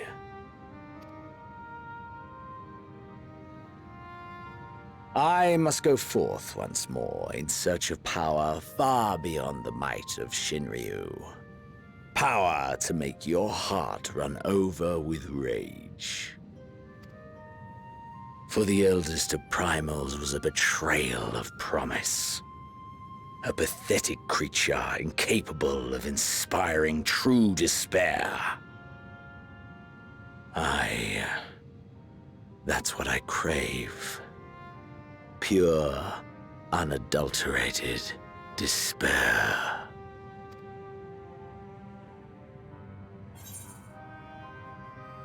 Hope will win the day. I will not forget. I will not fight for your amusement. Let's go with that one.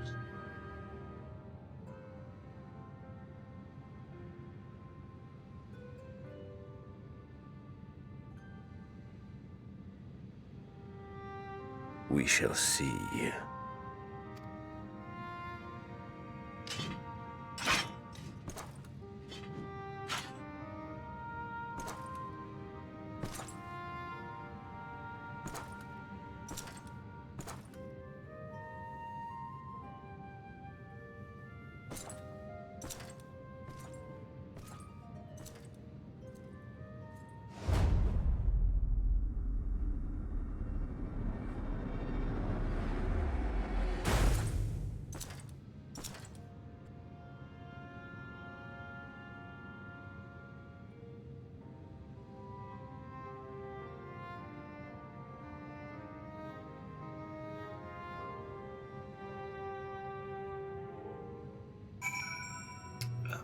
Okay.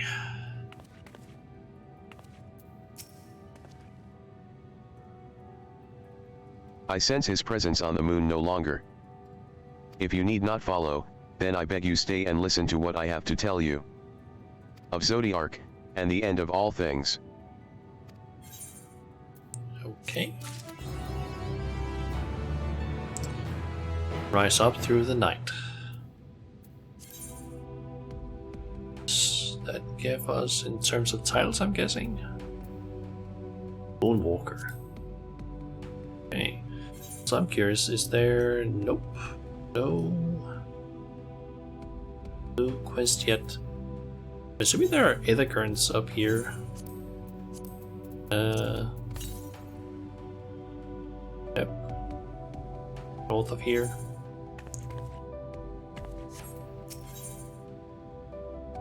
Shadow's Wake. Before we speak at length, I believe a change of surrounds is in order. I have more than ill tidings to share, you see. I sensed others arriving not long ago. Though my communions with Hydaelyn have grown infrequent, I have learned enough from her to know these are your comrades. Oh, they've arrived here. And as luck would have it, they have already reached my abode. Come, let us join them.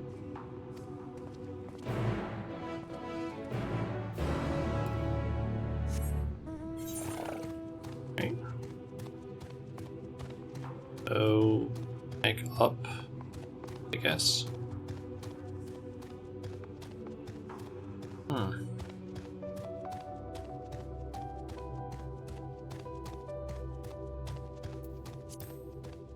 Assuming we're probably not gonna head back to the actual planet for some time, because at least based on like the fates that I can see here, they're like level 84 most of them, so I'm assuming you're just gonna stay here for like a level 2, maybe. May we presume this being is a native of the moon? Dare I ask what happened before we arrived? Of industry. Merchant and Mender. Curious, what about weapons? Is there something new? It's not... Yeah, it's not better than what I currently have. Curious, what does it look like? Okay. Guess I can quickly get my gear. Yes, they are indeed the three I sensed. So it's only Orage, Thancred, and Yustola that are here. Twins haven't decided to come with us, or come with them. Thank goodness you are unharmed. We did what we could to subdue the Tempered before making our way here. Not without casualties, unfortunately. Some few detonated explosives, killing themselves and others. The contingent's healers had their hands full tending to the injured and enthralled when we took our leave. Lest you wonder, Mistress Kryl hath also been delivered unto their care. Serving as a conduit for Hydaelyn's power hath taken its toll, but she will recover in due course. As for Alphino and Alizaid, they insisted on remaining in Garlemald while we three rushed to your aid. It appears, however, that matters here have already come to a conclusion.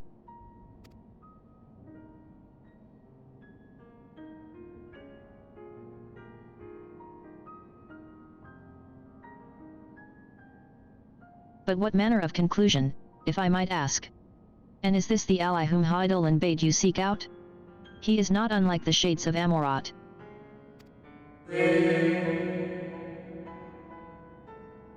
Not unlike, perhaps, but not the same. I was created by Hydaelyn, together with this place. It has ever been my duty to keep vigil over Zodiark. Or rather, it was my duty. Yeah, I kind of killed Zodiac. Or beat him. Yeah. How to explain that?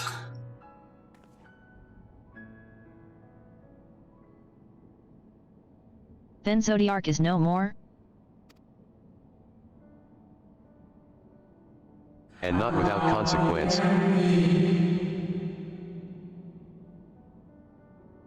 A lot of consequence, I'm afraid, for now the complicated weave of the star, preserved by his presence, will begin to unravel.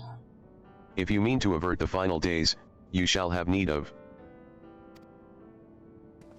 Oh. Are you all right?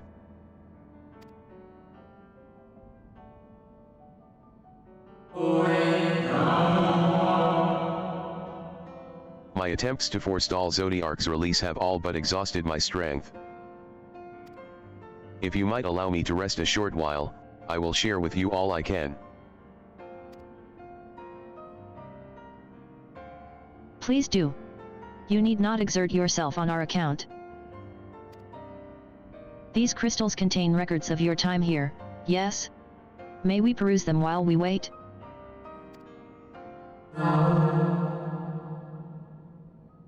By all means.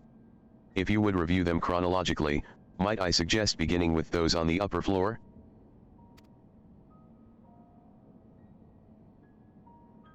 I shall leave that to you, Shauna, while I see what can be gleaned from the crystals on these lower levels. Okay.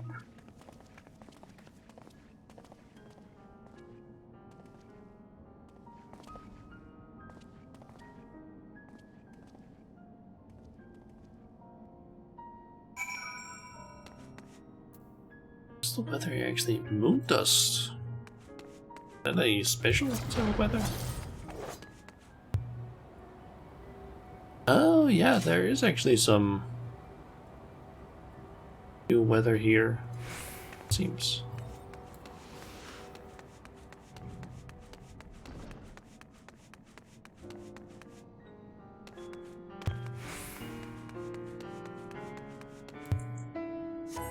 I'm actually just gonna oh, that's probably gonna be faster.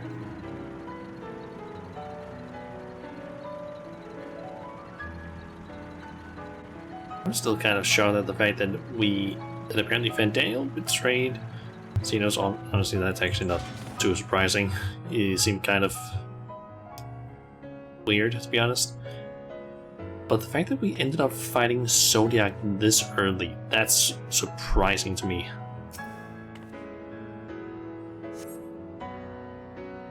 As you gaze into the crystal, ancient knowledge of Zodiark flows through your mind. Daily summary, no abnormalities detected. Daily summary, no abnormalities detected. Daily summary, no abnormalities detected. These appear to be records of a long, lonely vigil on the moon, dating back to the beginning of Zodiark's imprisonment. Okay, I'm guessing we're probably gonna find one where it's like when the calamities start happening / rejoining. As you gaze into the crystal, knowledge of past calamities flows through your mind. The records describe how, with each rejoining, Zodiark's thirst for freedom grew, as did the strain on the brands. Maintaining Zodiark's imprisonment appears to tax Hydaelyn greatly.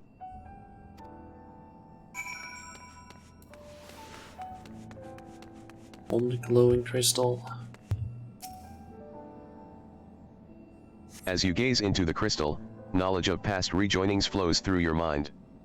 The records describe the Watcher's efforts to prepare in the event Zodiark broke free from his prison. The records go on to describe maintenance carried out regularly with the Laporites, though it is not clear who or what they are. Laporites. Okay. Right, the glowing crystal.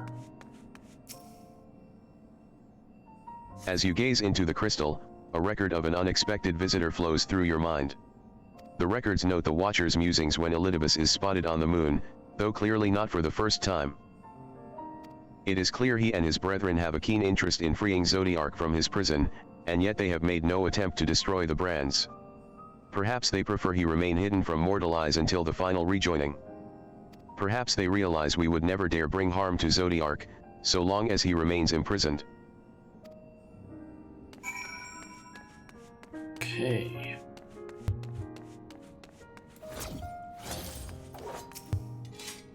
Did you learn anything of import?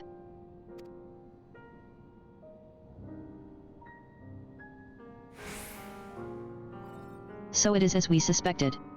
Maintaining the brands requires a great deal of her energy and focus, and this cost has grown higher with every rejoining. That would explain why contact with her has become rather infrequent since the 7th umbral calamity. I too made a rather startling discovery. This heavenly body we know to be the moon was in fact created by Hydaelyn. I believe we were already told that. When the Watcher said he was created together with this place, I thought he only meant this facility. Truly, Hydaelyn's powers are far beyond anything I could have imagined.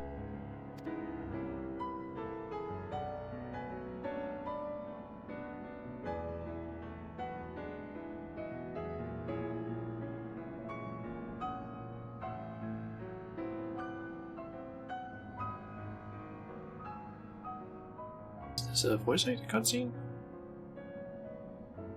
Seemed like it.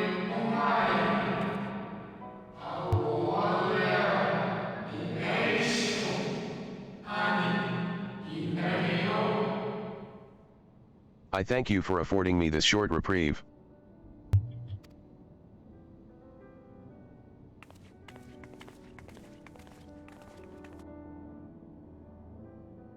Might be a voice acted cutscene.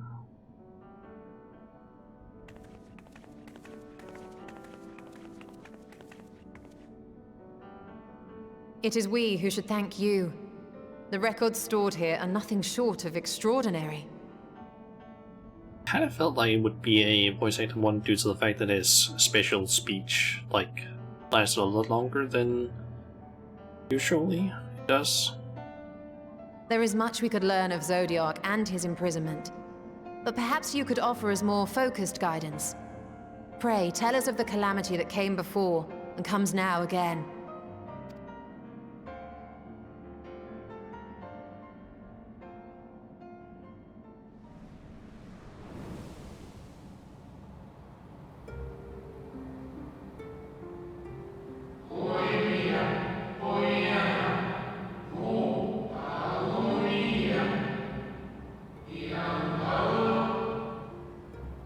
Long ago, before the Great Sundering, there was but a single world, Aetheres.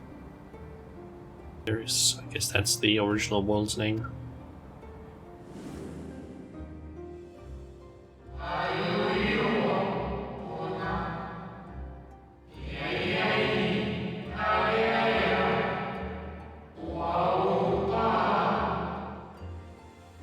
One day, from within the earth, a terrible cry issued forth, affecting a profound change in all manner of life.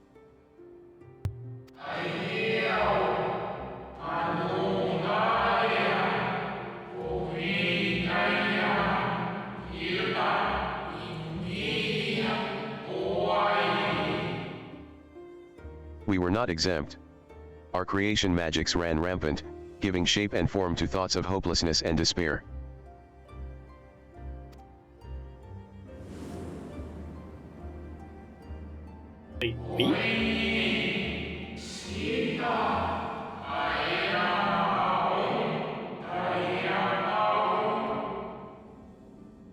I'm pretty sure he just used we. But he said he was created by Heidelin. What? At first, the phenomenon was limited to a single region. But quickly, so very quickly, it spread and engulfed the whole of the star.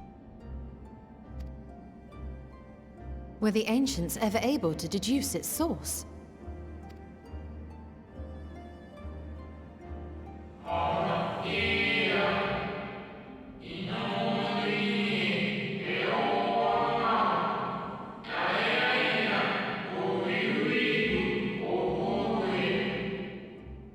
They were not. However, the convocation struck upon a method to predict where next the corruption would manifest.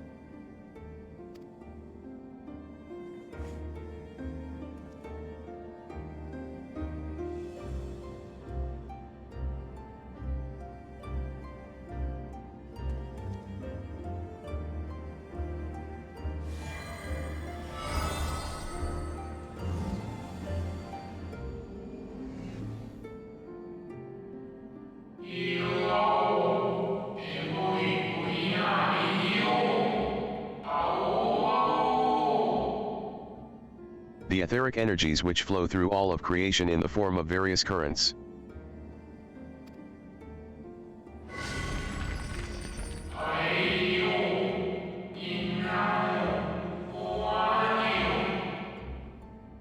The currents which course through the land and seas.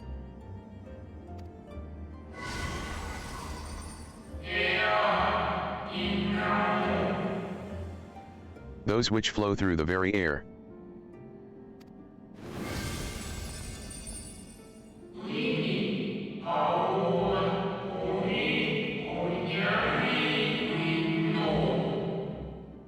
And those of a celestial nature which encompass both our star and this moon. Celestial currents. I cannot say I am familiar with the concept.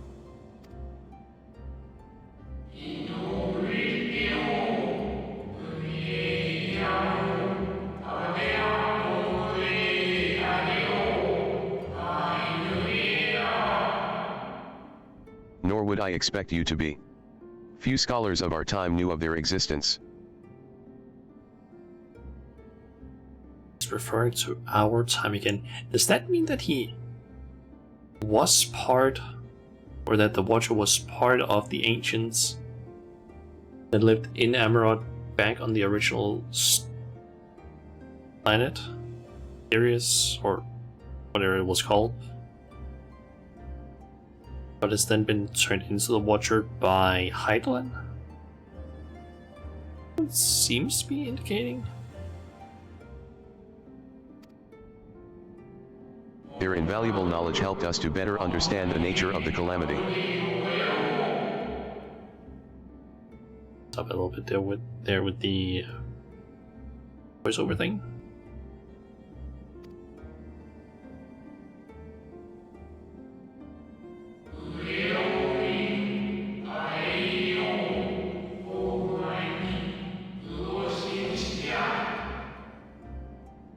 Like the terrestrial ones of earth and air, the celestial currents form a vast network. But the ethereal distribution is not consistent.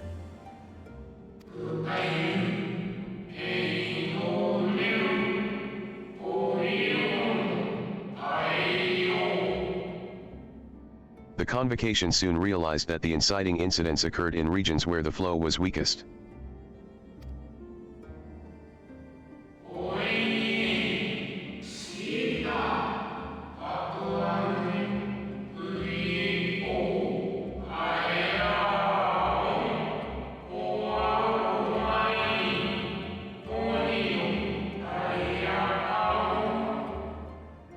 Correlation without clear cause, ultimately. Nevertheless, on closer study, a stagnancy of ether was observed in nearby currents.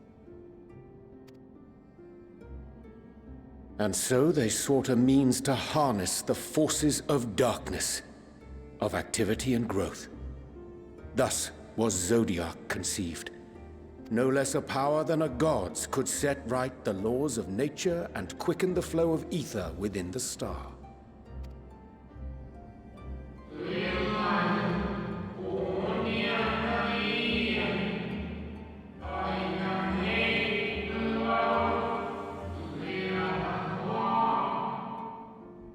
Precisely.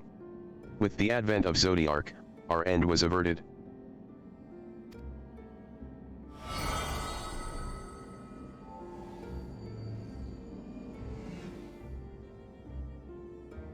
Emmett Selk claimed that those who summoned Hydaelyn did so because they saw Zodiac's power as a threat. Is that true?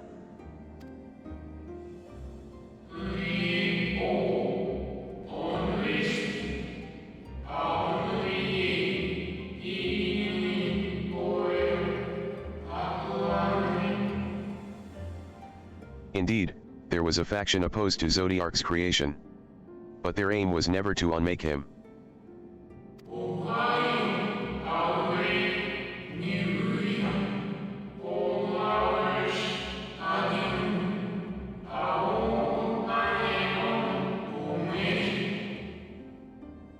They understood the continued preservation of the natural order was dependent on his very existence. Until we could identify and address the underlying cause of the final days, he would need remain, for his departure would set in motion those apocalyptic forces once more.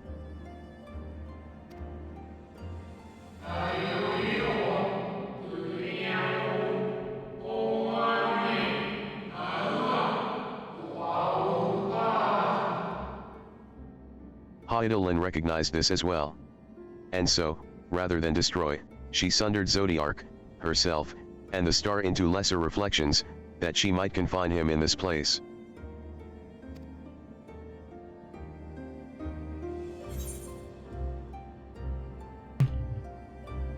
I could have sworn she besieged to banish the darkness. Then she told me the ethereal sea was false.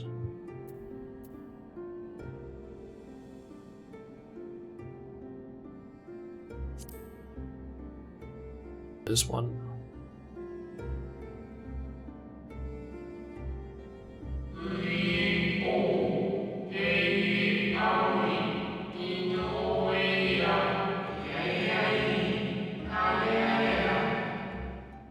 Perhaps she did. But as with all beings, intent is not always in accord with spoken word.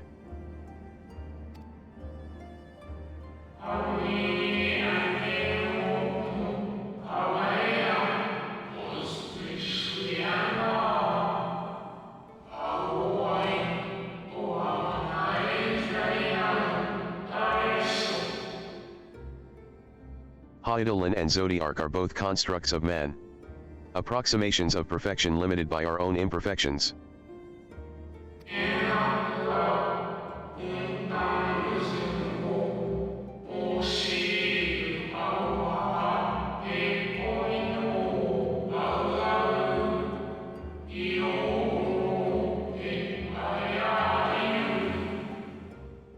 Zodiac was, without question, the more powerful of the two, having been born from the sacrifice of half Aetheri's population.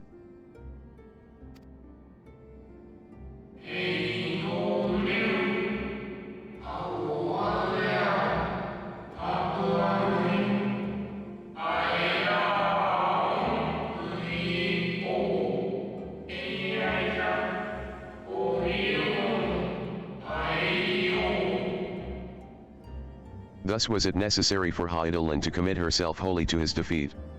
Still more effort was needed to confine him.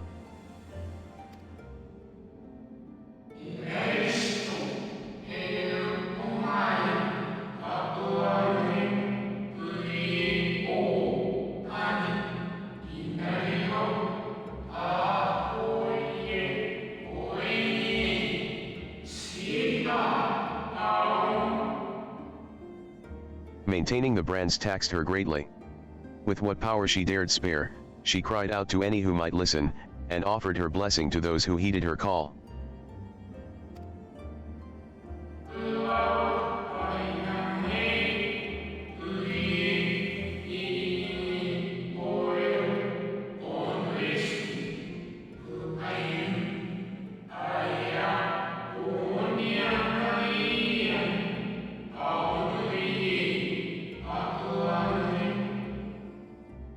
Though it was likely within her power to do so, I believe she did not wish to speak of Aetheres and her history.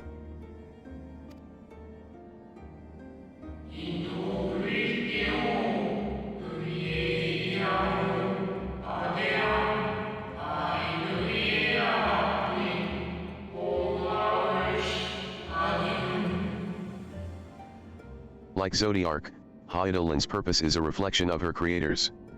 They wish to look to the future, and not linger in a prison of the past. The Ascians set in motion 7 rejoinings before we came to oppose them. How many more worlds would have been lost had we not placed our faith in her? How many more souls living in the present would have been snuffed out for the sake of those long dead?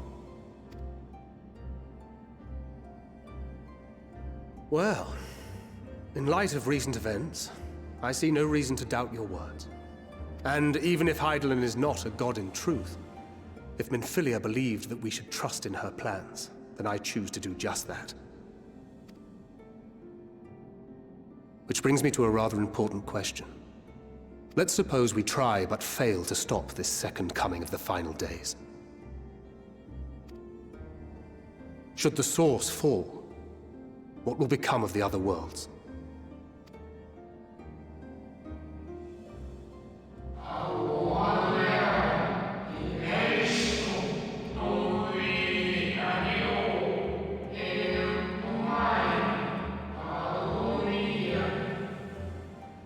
The nomenclature is more fitting than you know.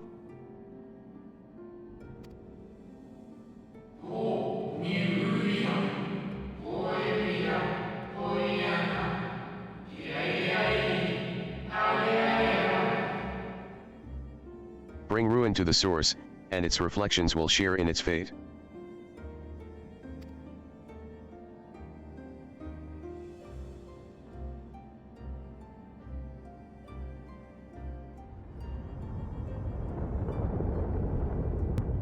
What's happening?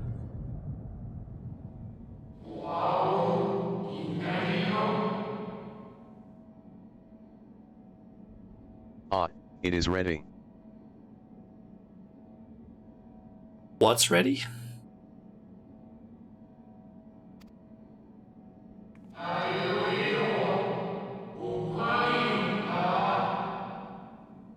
This way, if you would be so kind. What exactly is ready and what made that noise?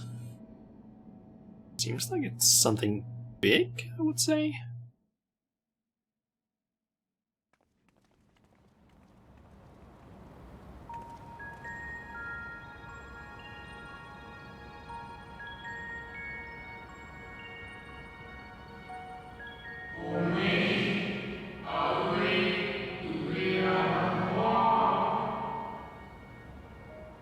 Did you miss the big moment? I don't know if it's the big moment or not.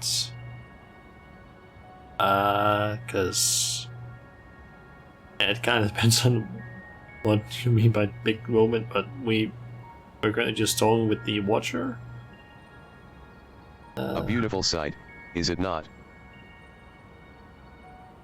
Zodiac, yeah, we have fought Zodiac live the first time, and for some reason our we had a Paladin tank as well as Ryoko.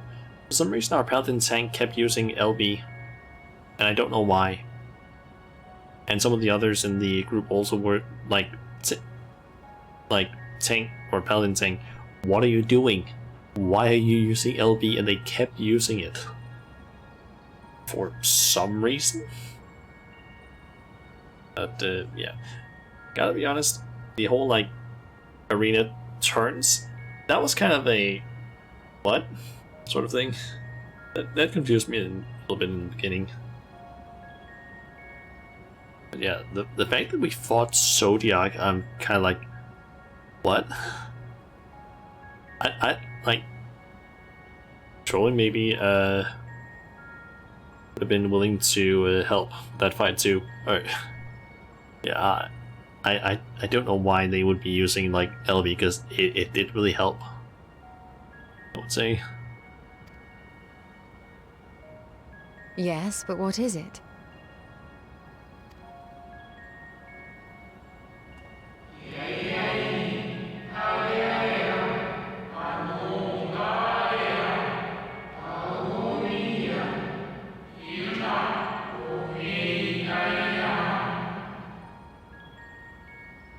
Aside from the silly paladin tank, we pummeled Zodiac. Yeah, I mean, apart from the first time, but that was a wipe. Yeah. Hydaelyn knew better than any that her power was not absolute. Indeed, she has ever struggled to hold Zodiac and his faithful at bay.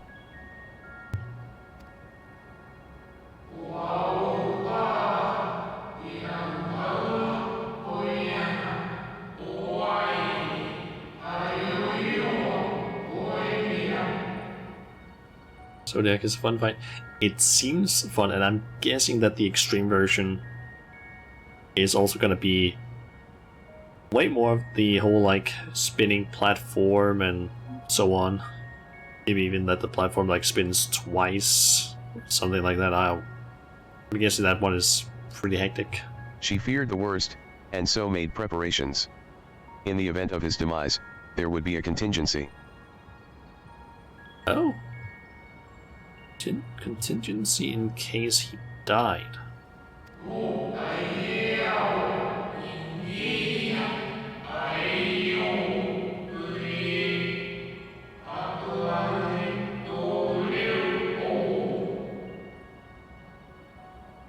Wait, I didn't get to see that, but I You think need it's not go far to find it.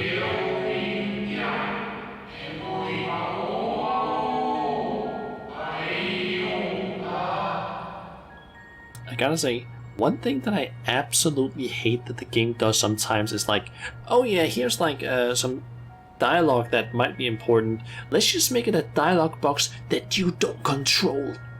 Seriously, Square Enix, stop that. If it's a cutscene, especially where it's here where you would need to read it.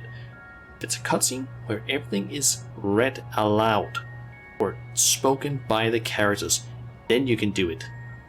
Then it's fine not doing that, even though it technically is also a problem in case someone is a problem with hearing, in which case it would be better that you can just read it, but still.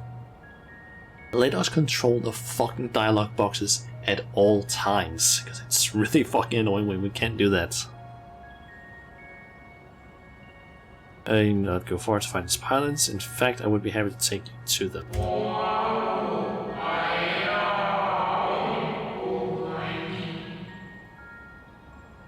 But yeah, apparently he said something about that.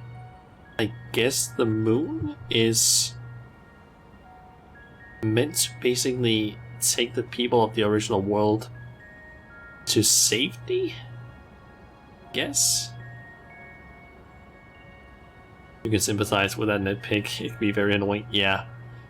Like, I feel like, especially because sometimes when they basically take a control away from the dialogue boxes, sometimes it ends up being a little bit too much text to maybe like read aloud. You're doing what I'm doing and basically playing through the story and trying to make sure that it's being told properly. Because sometimes I can't keep up, and sometimes the text thingy can't keep up either, because then it basically just skips onward to the next thing, so that's a bit annoying. And fulfill my final duty as Watcher in the Dark. Final duty.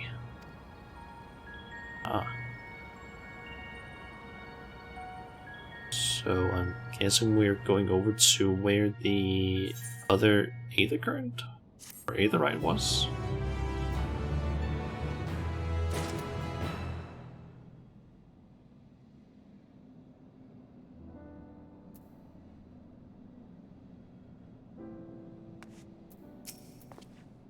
The moon is a ship.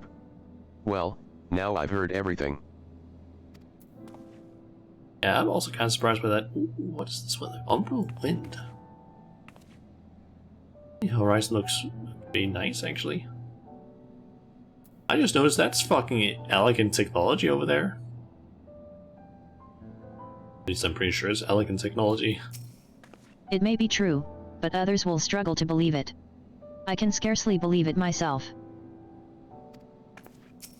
I should very much like to hear more of this extraordinary story.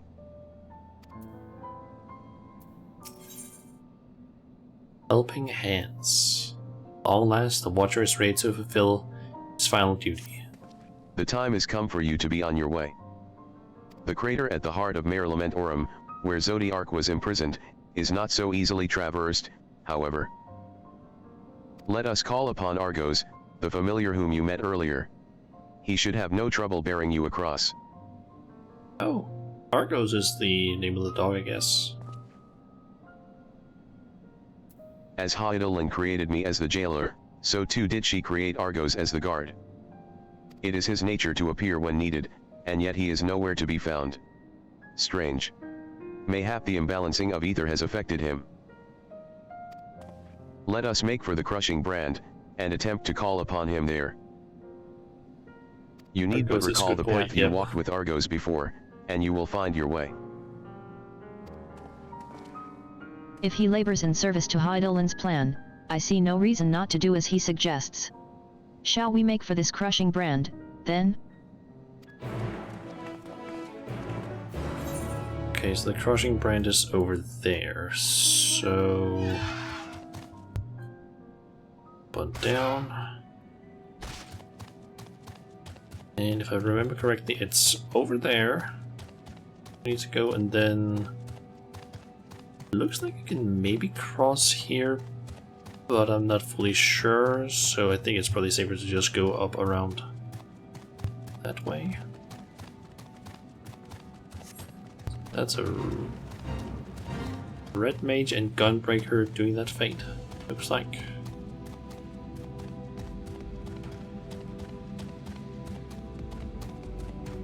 Okay. Mostly a bit of a walk we need to do, but I guess that's fine.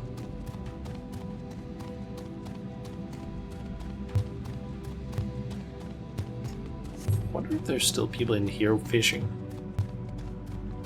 Yep.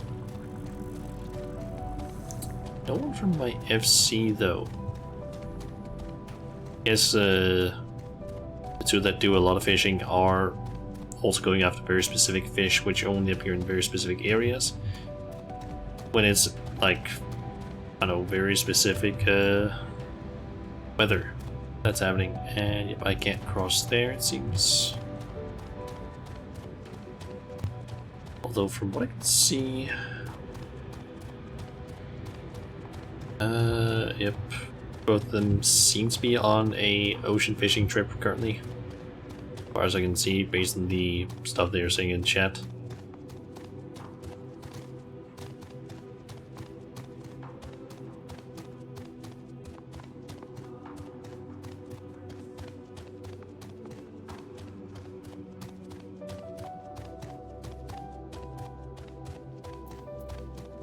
Okay, so let's see. Naught could prepare me for the boundless beauty of Etheres. Shining, shimmering, amidst a sea of stars. A blue sapphire, and but one of countless other jewels brimming with life, no doubt.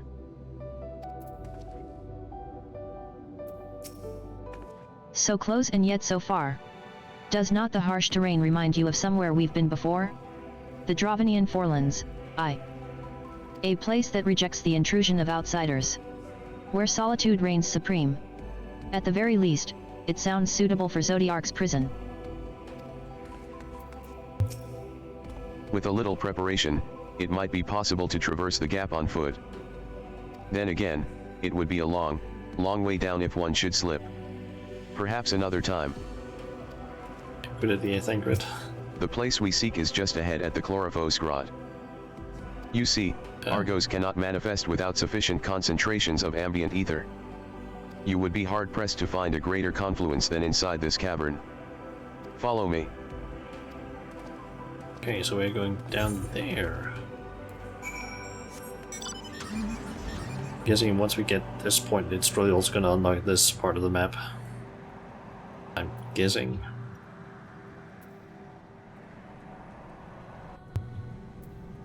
Oh, ah.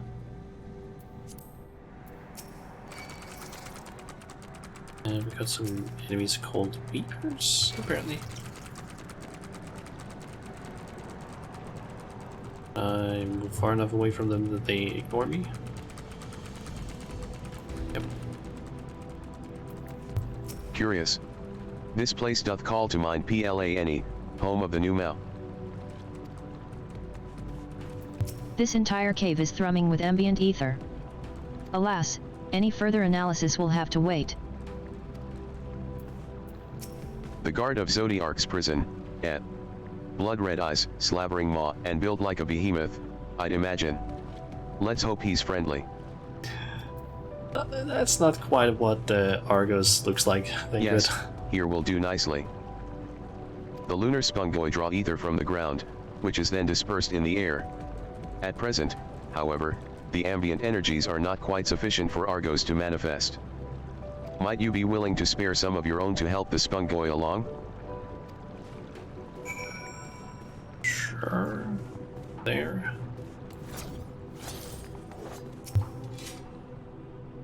Spongoi.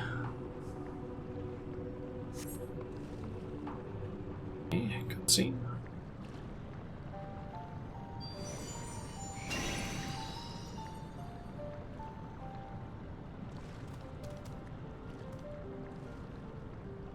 Argos. Argos manifests in a flash. He seems glad to see you again. A most fascinating creation of Hydalin's, would you not agree? Should the need arise, he is even able to create reflections of himself on a whim. Oh. Though I assure you it was no reflection which accompanied you earlier to the brand.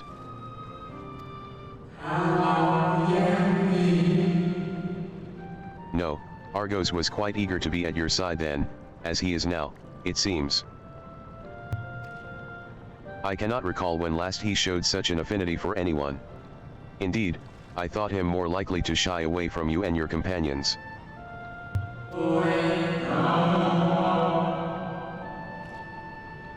Perhaps it was more than a sense of duty that compelled him to aid you before.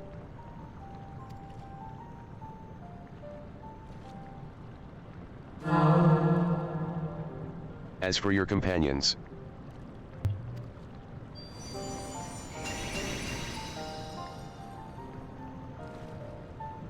unexpected, but greatly appreciated.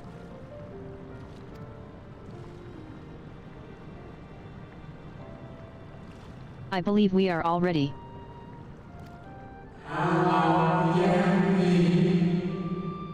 Then let us return outside that you may cross the chasm.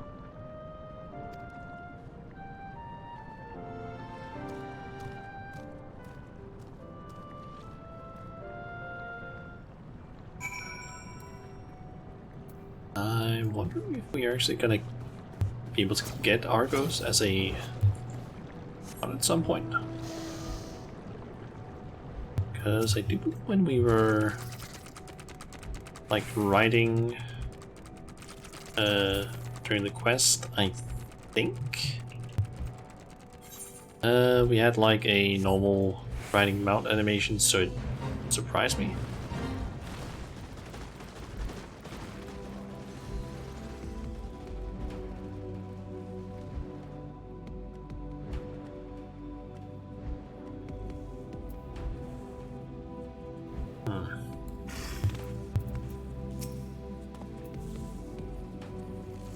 I was expecting something a little more intimidating and less, man's best friend.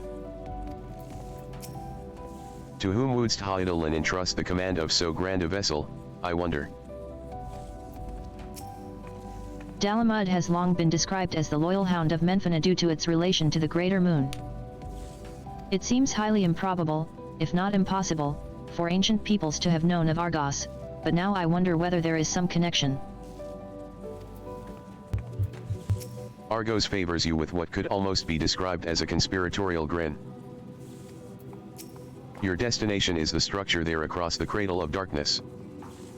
But climb onto Argo's back, and he will take care of the rest. Once you arrive, it should not take long to find the ship's crew. The facility is designed to rouse them from their slumber in the event of Zodiark's destruction. Heed their counsel. Together, you may guide the star and its people to a kinder fate. This is where we part ways.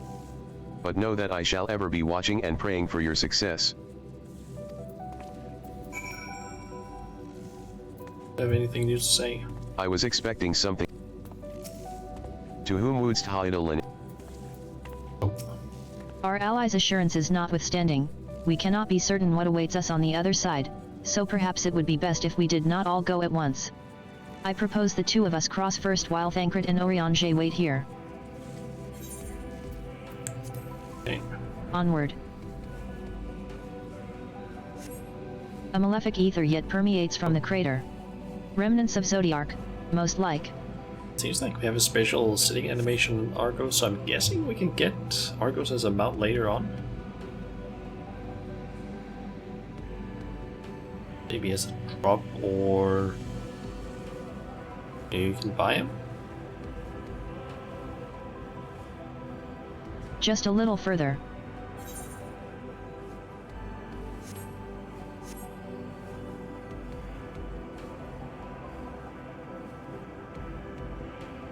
Okay.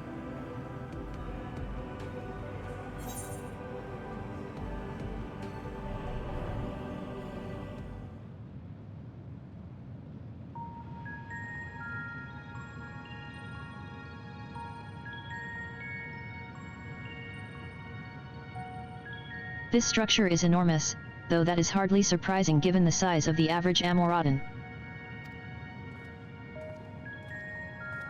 Apologies for the wait. Right, then. Let us head inside A&D. Oh?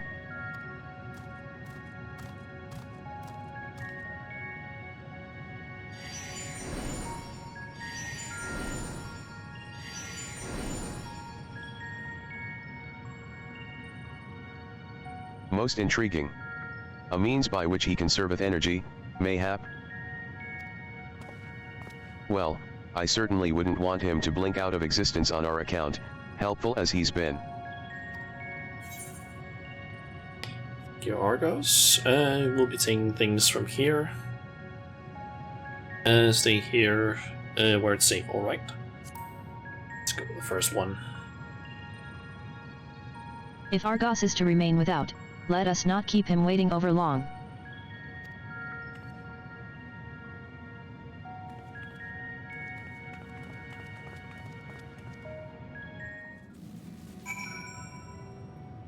Okay.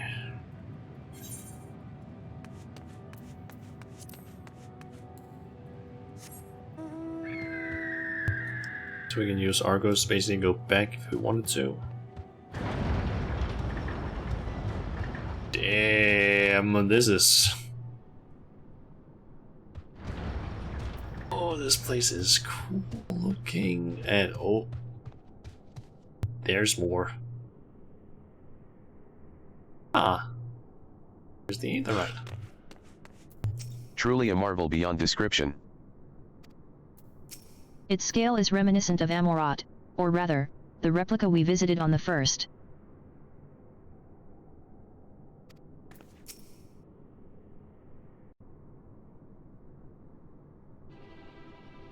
That looks like a voice cutscene, perhaps.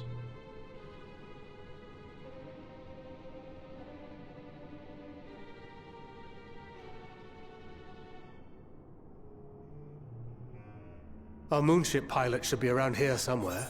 Is that right?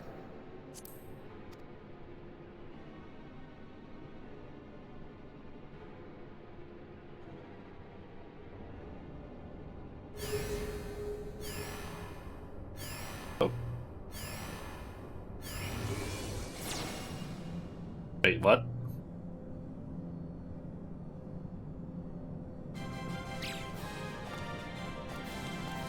What the fuck?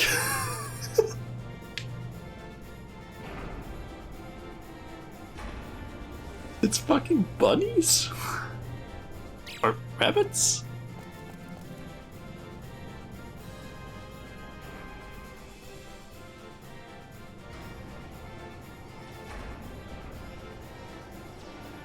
What the fuck?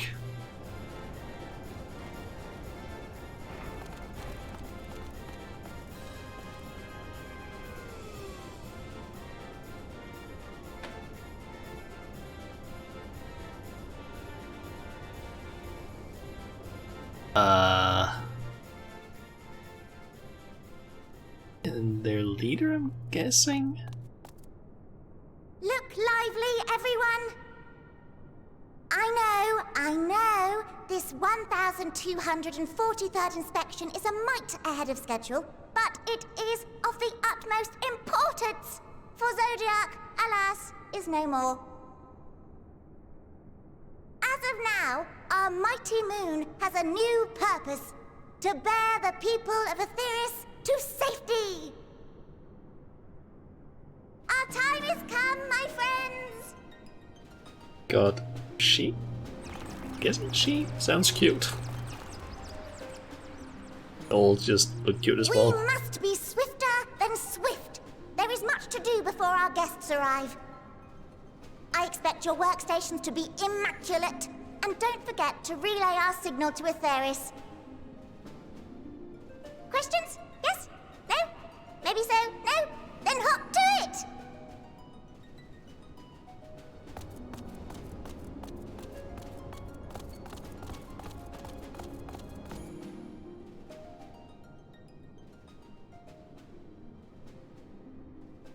"'Tis a rather curious crew she hath chosen.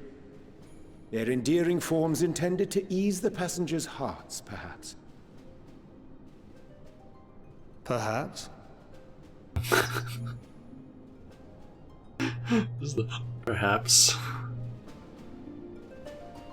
What the hell is happening? Like, seriously, what?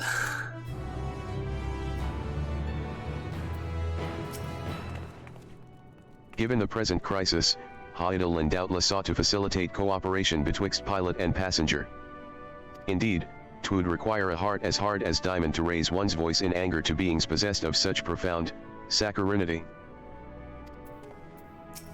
I find Oriange's reasoning somewhat flimsy, but the crew seems amicable enough. Okay, I will say it kind of makes sense, because I believe in Japanese folklore or mythology or whatever you want to call it, there's apparently like a rabbit on the moon or rabbit in the moon or something like that. Oh, and here's the Bicolor Gemstone Trader.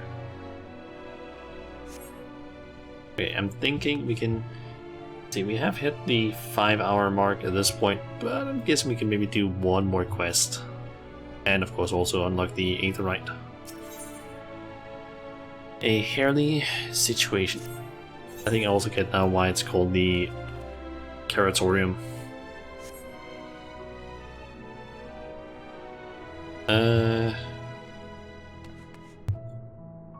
Change in China lore. Oh, Chinese folklore then?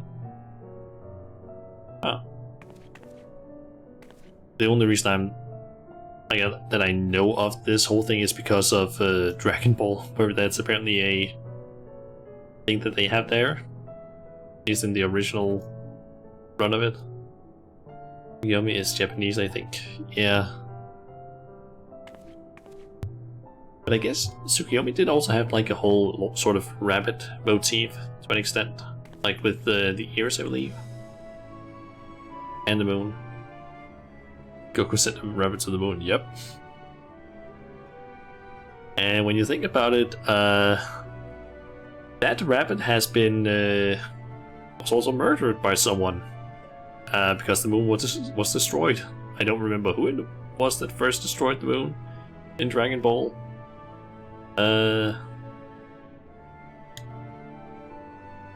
Supposed to reference Chang'e in that, since Dragon Ball was a Journey to the West parody. True. Piccolo blew it up. Okay, so Piccolo was the first one who blew up the moon, so I guess Piccolo was the one who killed the rabbit first. Although I'm kind of wondering if that rabbit was resurrected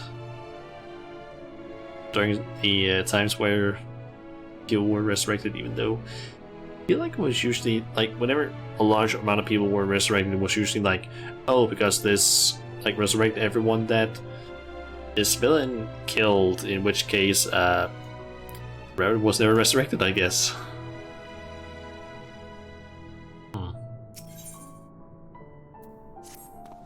They must be the Leporites mentioned in the Watcher's records.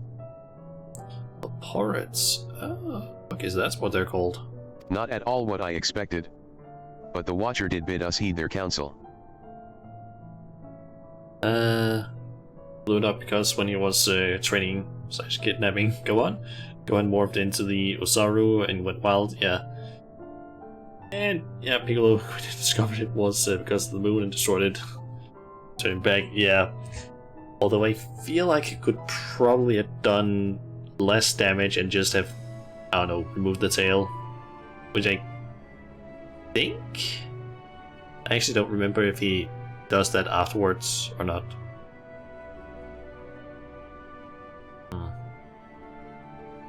I don't remember if he actually removes the tail after blowing up the moon. Like when Gohan basically turns back to normal.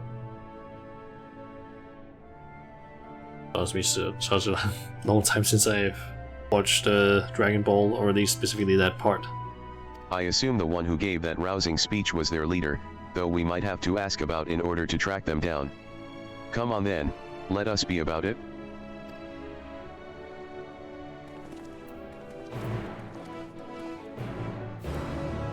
Okay.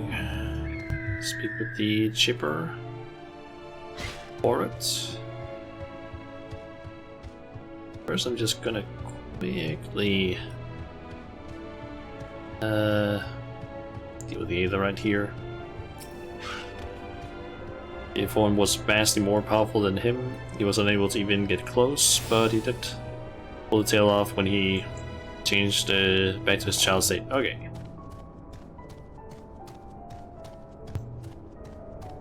Just thinking.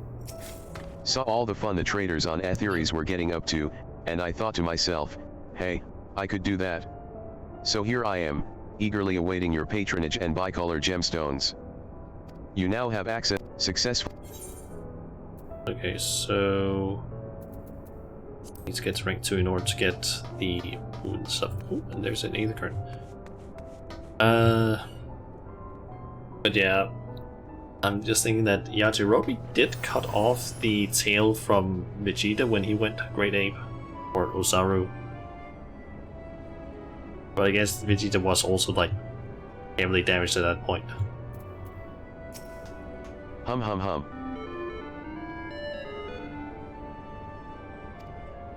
The leader of the crew? Not me, I'm afraid. Singing Way's the name. I'm pretty sure I've heard that sound before in some of Sepla's videos. Or at least from her like streaming highlights, where she like talks about certain things or reacts to stuff. I think that might be her either follower or subscription notification sound. I'm in charge of the construction and maintenance of the atmospheric circulation system. Only the crispest, cleanest air for the people of Aetheres, and that's a promise. It was also distracted with crushing Goku. True.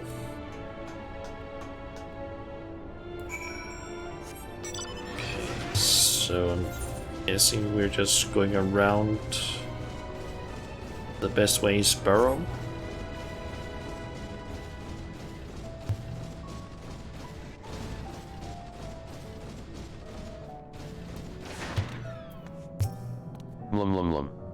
Leader? No. Sleeping Way. My job is, perhaps I'd better ask. Okay, I'm noticing that a lot of them seem to have like way at the end. Some sort of action, I would say. Like there was Singing Way, there's Guiding Way, Weaving Way. You have something?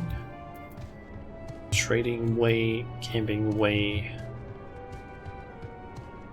Seems like that's the I don't know, pattern with their names. Ender Jungmonger, that's just because of that. Boosting away. Recording away. I'm wondering if they have someone called, wait. I'm wondering if they have one of these, Laporets, called Hemingway for some reason, like, just because it would kind of fit. So quick question, have I played any of the other numerical Final Fantasies? No. I haven't. I was interested at some point in maybe playing this. Was like a lot of years ago. I was considering at some point maybe buying the I think it might have been like remasters, like I think it was like for PlayStation 3, where they had a like collector's edition or special edition remastered version of Final Fantasy 10, I believe it was, where it was like 10 and 10-2 together, where it was like a, I don't know, remastered version for PlayStation 3, I guess. But I never ended up buying it because I don't know, I didn't really know too much about Final Fantasy at that point, but I could consider maybe trying some of them.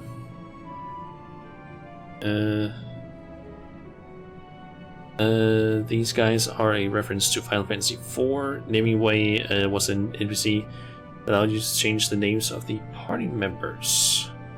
Music playing is a remake of the theme that played when you were in towns. Okay.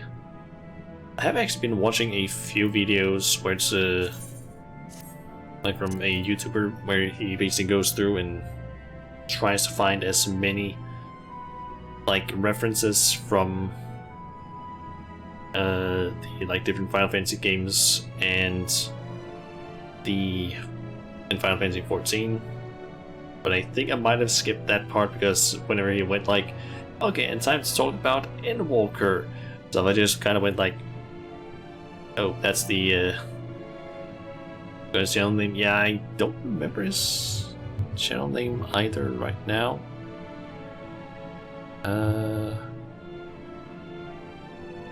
Weekly stuff, I guess.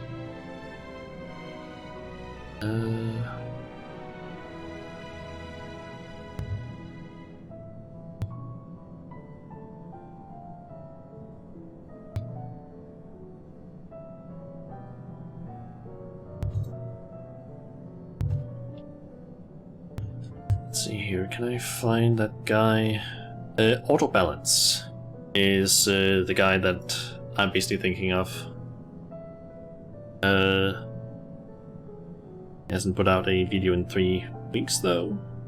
But yeah, I've kind of watched a lot of Final Fantasy IV references. Yeah, I feel like they have kind of taken sort of each expansion, or at least certain parts of different content, kind of has a lot of references to one specific game in question. For example, I believe the Crystal Tower is an entire reference to something in one of the games, with like a lot of the bosses being from there as well. But yeah, most of the videos when I've watched them, if he usually like keeps the Endwalker stuff at the end, so I've usually gone like, okay, and he's about to talk about Endwalker stuff. Close the video because I don't want to get spoiled on something. But yeah, so far he's gone up to, which one is it again? He is at Final Fantasy 9 from what I can see. Endwalker stuff at the end, yeah. Very true. Stormblood was mostly Final Fantasy 2 and 6 references. Omega Raids had 5 and 6 bosses. I specifically remember seeing that with the Kefka and all that stuff. Crystal Tower was from 3. What are your favorites? Ooh, hey. But yeah. His videos are at least very good, and he even made one where it's like, oh yeah, here's all the stuff that I missed, which is like almost 15.5 minutes long. But yeah, I think probably once I'm guessing I'm done with Endwalker's MSQ at least, I can probably watch his videos again. Cause then I can try and get all the little bits of information from the other stuff. Omega Chaos was the final boss in Final Fantasy 1. 14 is literally a love letter to the series in a whole, obviously, yeah. Like, there are so, like, basically everything you can find in 14 is basically a reference to one of the other games, it feels like. Like, even, like, most of the music is even, like, referenced from some of the others, or at least a okay amount of it is, like, just remixed in some ways.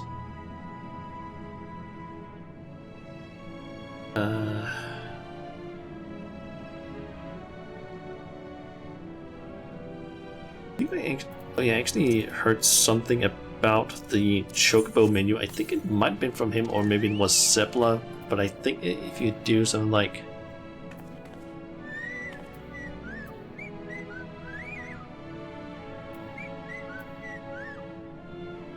Basically, if you change these, you apparently, like, play the Chocobo theme or something.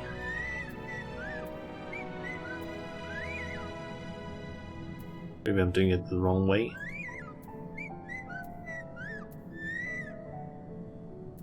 It's apparently the Chocobo theme.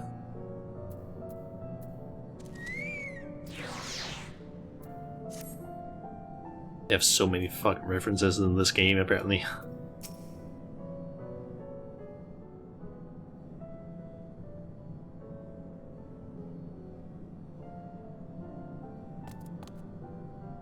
What? How in the...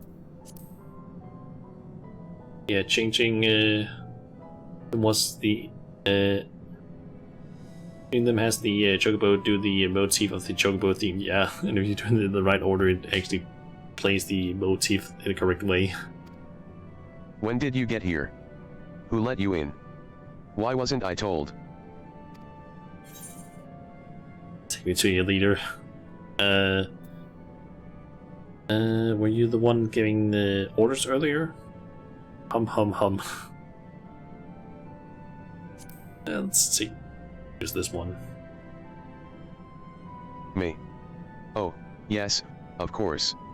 As the only one around here capable of doing anything properly, it falls to me to take charge of the others.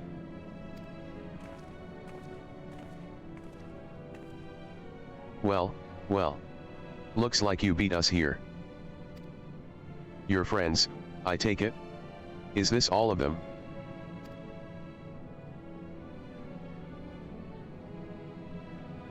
A group comprised entirely of children? What must their parents be thinking? Not children. This isn't a nursery, after all. Though perhaps we should build one. Or did we build one already? Going from bottom to top, ending at free stance is the theme. Yeah, that seemed like it as well. I did it. No matter. You needn't worry your pretty little heads. All will be well, I promise. But goodness me, we shouldn't be standing about gawping. I must take you to meet the others.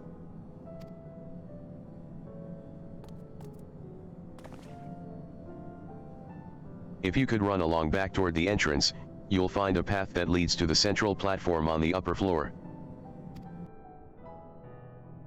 There's no wrong way to reach it, but it's the large, glowing ball at the center, if you should find yourselves lost. I shall gather the others and meet you there. Well, then. Back to the upper floor it is. Still find it kind of insane that the moon is apparently a fucking spaceship. Like, what? That still seems kind of insane.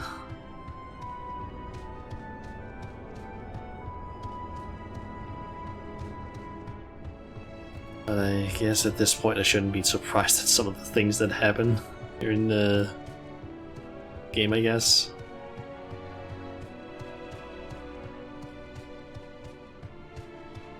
Up to the top then, I guess.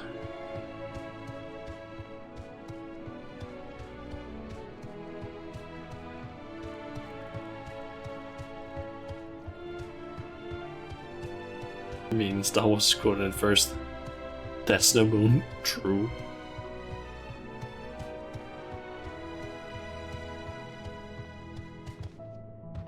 I honestly wouldn't be surprised if this was actually also a reference to one of the Final Fantasy games. I honestly wouldn't be surprised.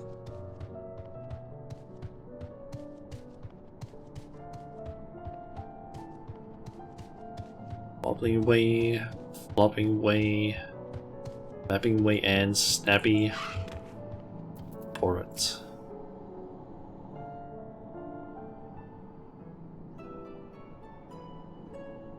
Or use the cutscene. Right, of course. Introductions are in order. Ahem. My name is Livingway, and we are the Loporrits, created for the express purpose of commanding this ship and bearing the people of Aetheris to a brave new world. Livingway. More specifically, I am the one whom she charged with the execution of her most vital plans. You might say I'm her right paw. Livingway's the name. Map reader and navigator of the heavens.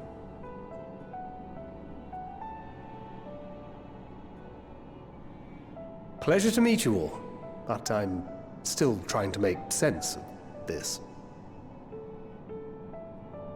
Confusion and bewilderment are completely understandable. Fear not, I shall walk you through it.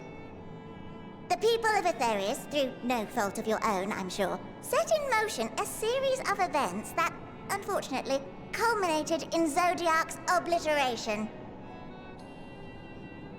Acutely aware of the imminent crisis, your parents sent you little ones on ahead while they began the necessary preparations.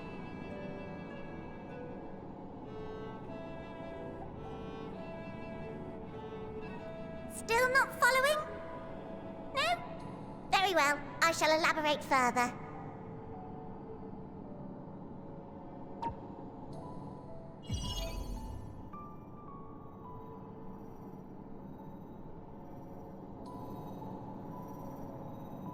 Here, we have Aetheris, your home, and the moon, where we are now. Without Zodiac around to keep things lively, so to speak, the celestial currents of the star have doubtless begun to degrade. A calamity of apocalyptic proportions will be visited upon Aetheris, bringing an end to all life. Very sad, that. So too hath the Watcher claimed. By thine unperturbed countenance, I gather this eventuality was anticipated. The doom and gloom? Oh yes, quite expected. Imagine, if you will, that Aetheris is a delicious carrot that I've forgotten to eat and left out in the midday sun. The most earnest wishes or prayers will not stop it from rotting to the core. So sadly, there's nothing to be done but to abandon said carrot, Aetheris, in case the metaphor is lost on you, to its grisly fate. And this moon will serve as the vessel to deliver us to a new home. Just so! We will gather up as many people, supplies, and resources as our stores will hold. And then, once everyone is aboard, it's off to another star. Easier said than done, admittedly, for one does not simply hop from star to star on a whim, which is precisely why we've spent countless years constructing the most propulsive of propulsion systems. We ought to make it to our destination in 2 shakes of a rabbit's tail. Okay.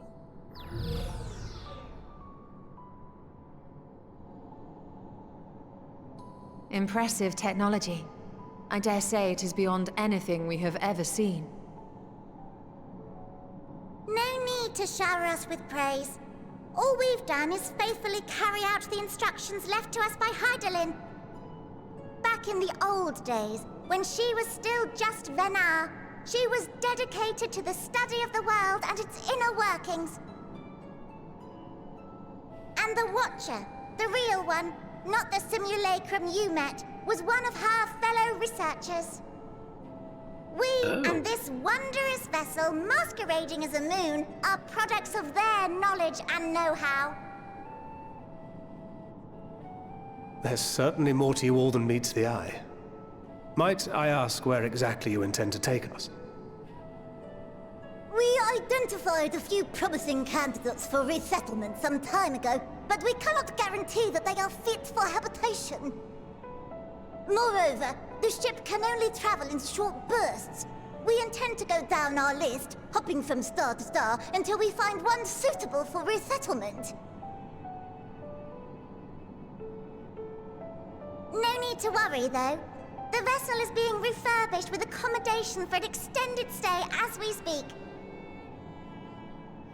While we did have to rely upon outside help to determine what amenities were essential, I dare say we have risen to the challenge. Help? From who? From you and yours! Who else? Each time we woke to perform regularly scheduled maintenance, we were greeted by the resources you sent us. What better way to learn about preferences and proclivities of our present-day charges? But you're still adorable little children. Perhaps your elders were responsible for the deliveries. I'm not sure what led you to conclude otherwise, but I can assure you that we are all grown men and women. And I very much doubt my elders know this place exists, much less how to send you so much as a starlight missive. What? Then who in blazes let you on my moon?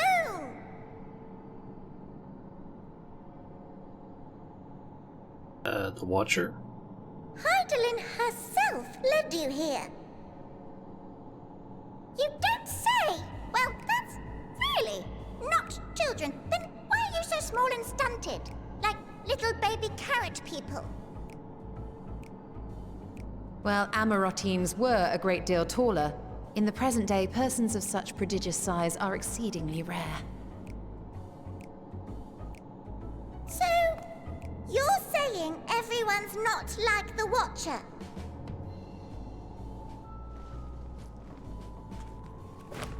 Oh, confound it all! Someone could have at least scribbled a note about your profound miniaturization. That tome in thy possession. Oh, this? One of the first books sent to us. A compendium of the people of Aetheris, with a few blank pages at the back for minor corrections and updates as needed. The sum total of our knowledge of your kind is contained in these pages. Yeah, they are probably really outdated. I thought it was abridged and made small for our benefit, but this isn't a regular-sized book, is it?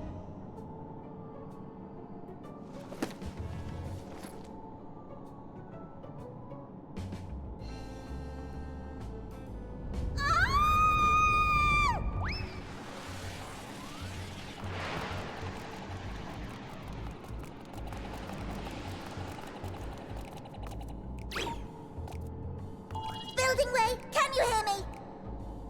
Yes, we're all very busy. Change of plans. I need you to rebuild the domiciles at 1/3 the scale. All of them. Yes, all of them, and but me no buts. See to it with all speed. Perhaps you could tell us a bit more about your terrestrial collaborators. Yes, in due time. But first, I'd like to hear more about you, if it's all the same. I'd rather not risk any other complications due to outdated knowledge of our passengers-to-be.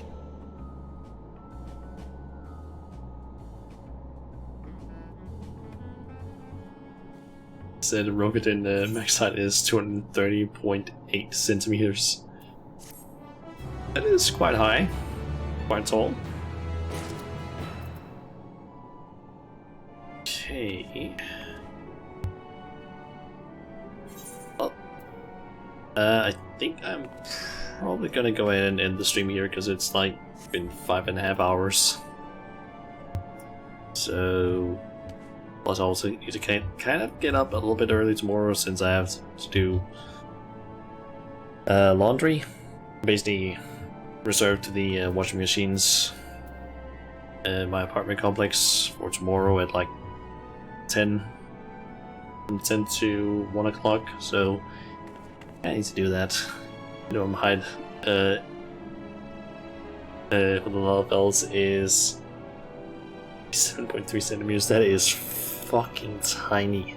They're not even a meter tall. Damn. But yeah. Gonna go ahead and start just in the stream here, I think. Let's switch over to this one. Go. And let's see here. Pull up Twitch. And see who I could raid. Let's see.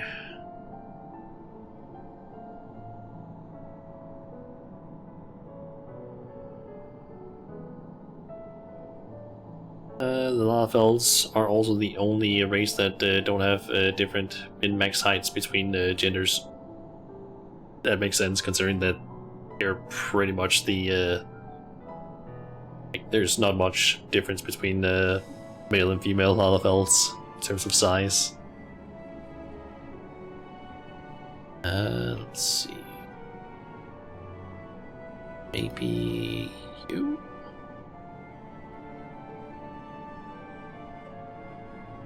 They're all Pulpitals. Yep. True. Let's see. I can make check over here.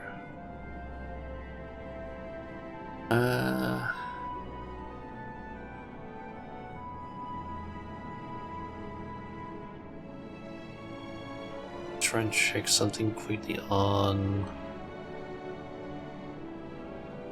Discord here.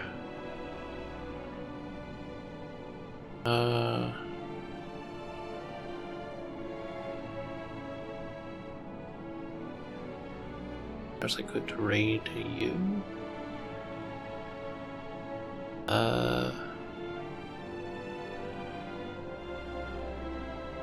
Yeah, let's go with them. Okay, so I am thinking that we'll raid Bitam Bustler, who is currently playing some Minecraft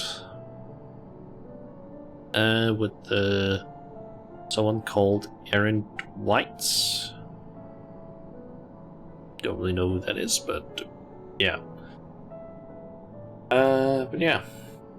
Let's see. Next stream should be tomorrow at around, I believe it's 1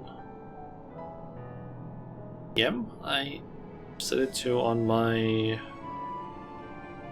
stream schedule, if I remember correctly. Yep. 1 in the afternoon. That's mainly because I kind of want the stream not to go too late, because my FC is basically planning on doing the whole thing tomorrow, where we're supposed to like meet up, have an event, and also take a picture for the FC thing. Yeah, gonna be doing that tomorrow evening. Stream, you're welcome, both of you, and thank you for everyone for basically showing up and watching the stream. Also, again, thank you, Elfling, for follow. But yeah, should be back at around 1 PM. I think it's PM. Pretty sure it's 1 PM tomorrow. And we'll just do some more of the MSQ, I guess. So yeah, not much else to say, I guess. So yeah, guess till next time, everyone. I'll see you.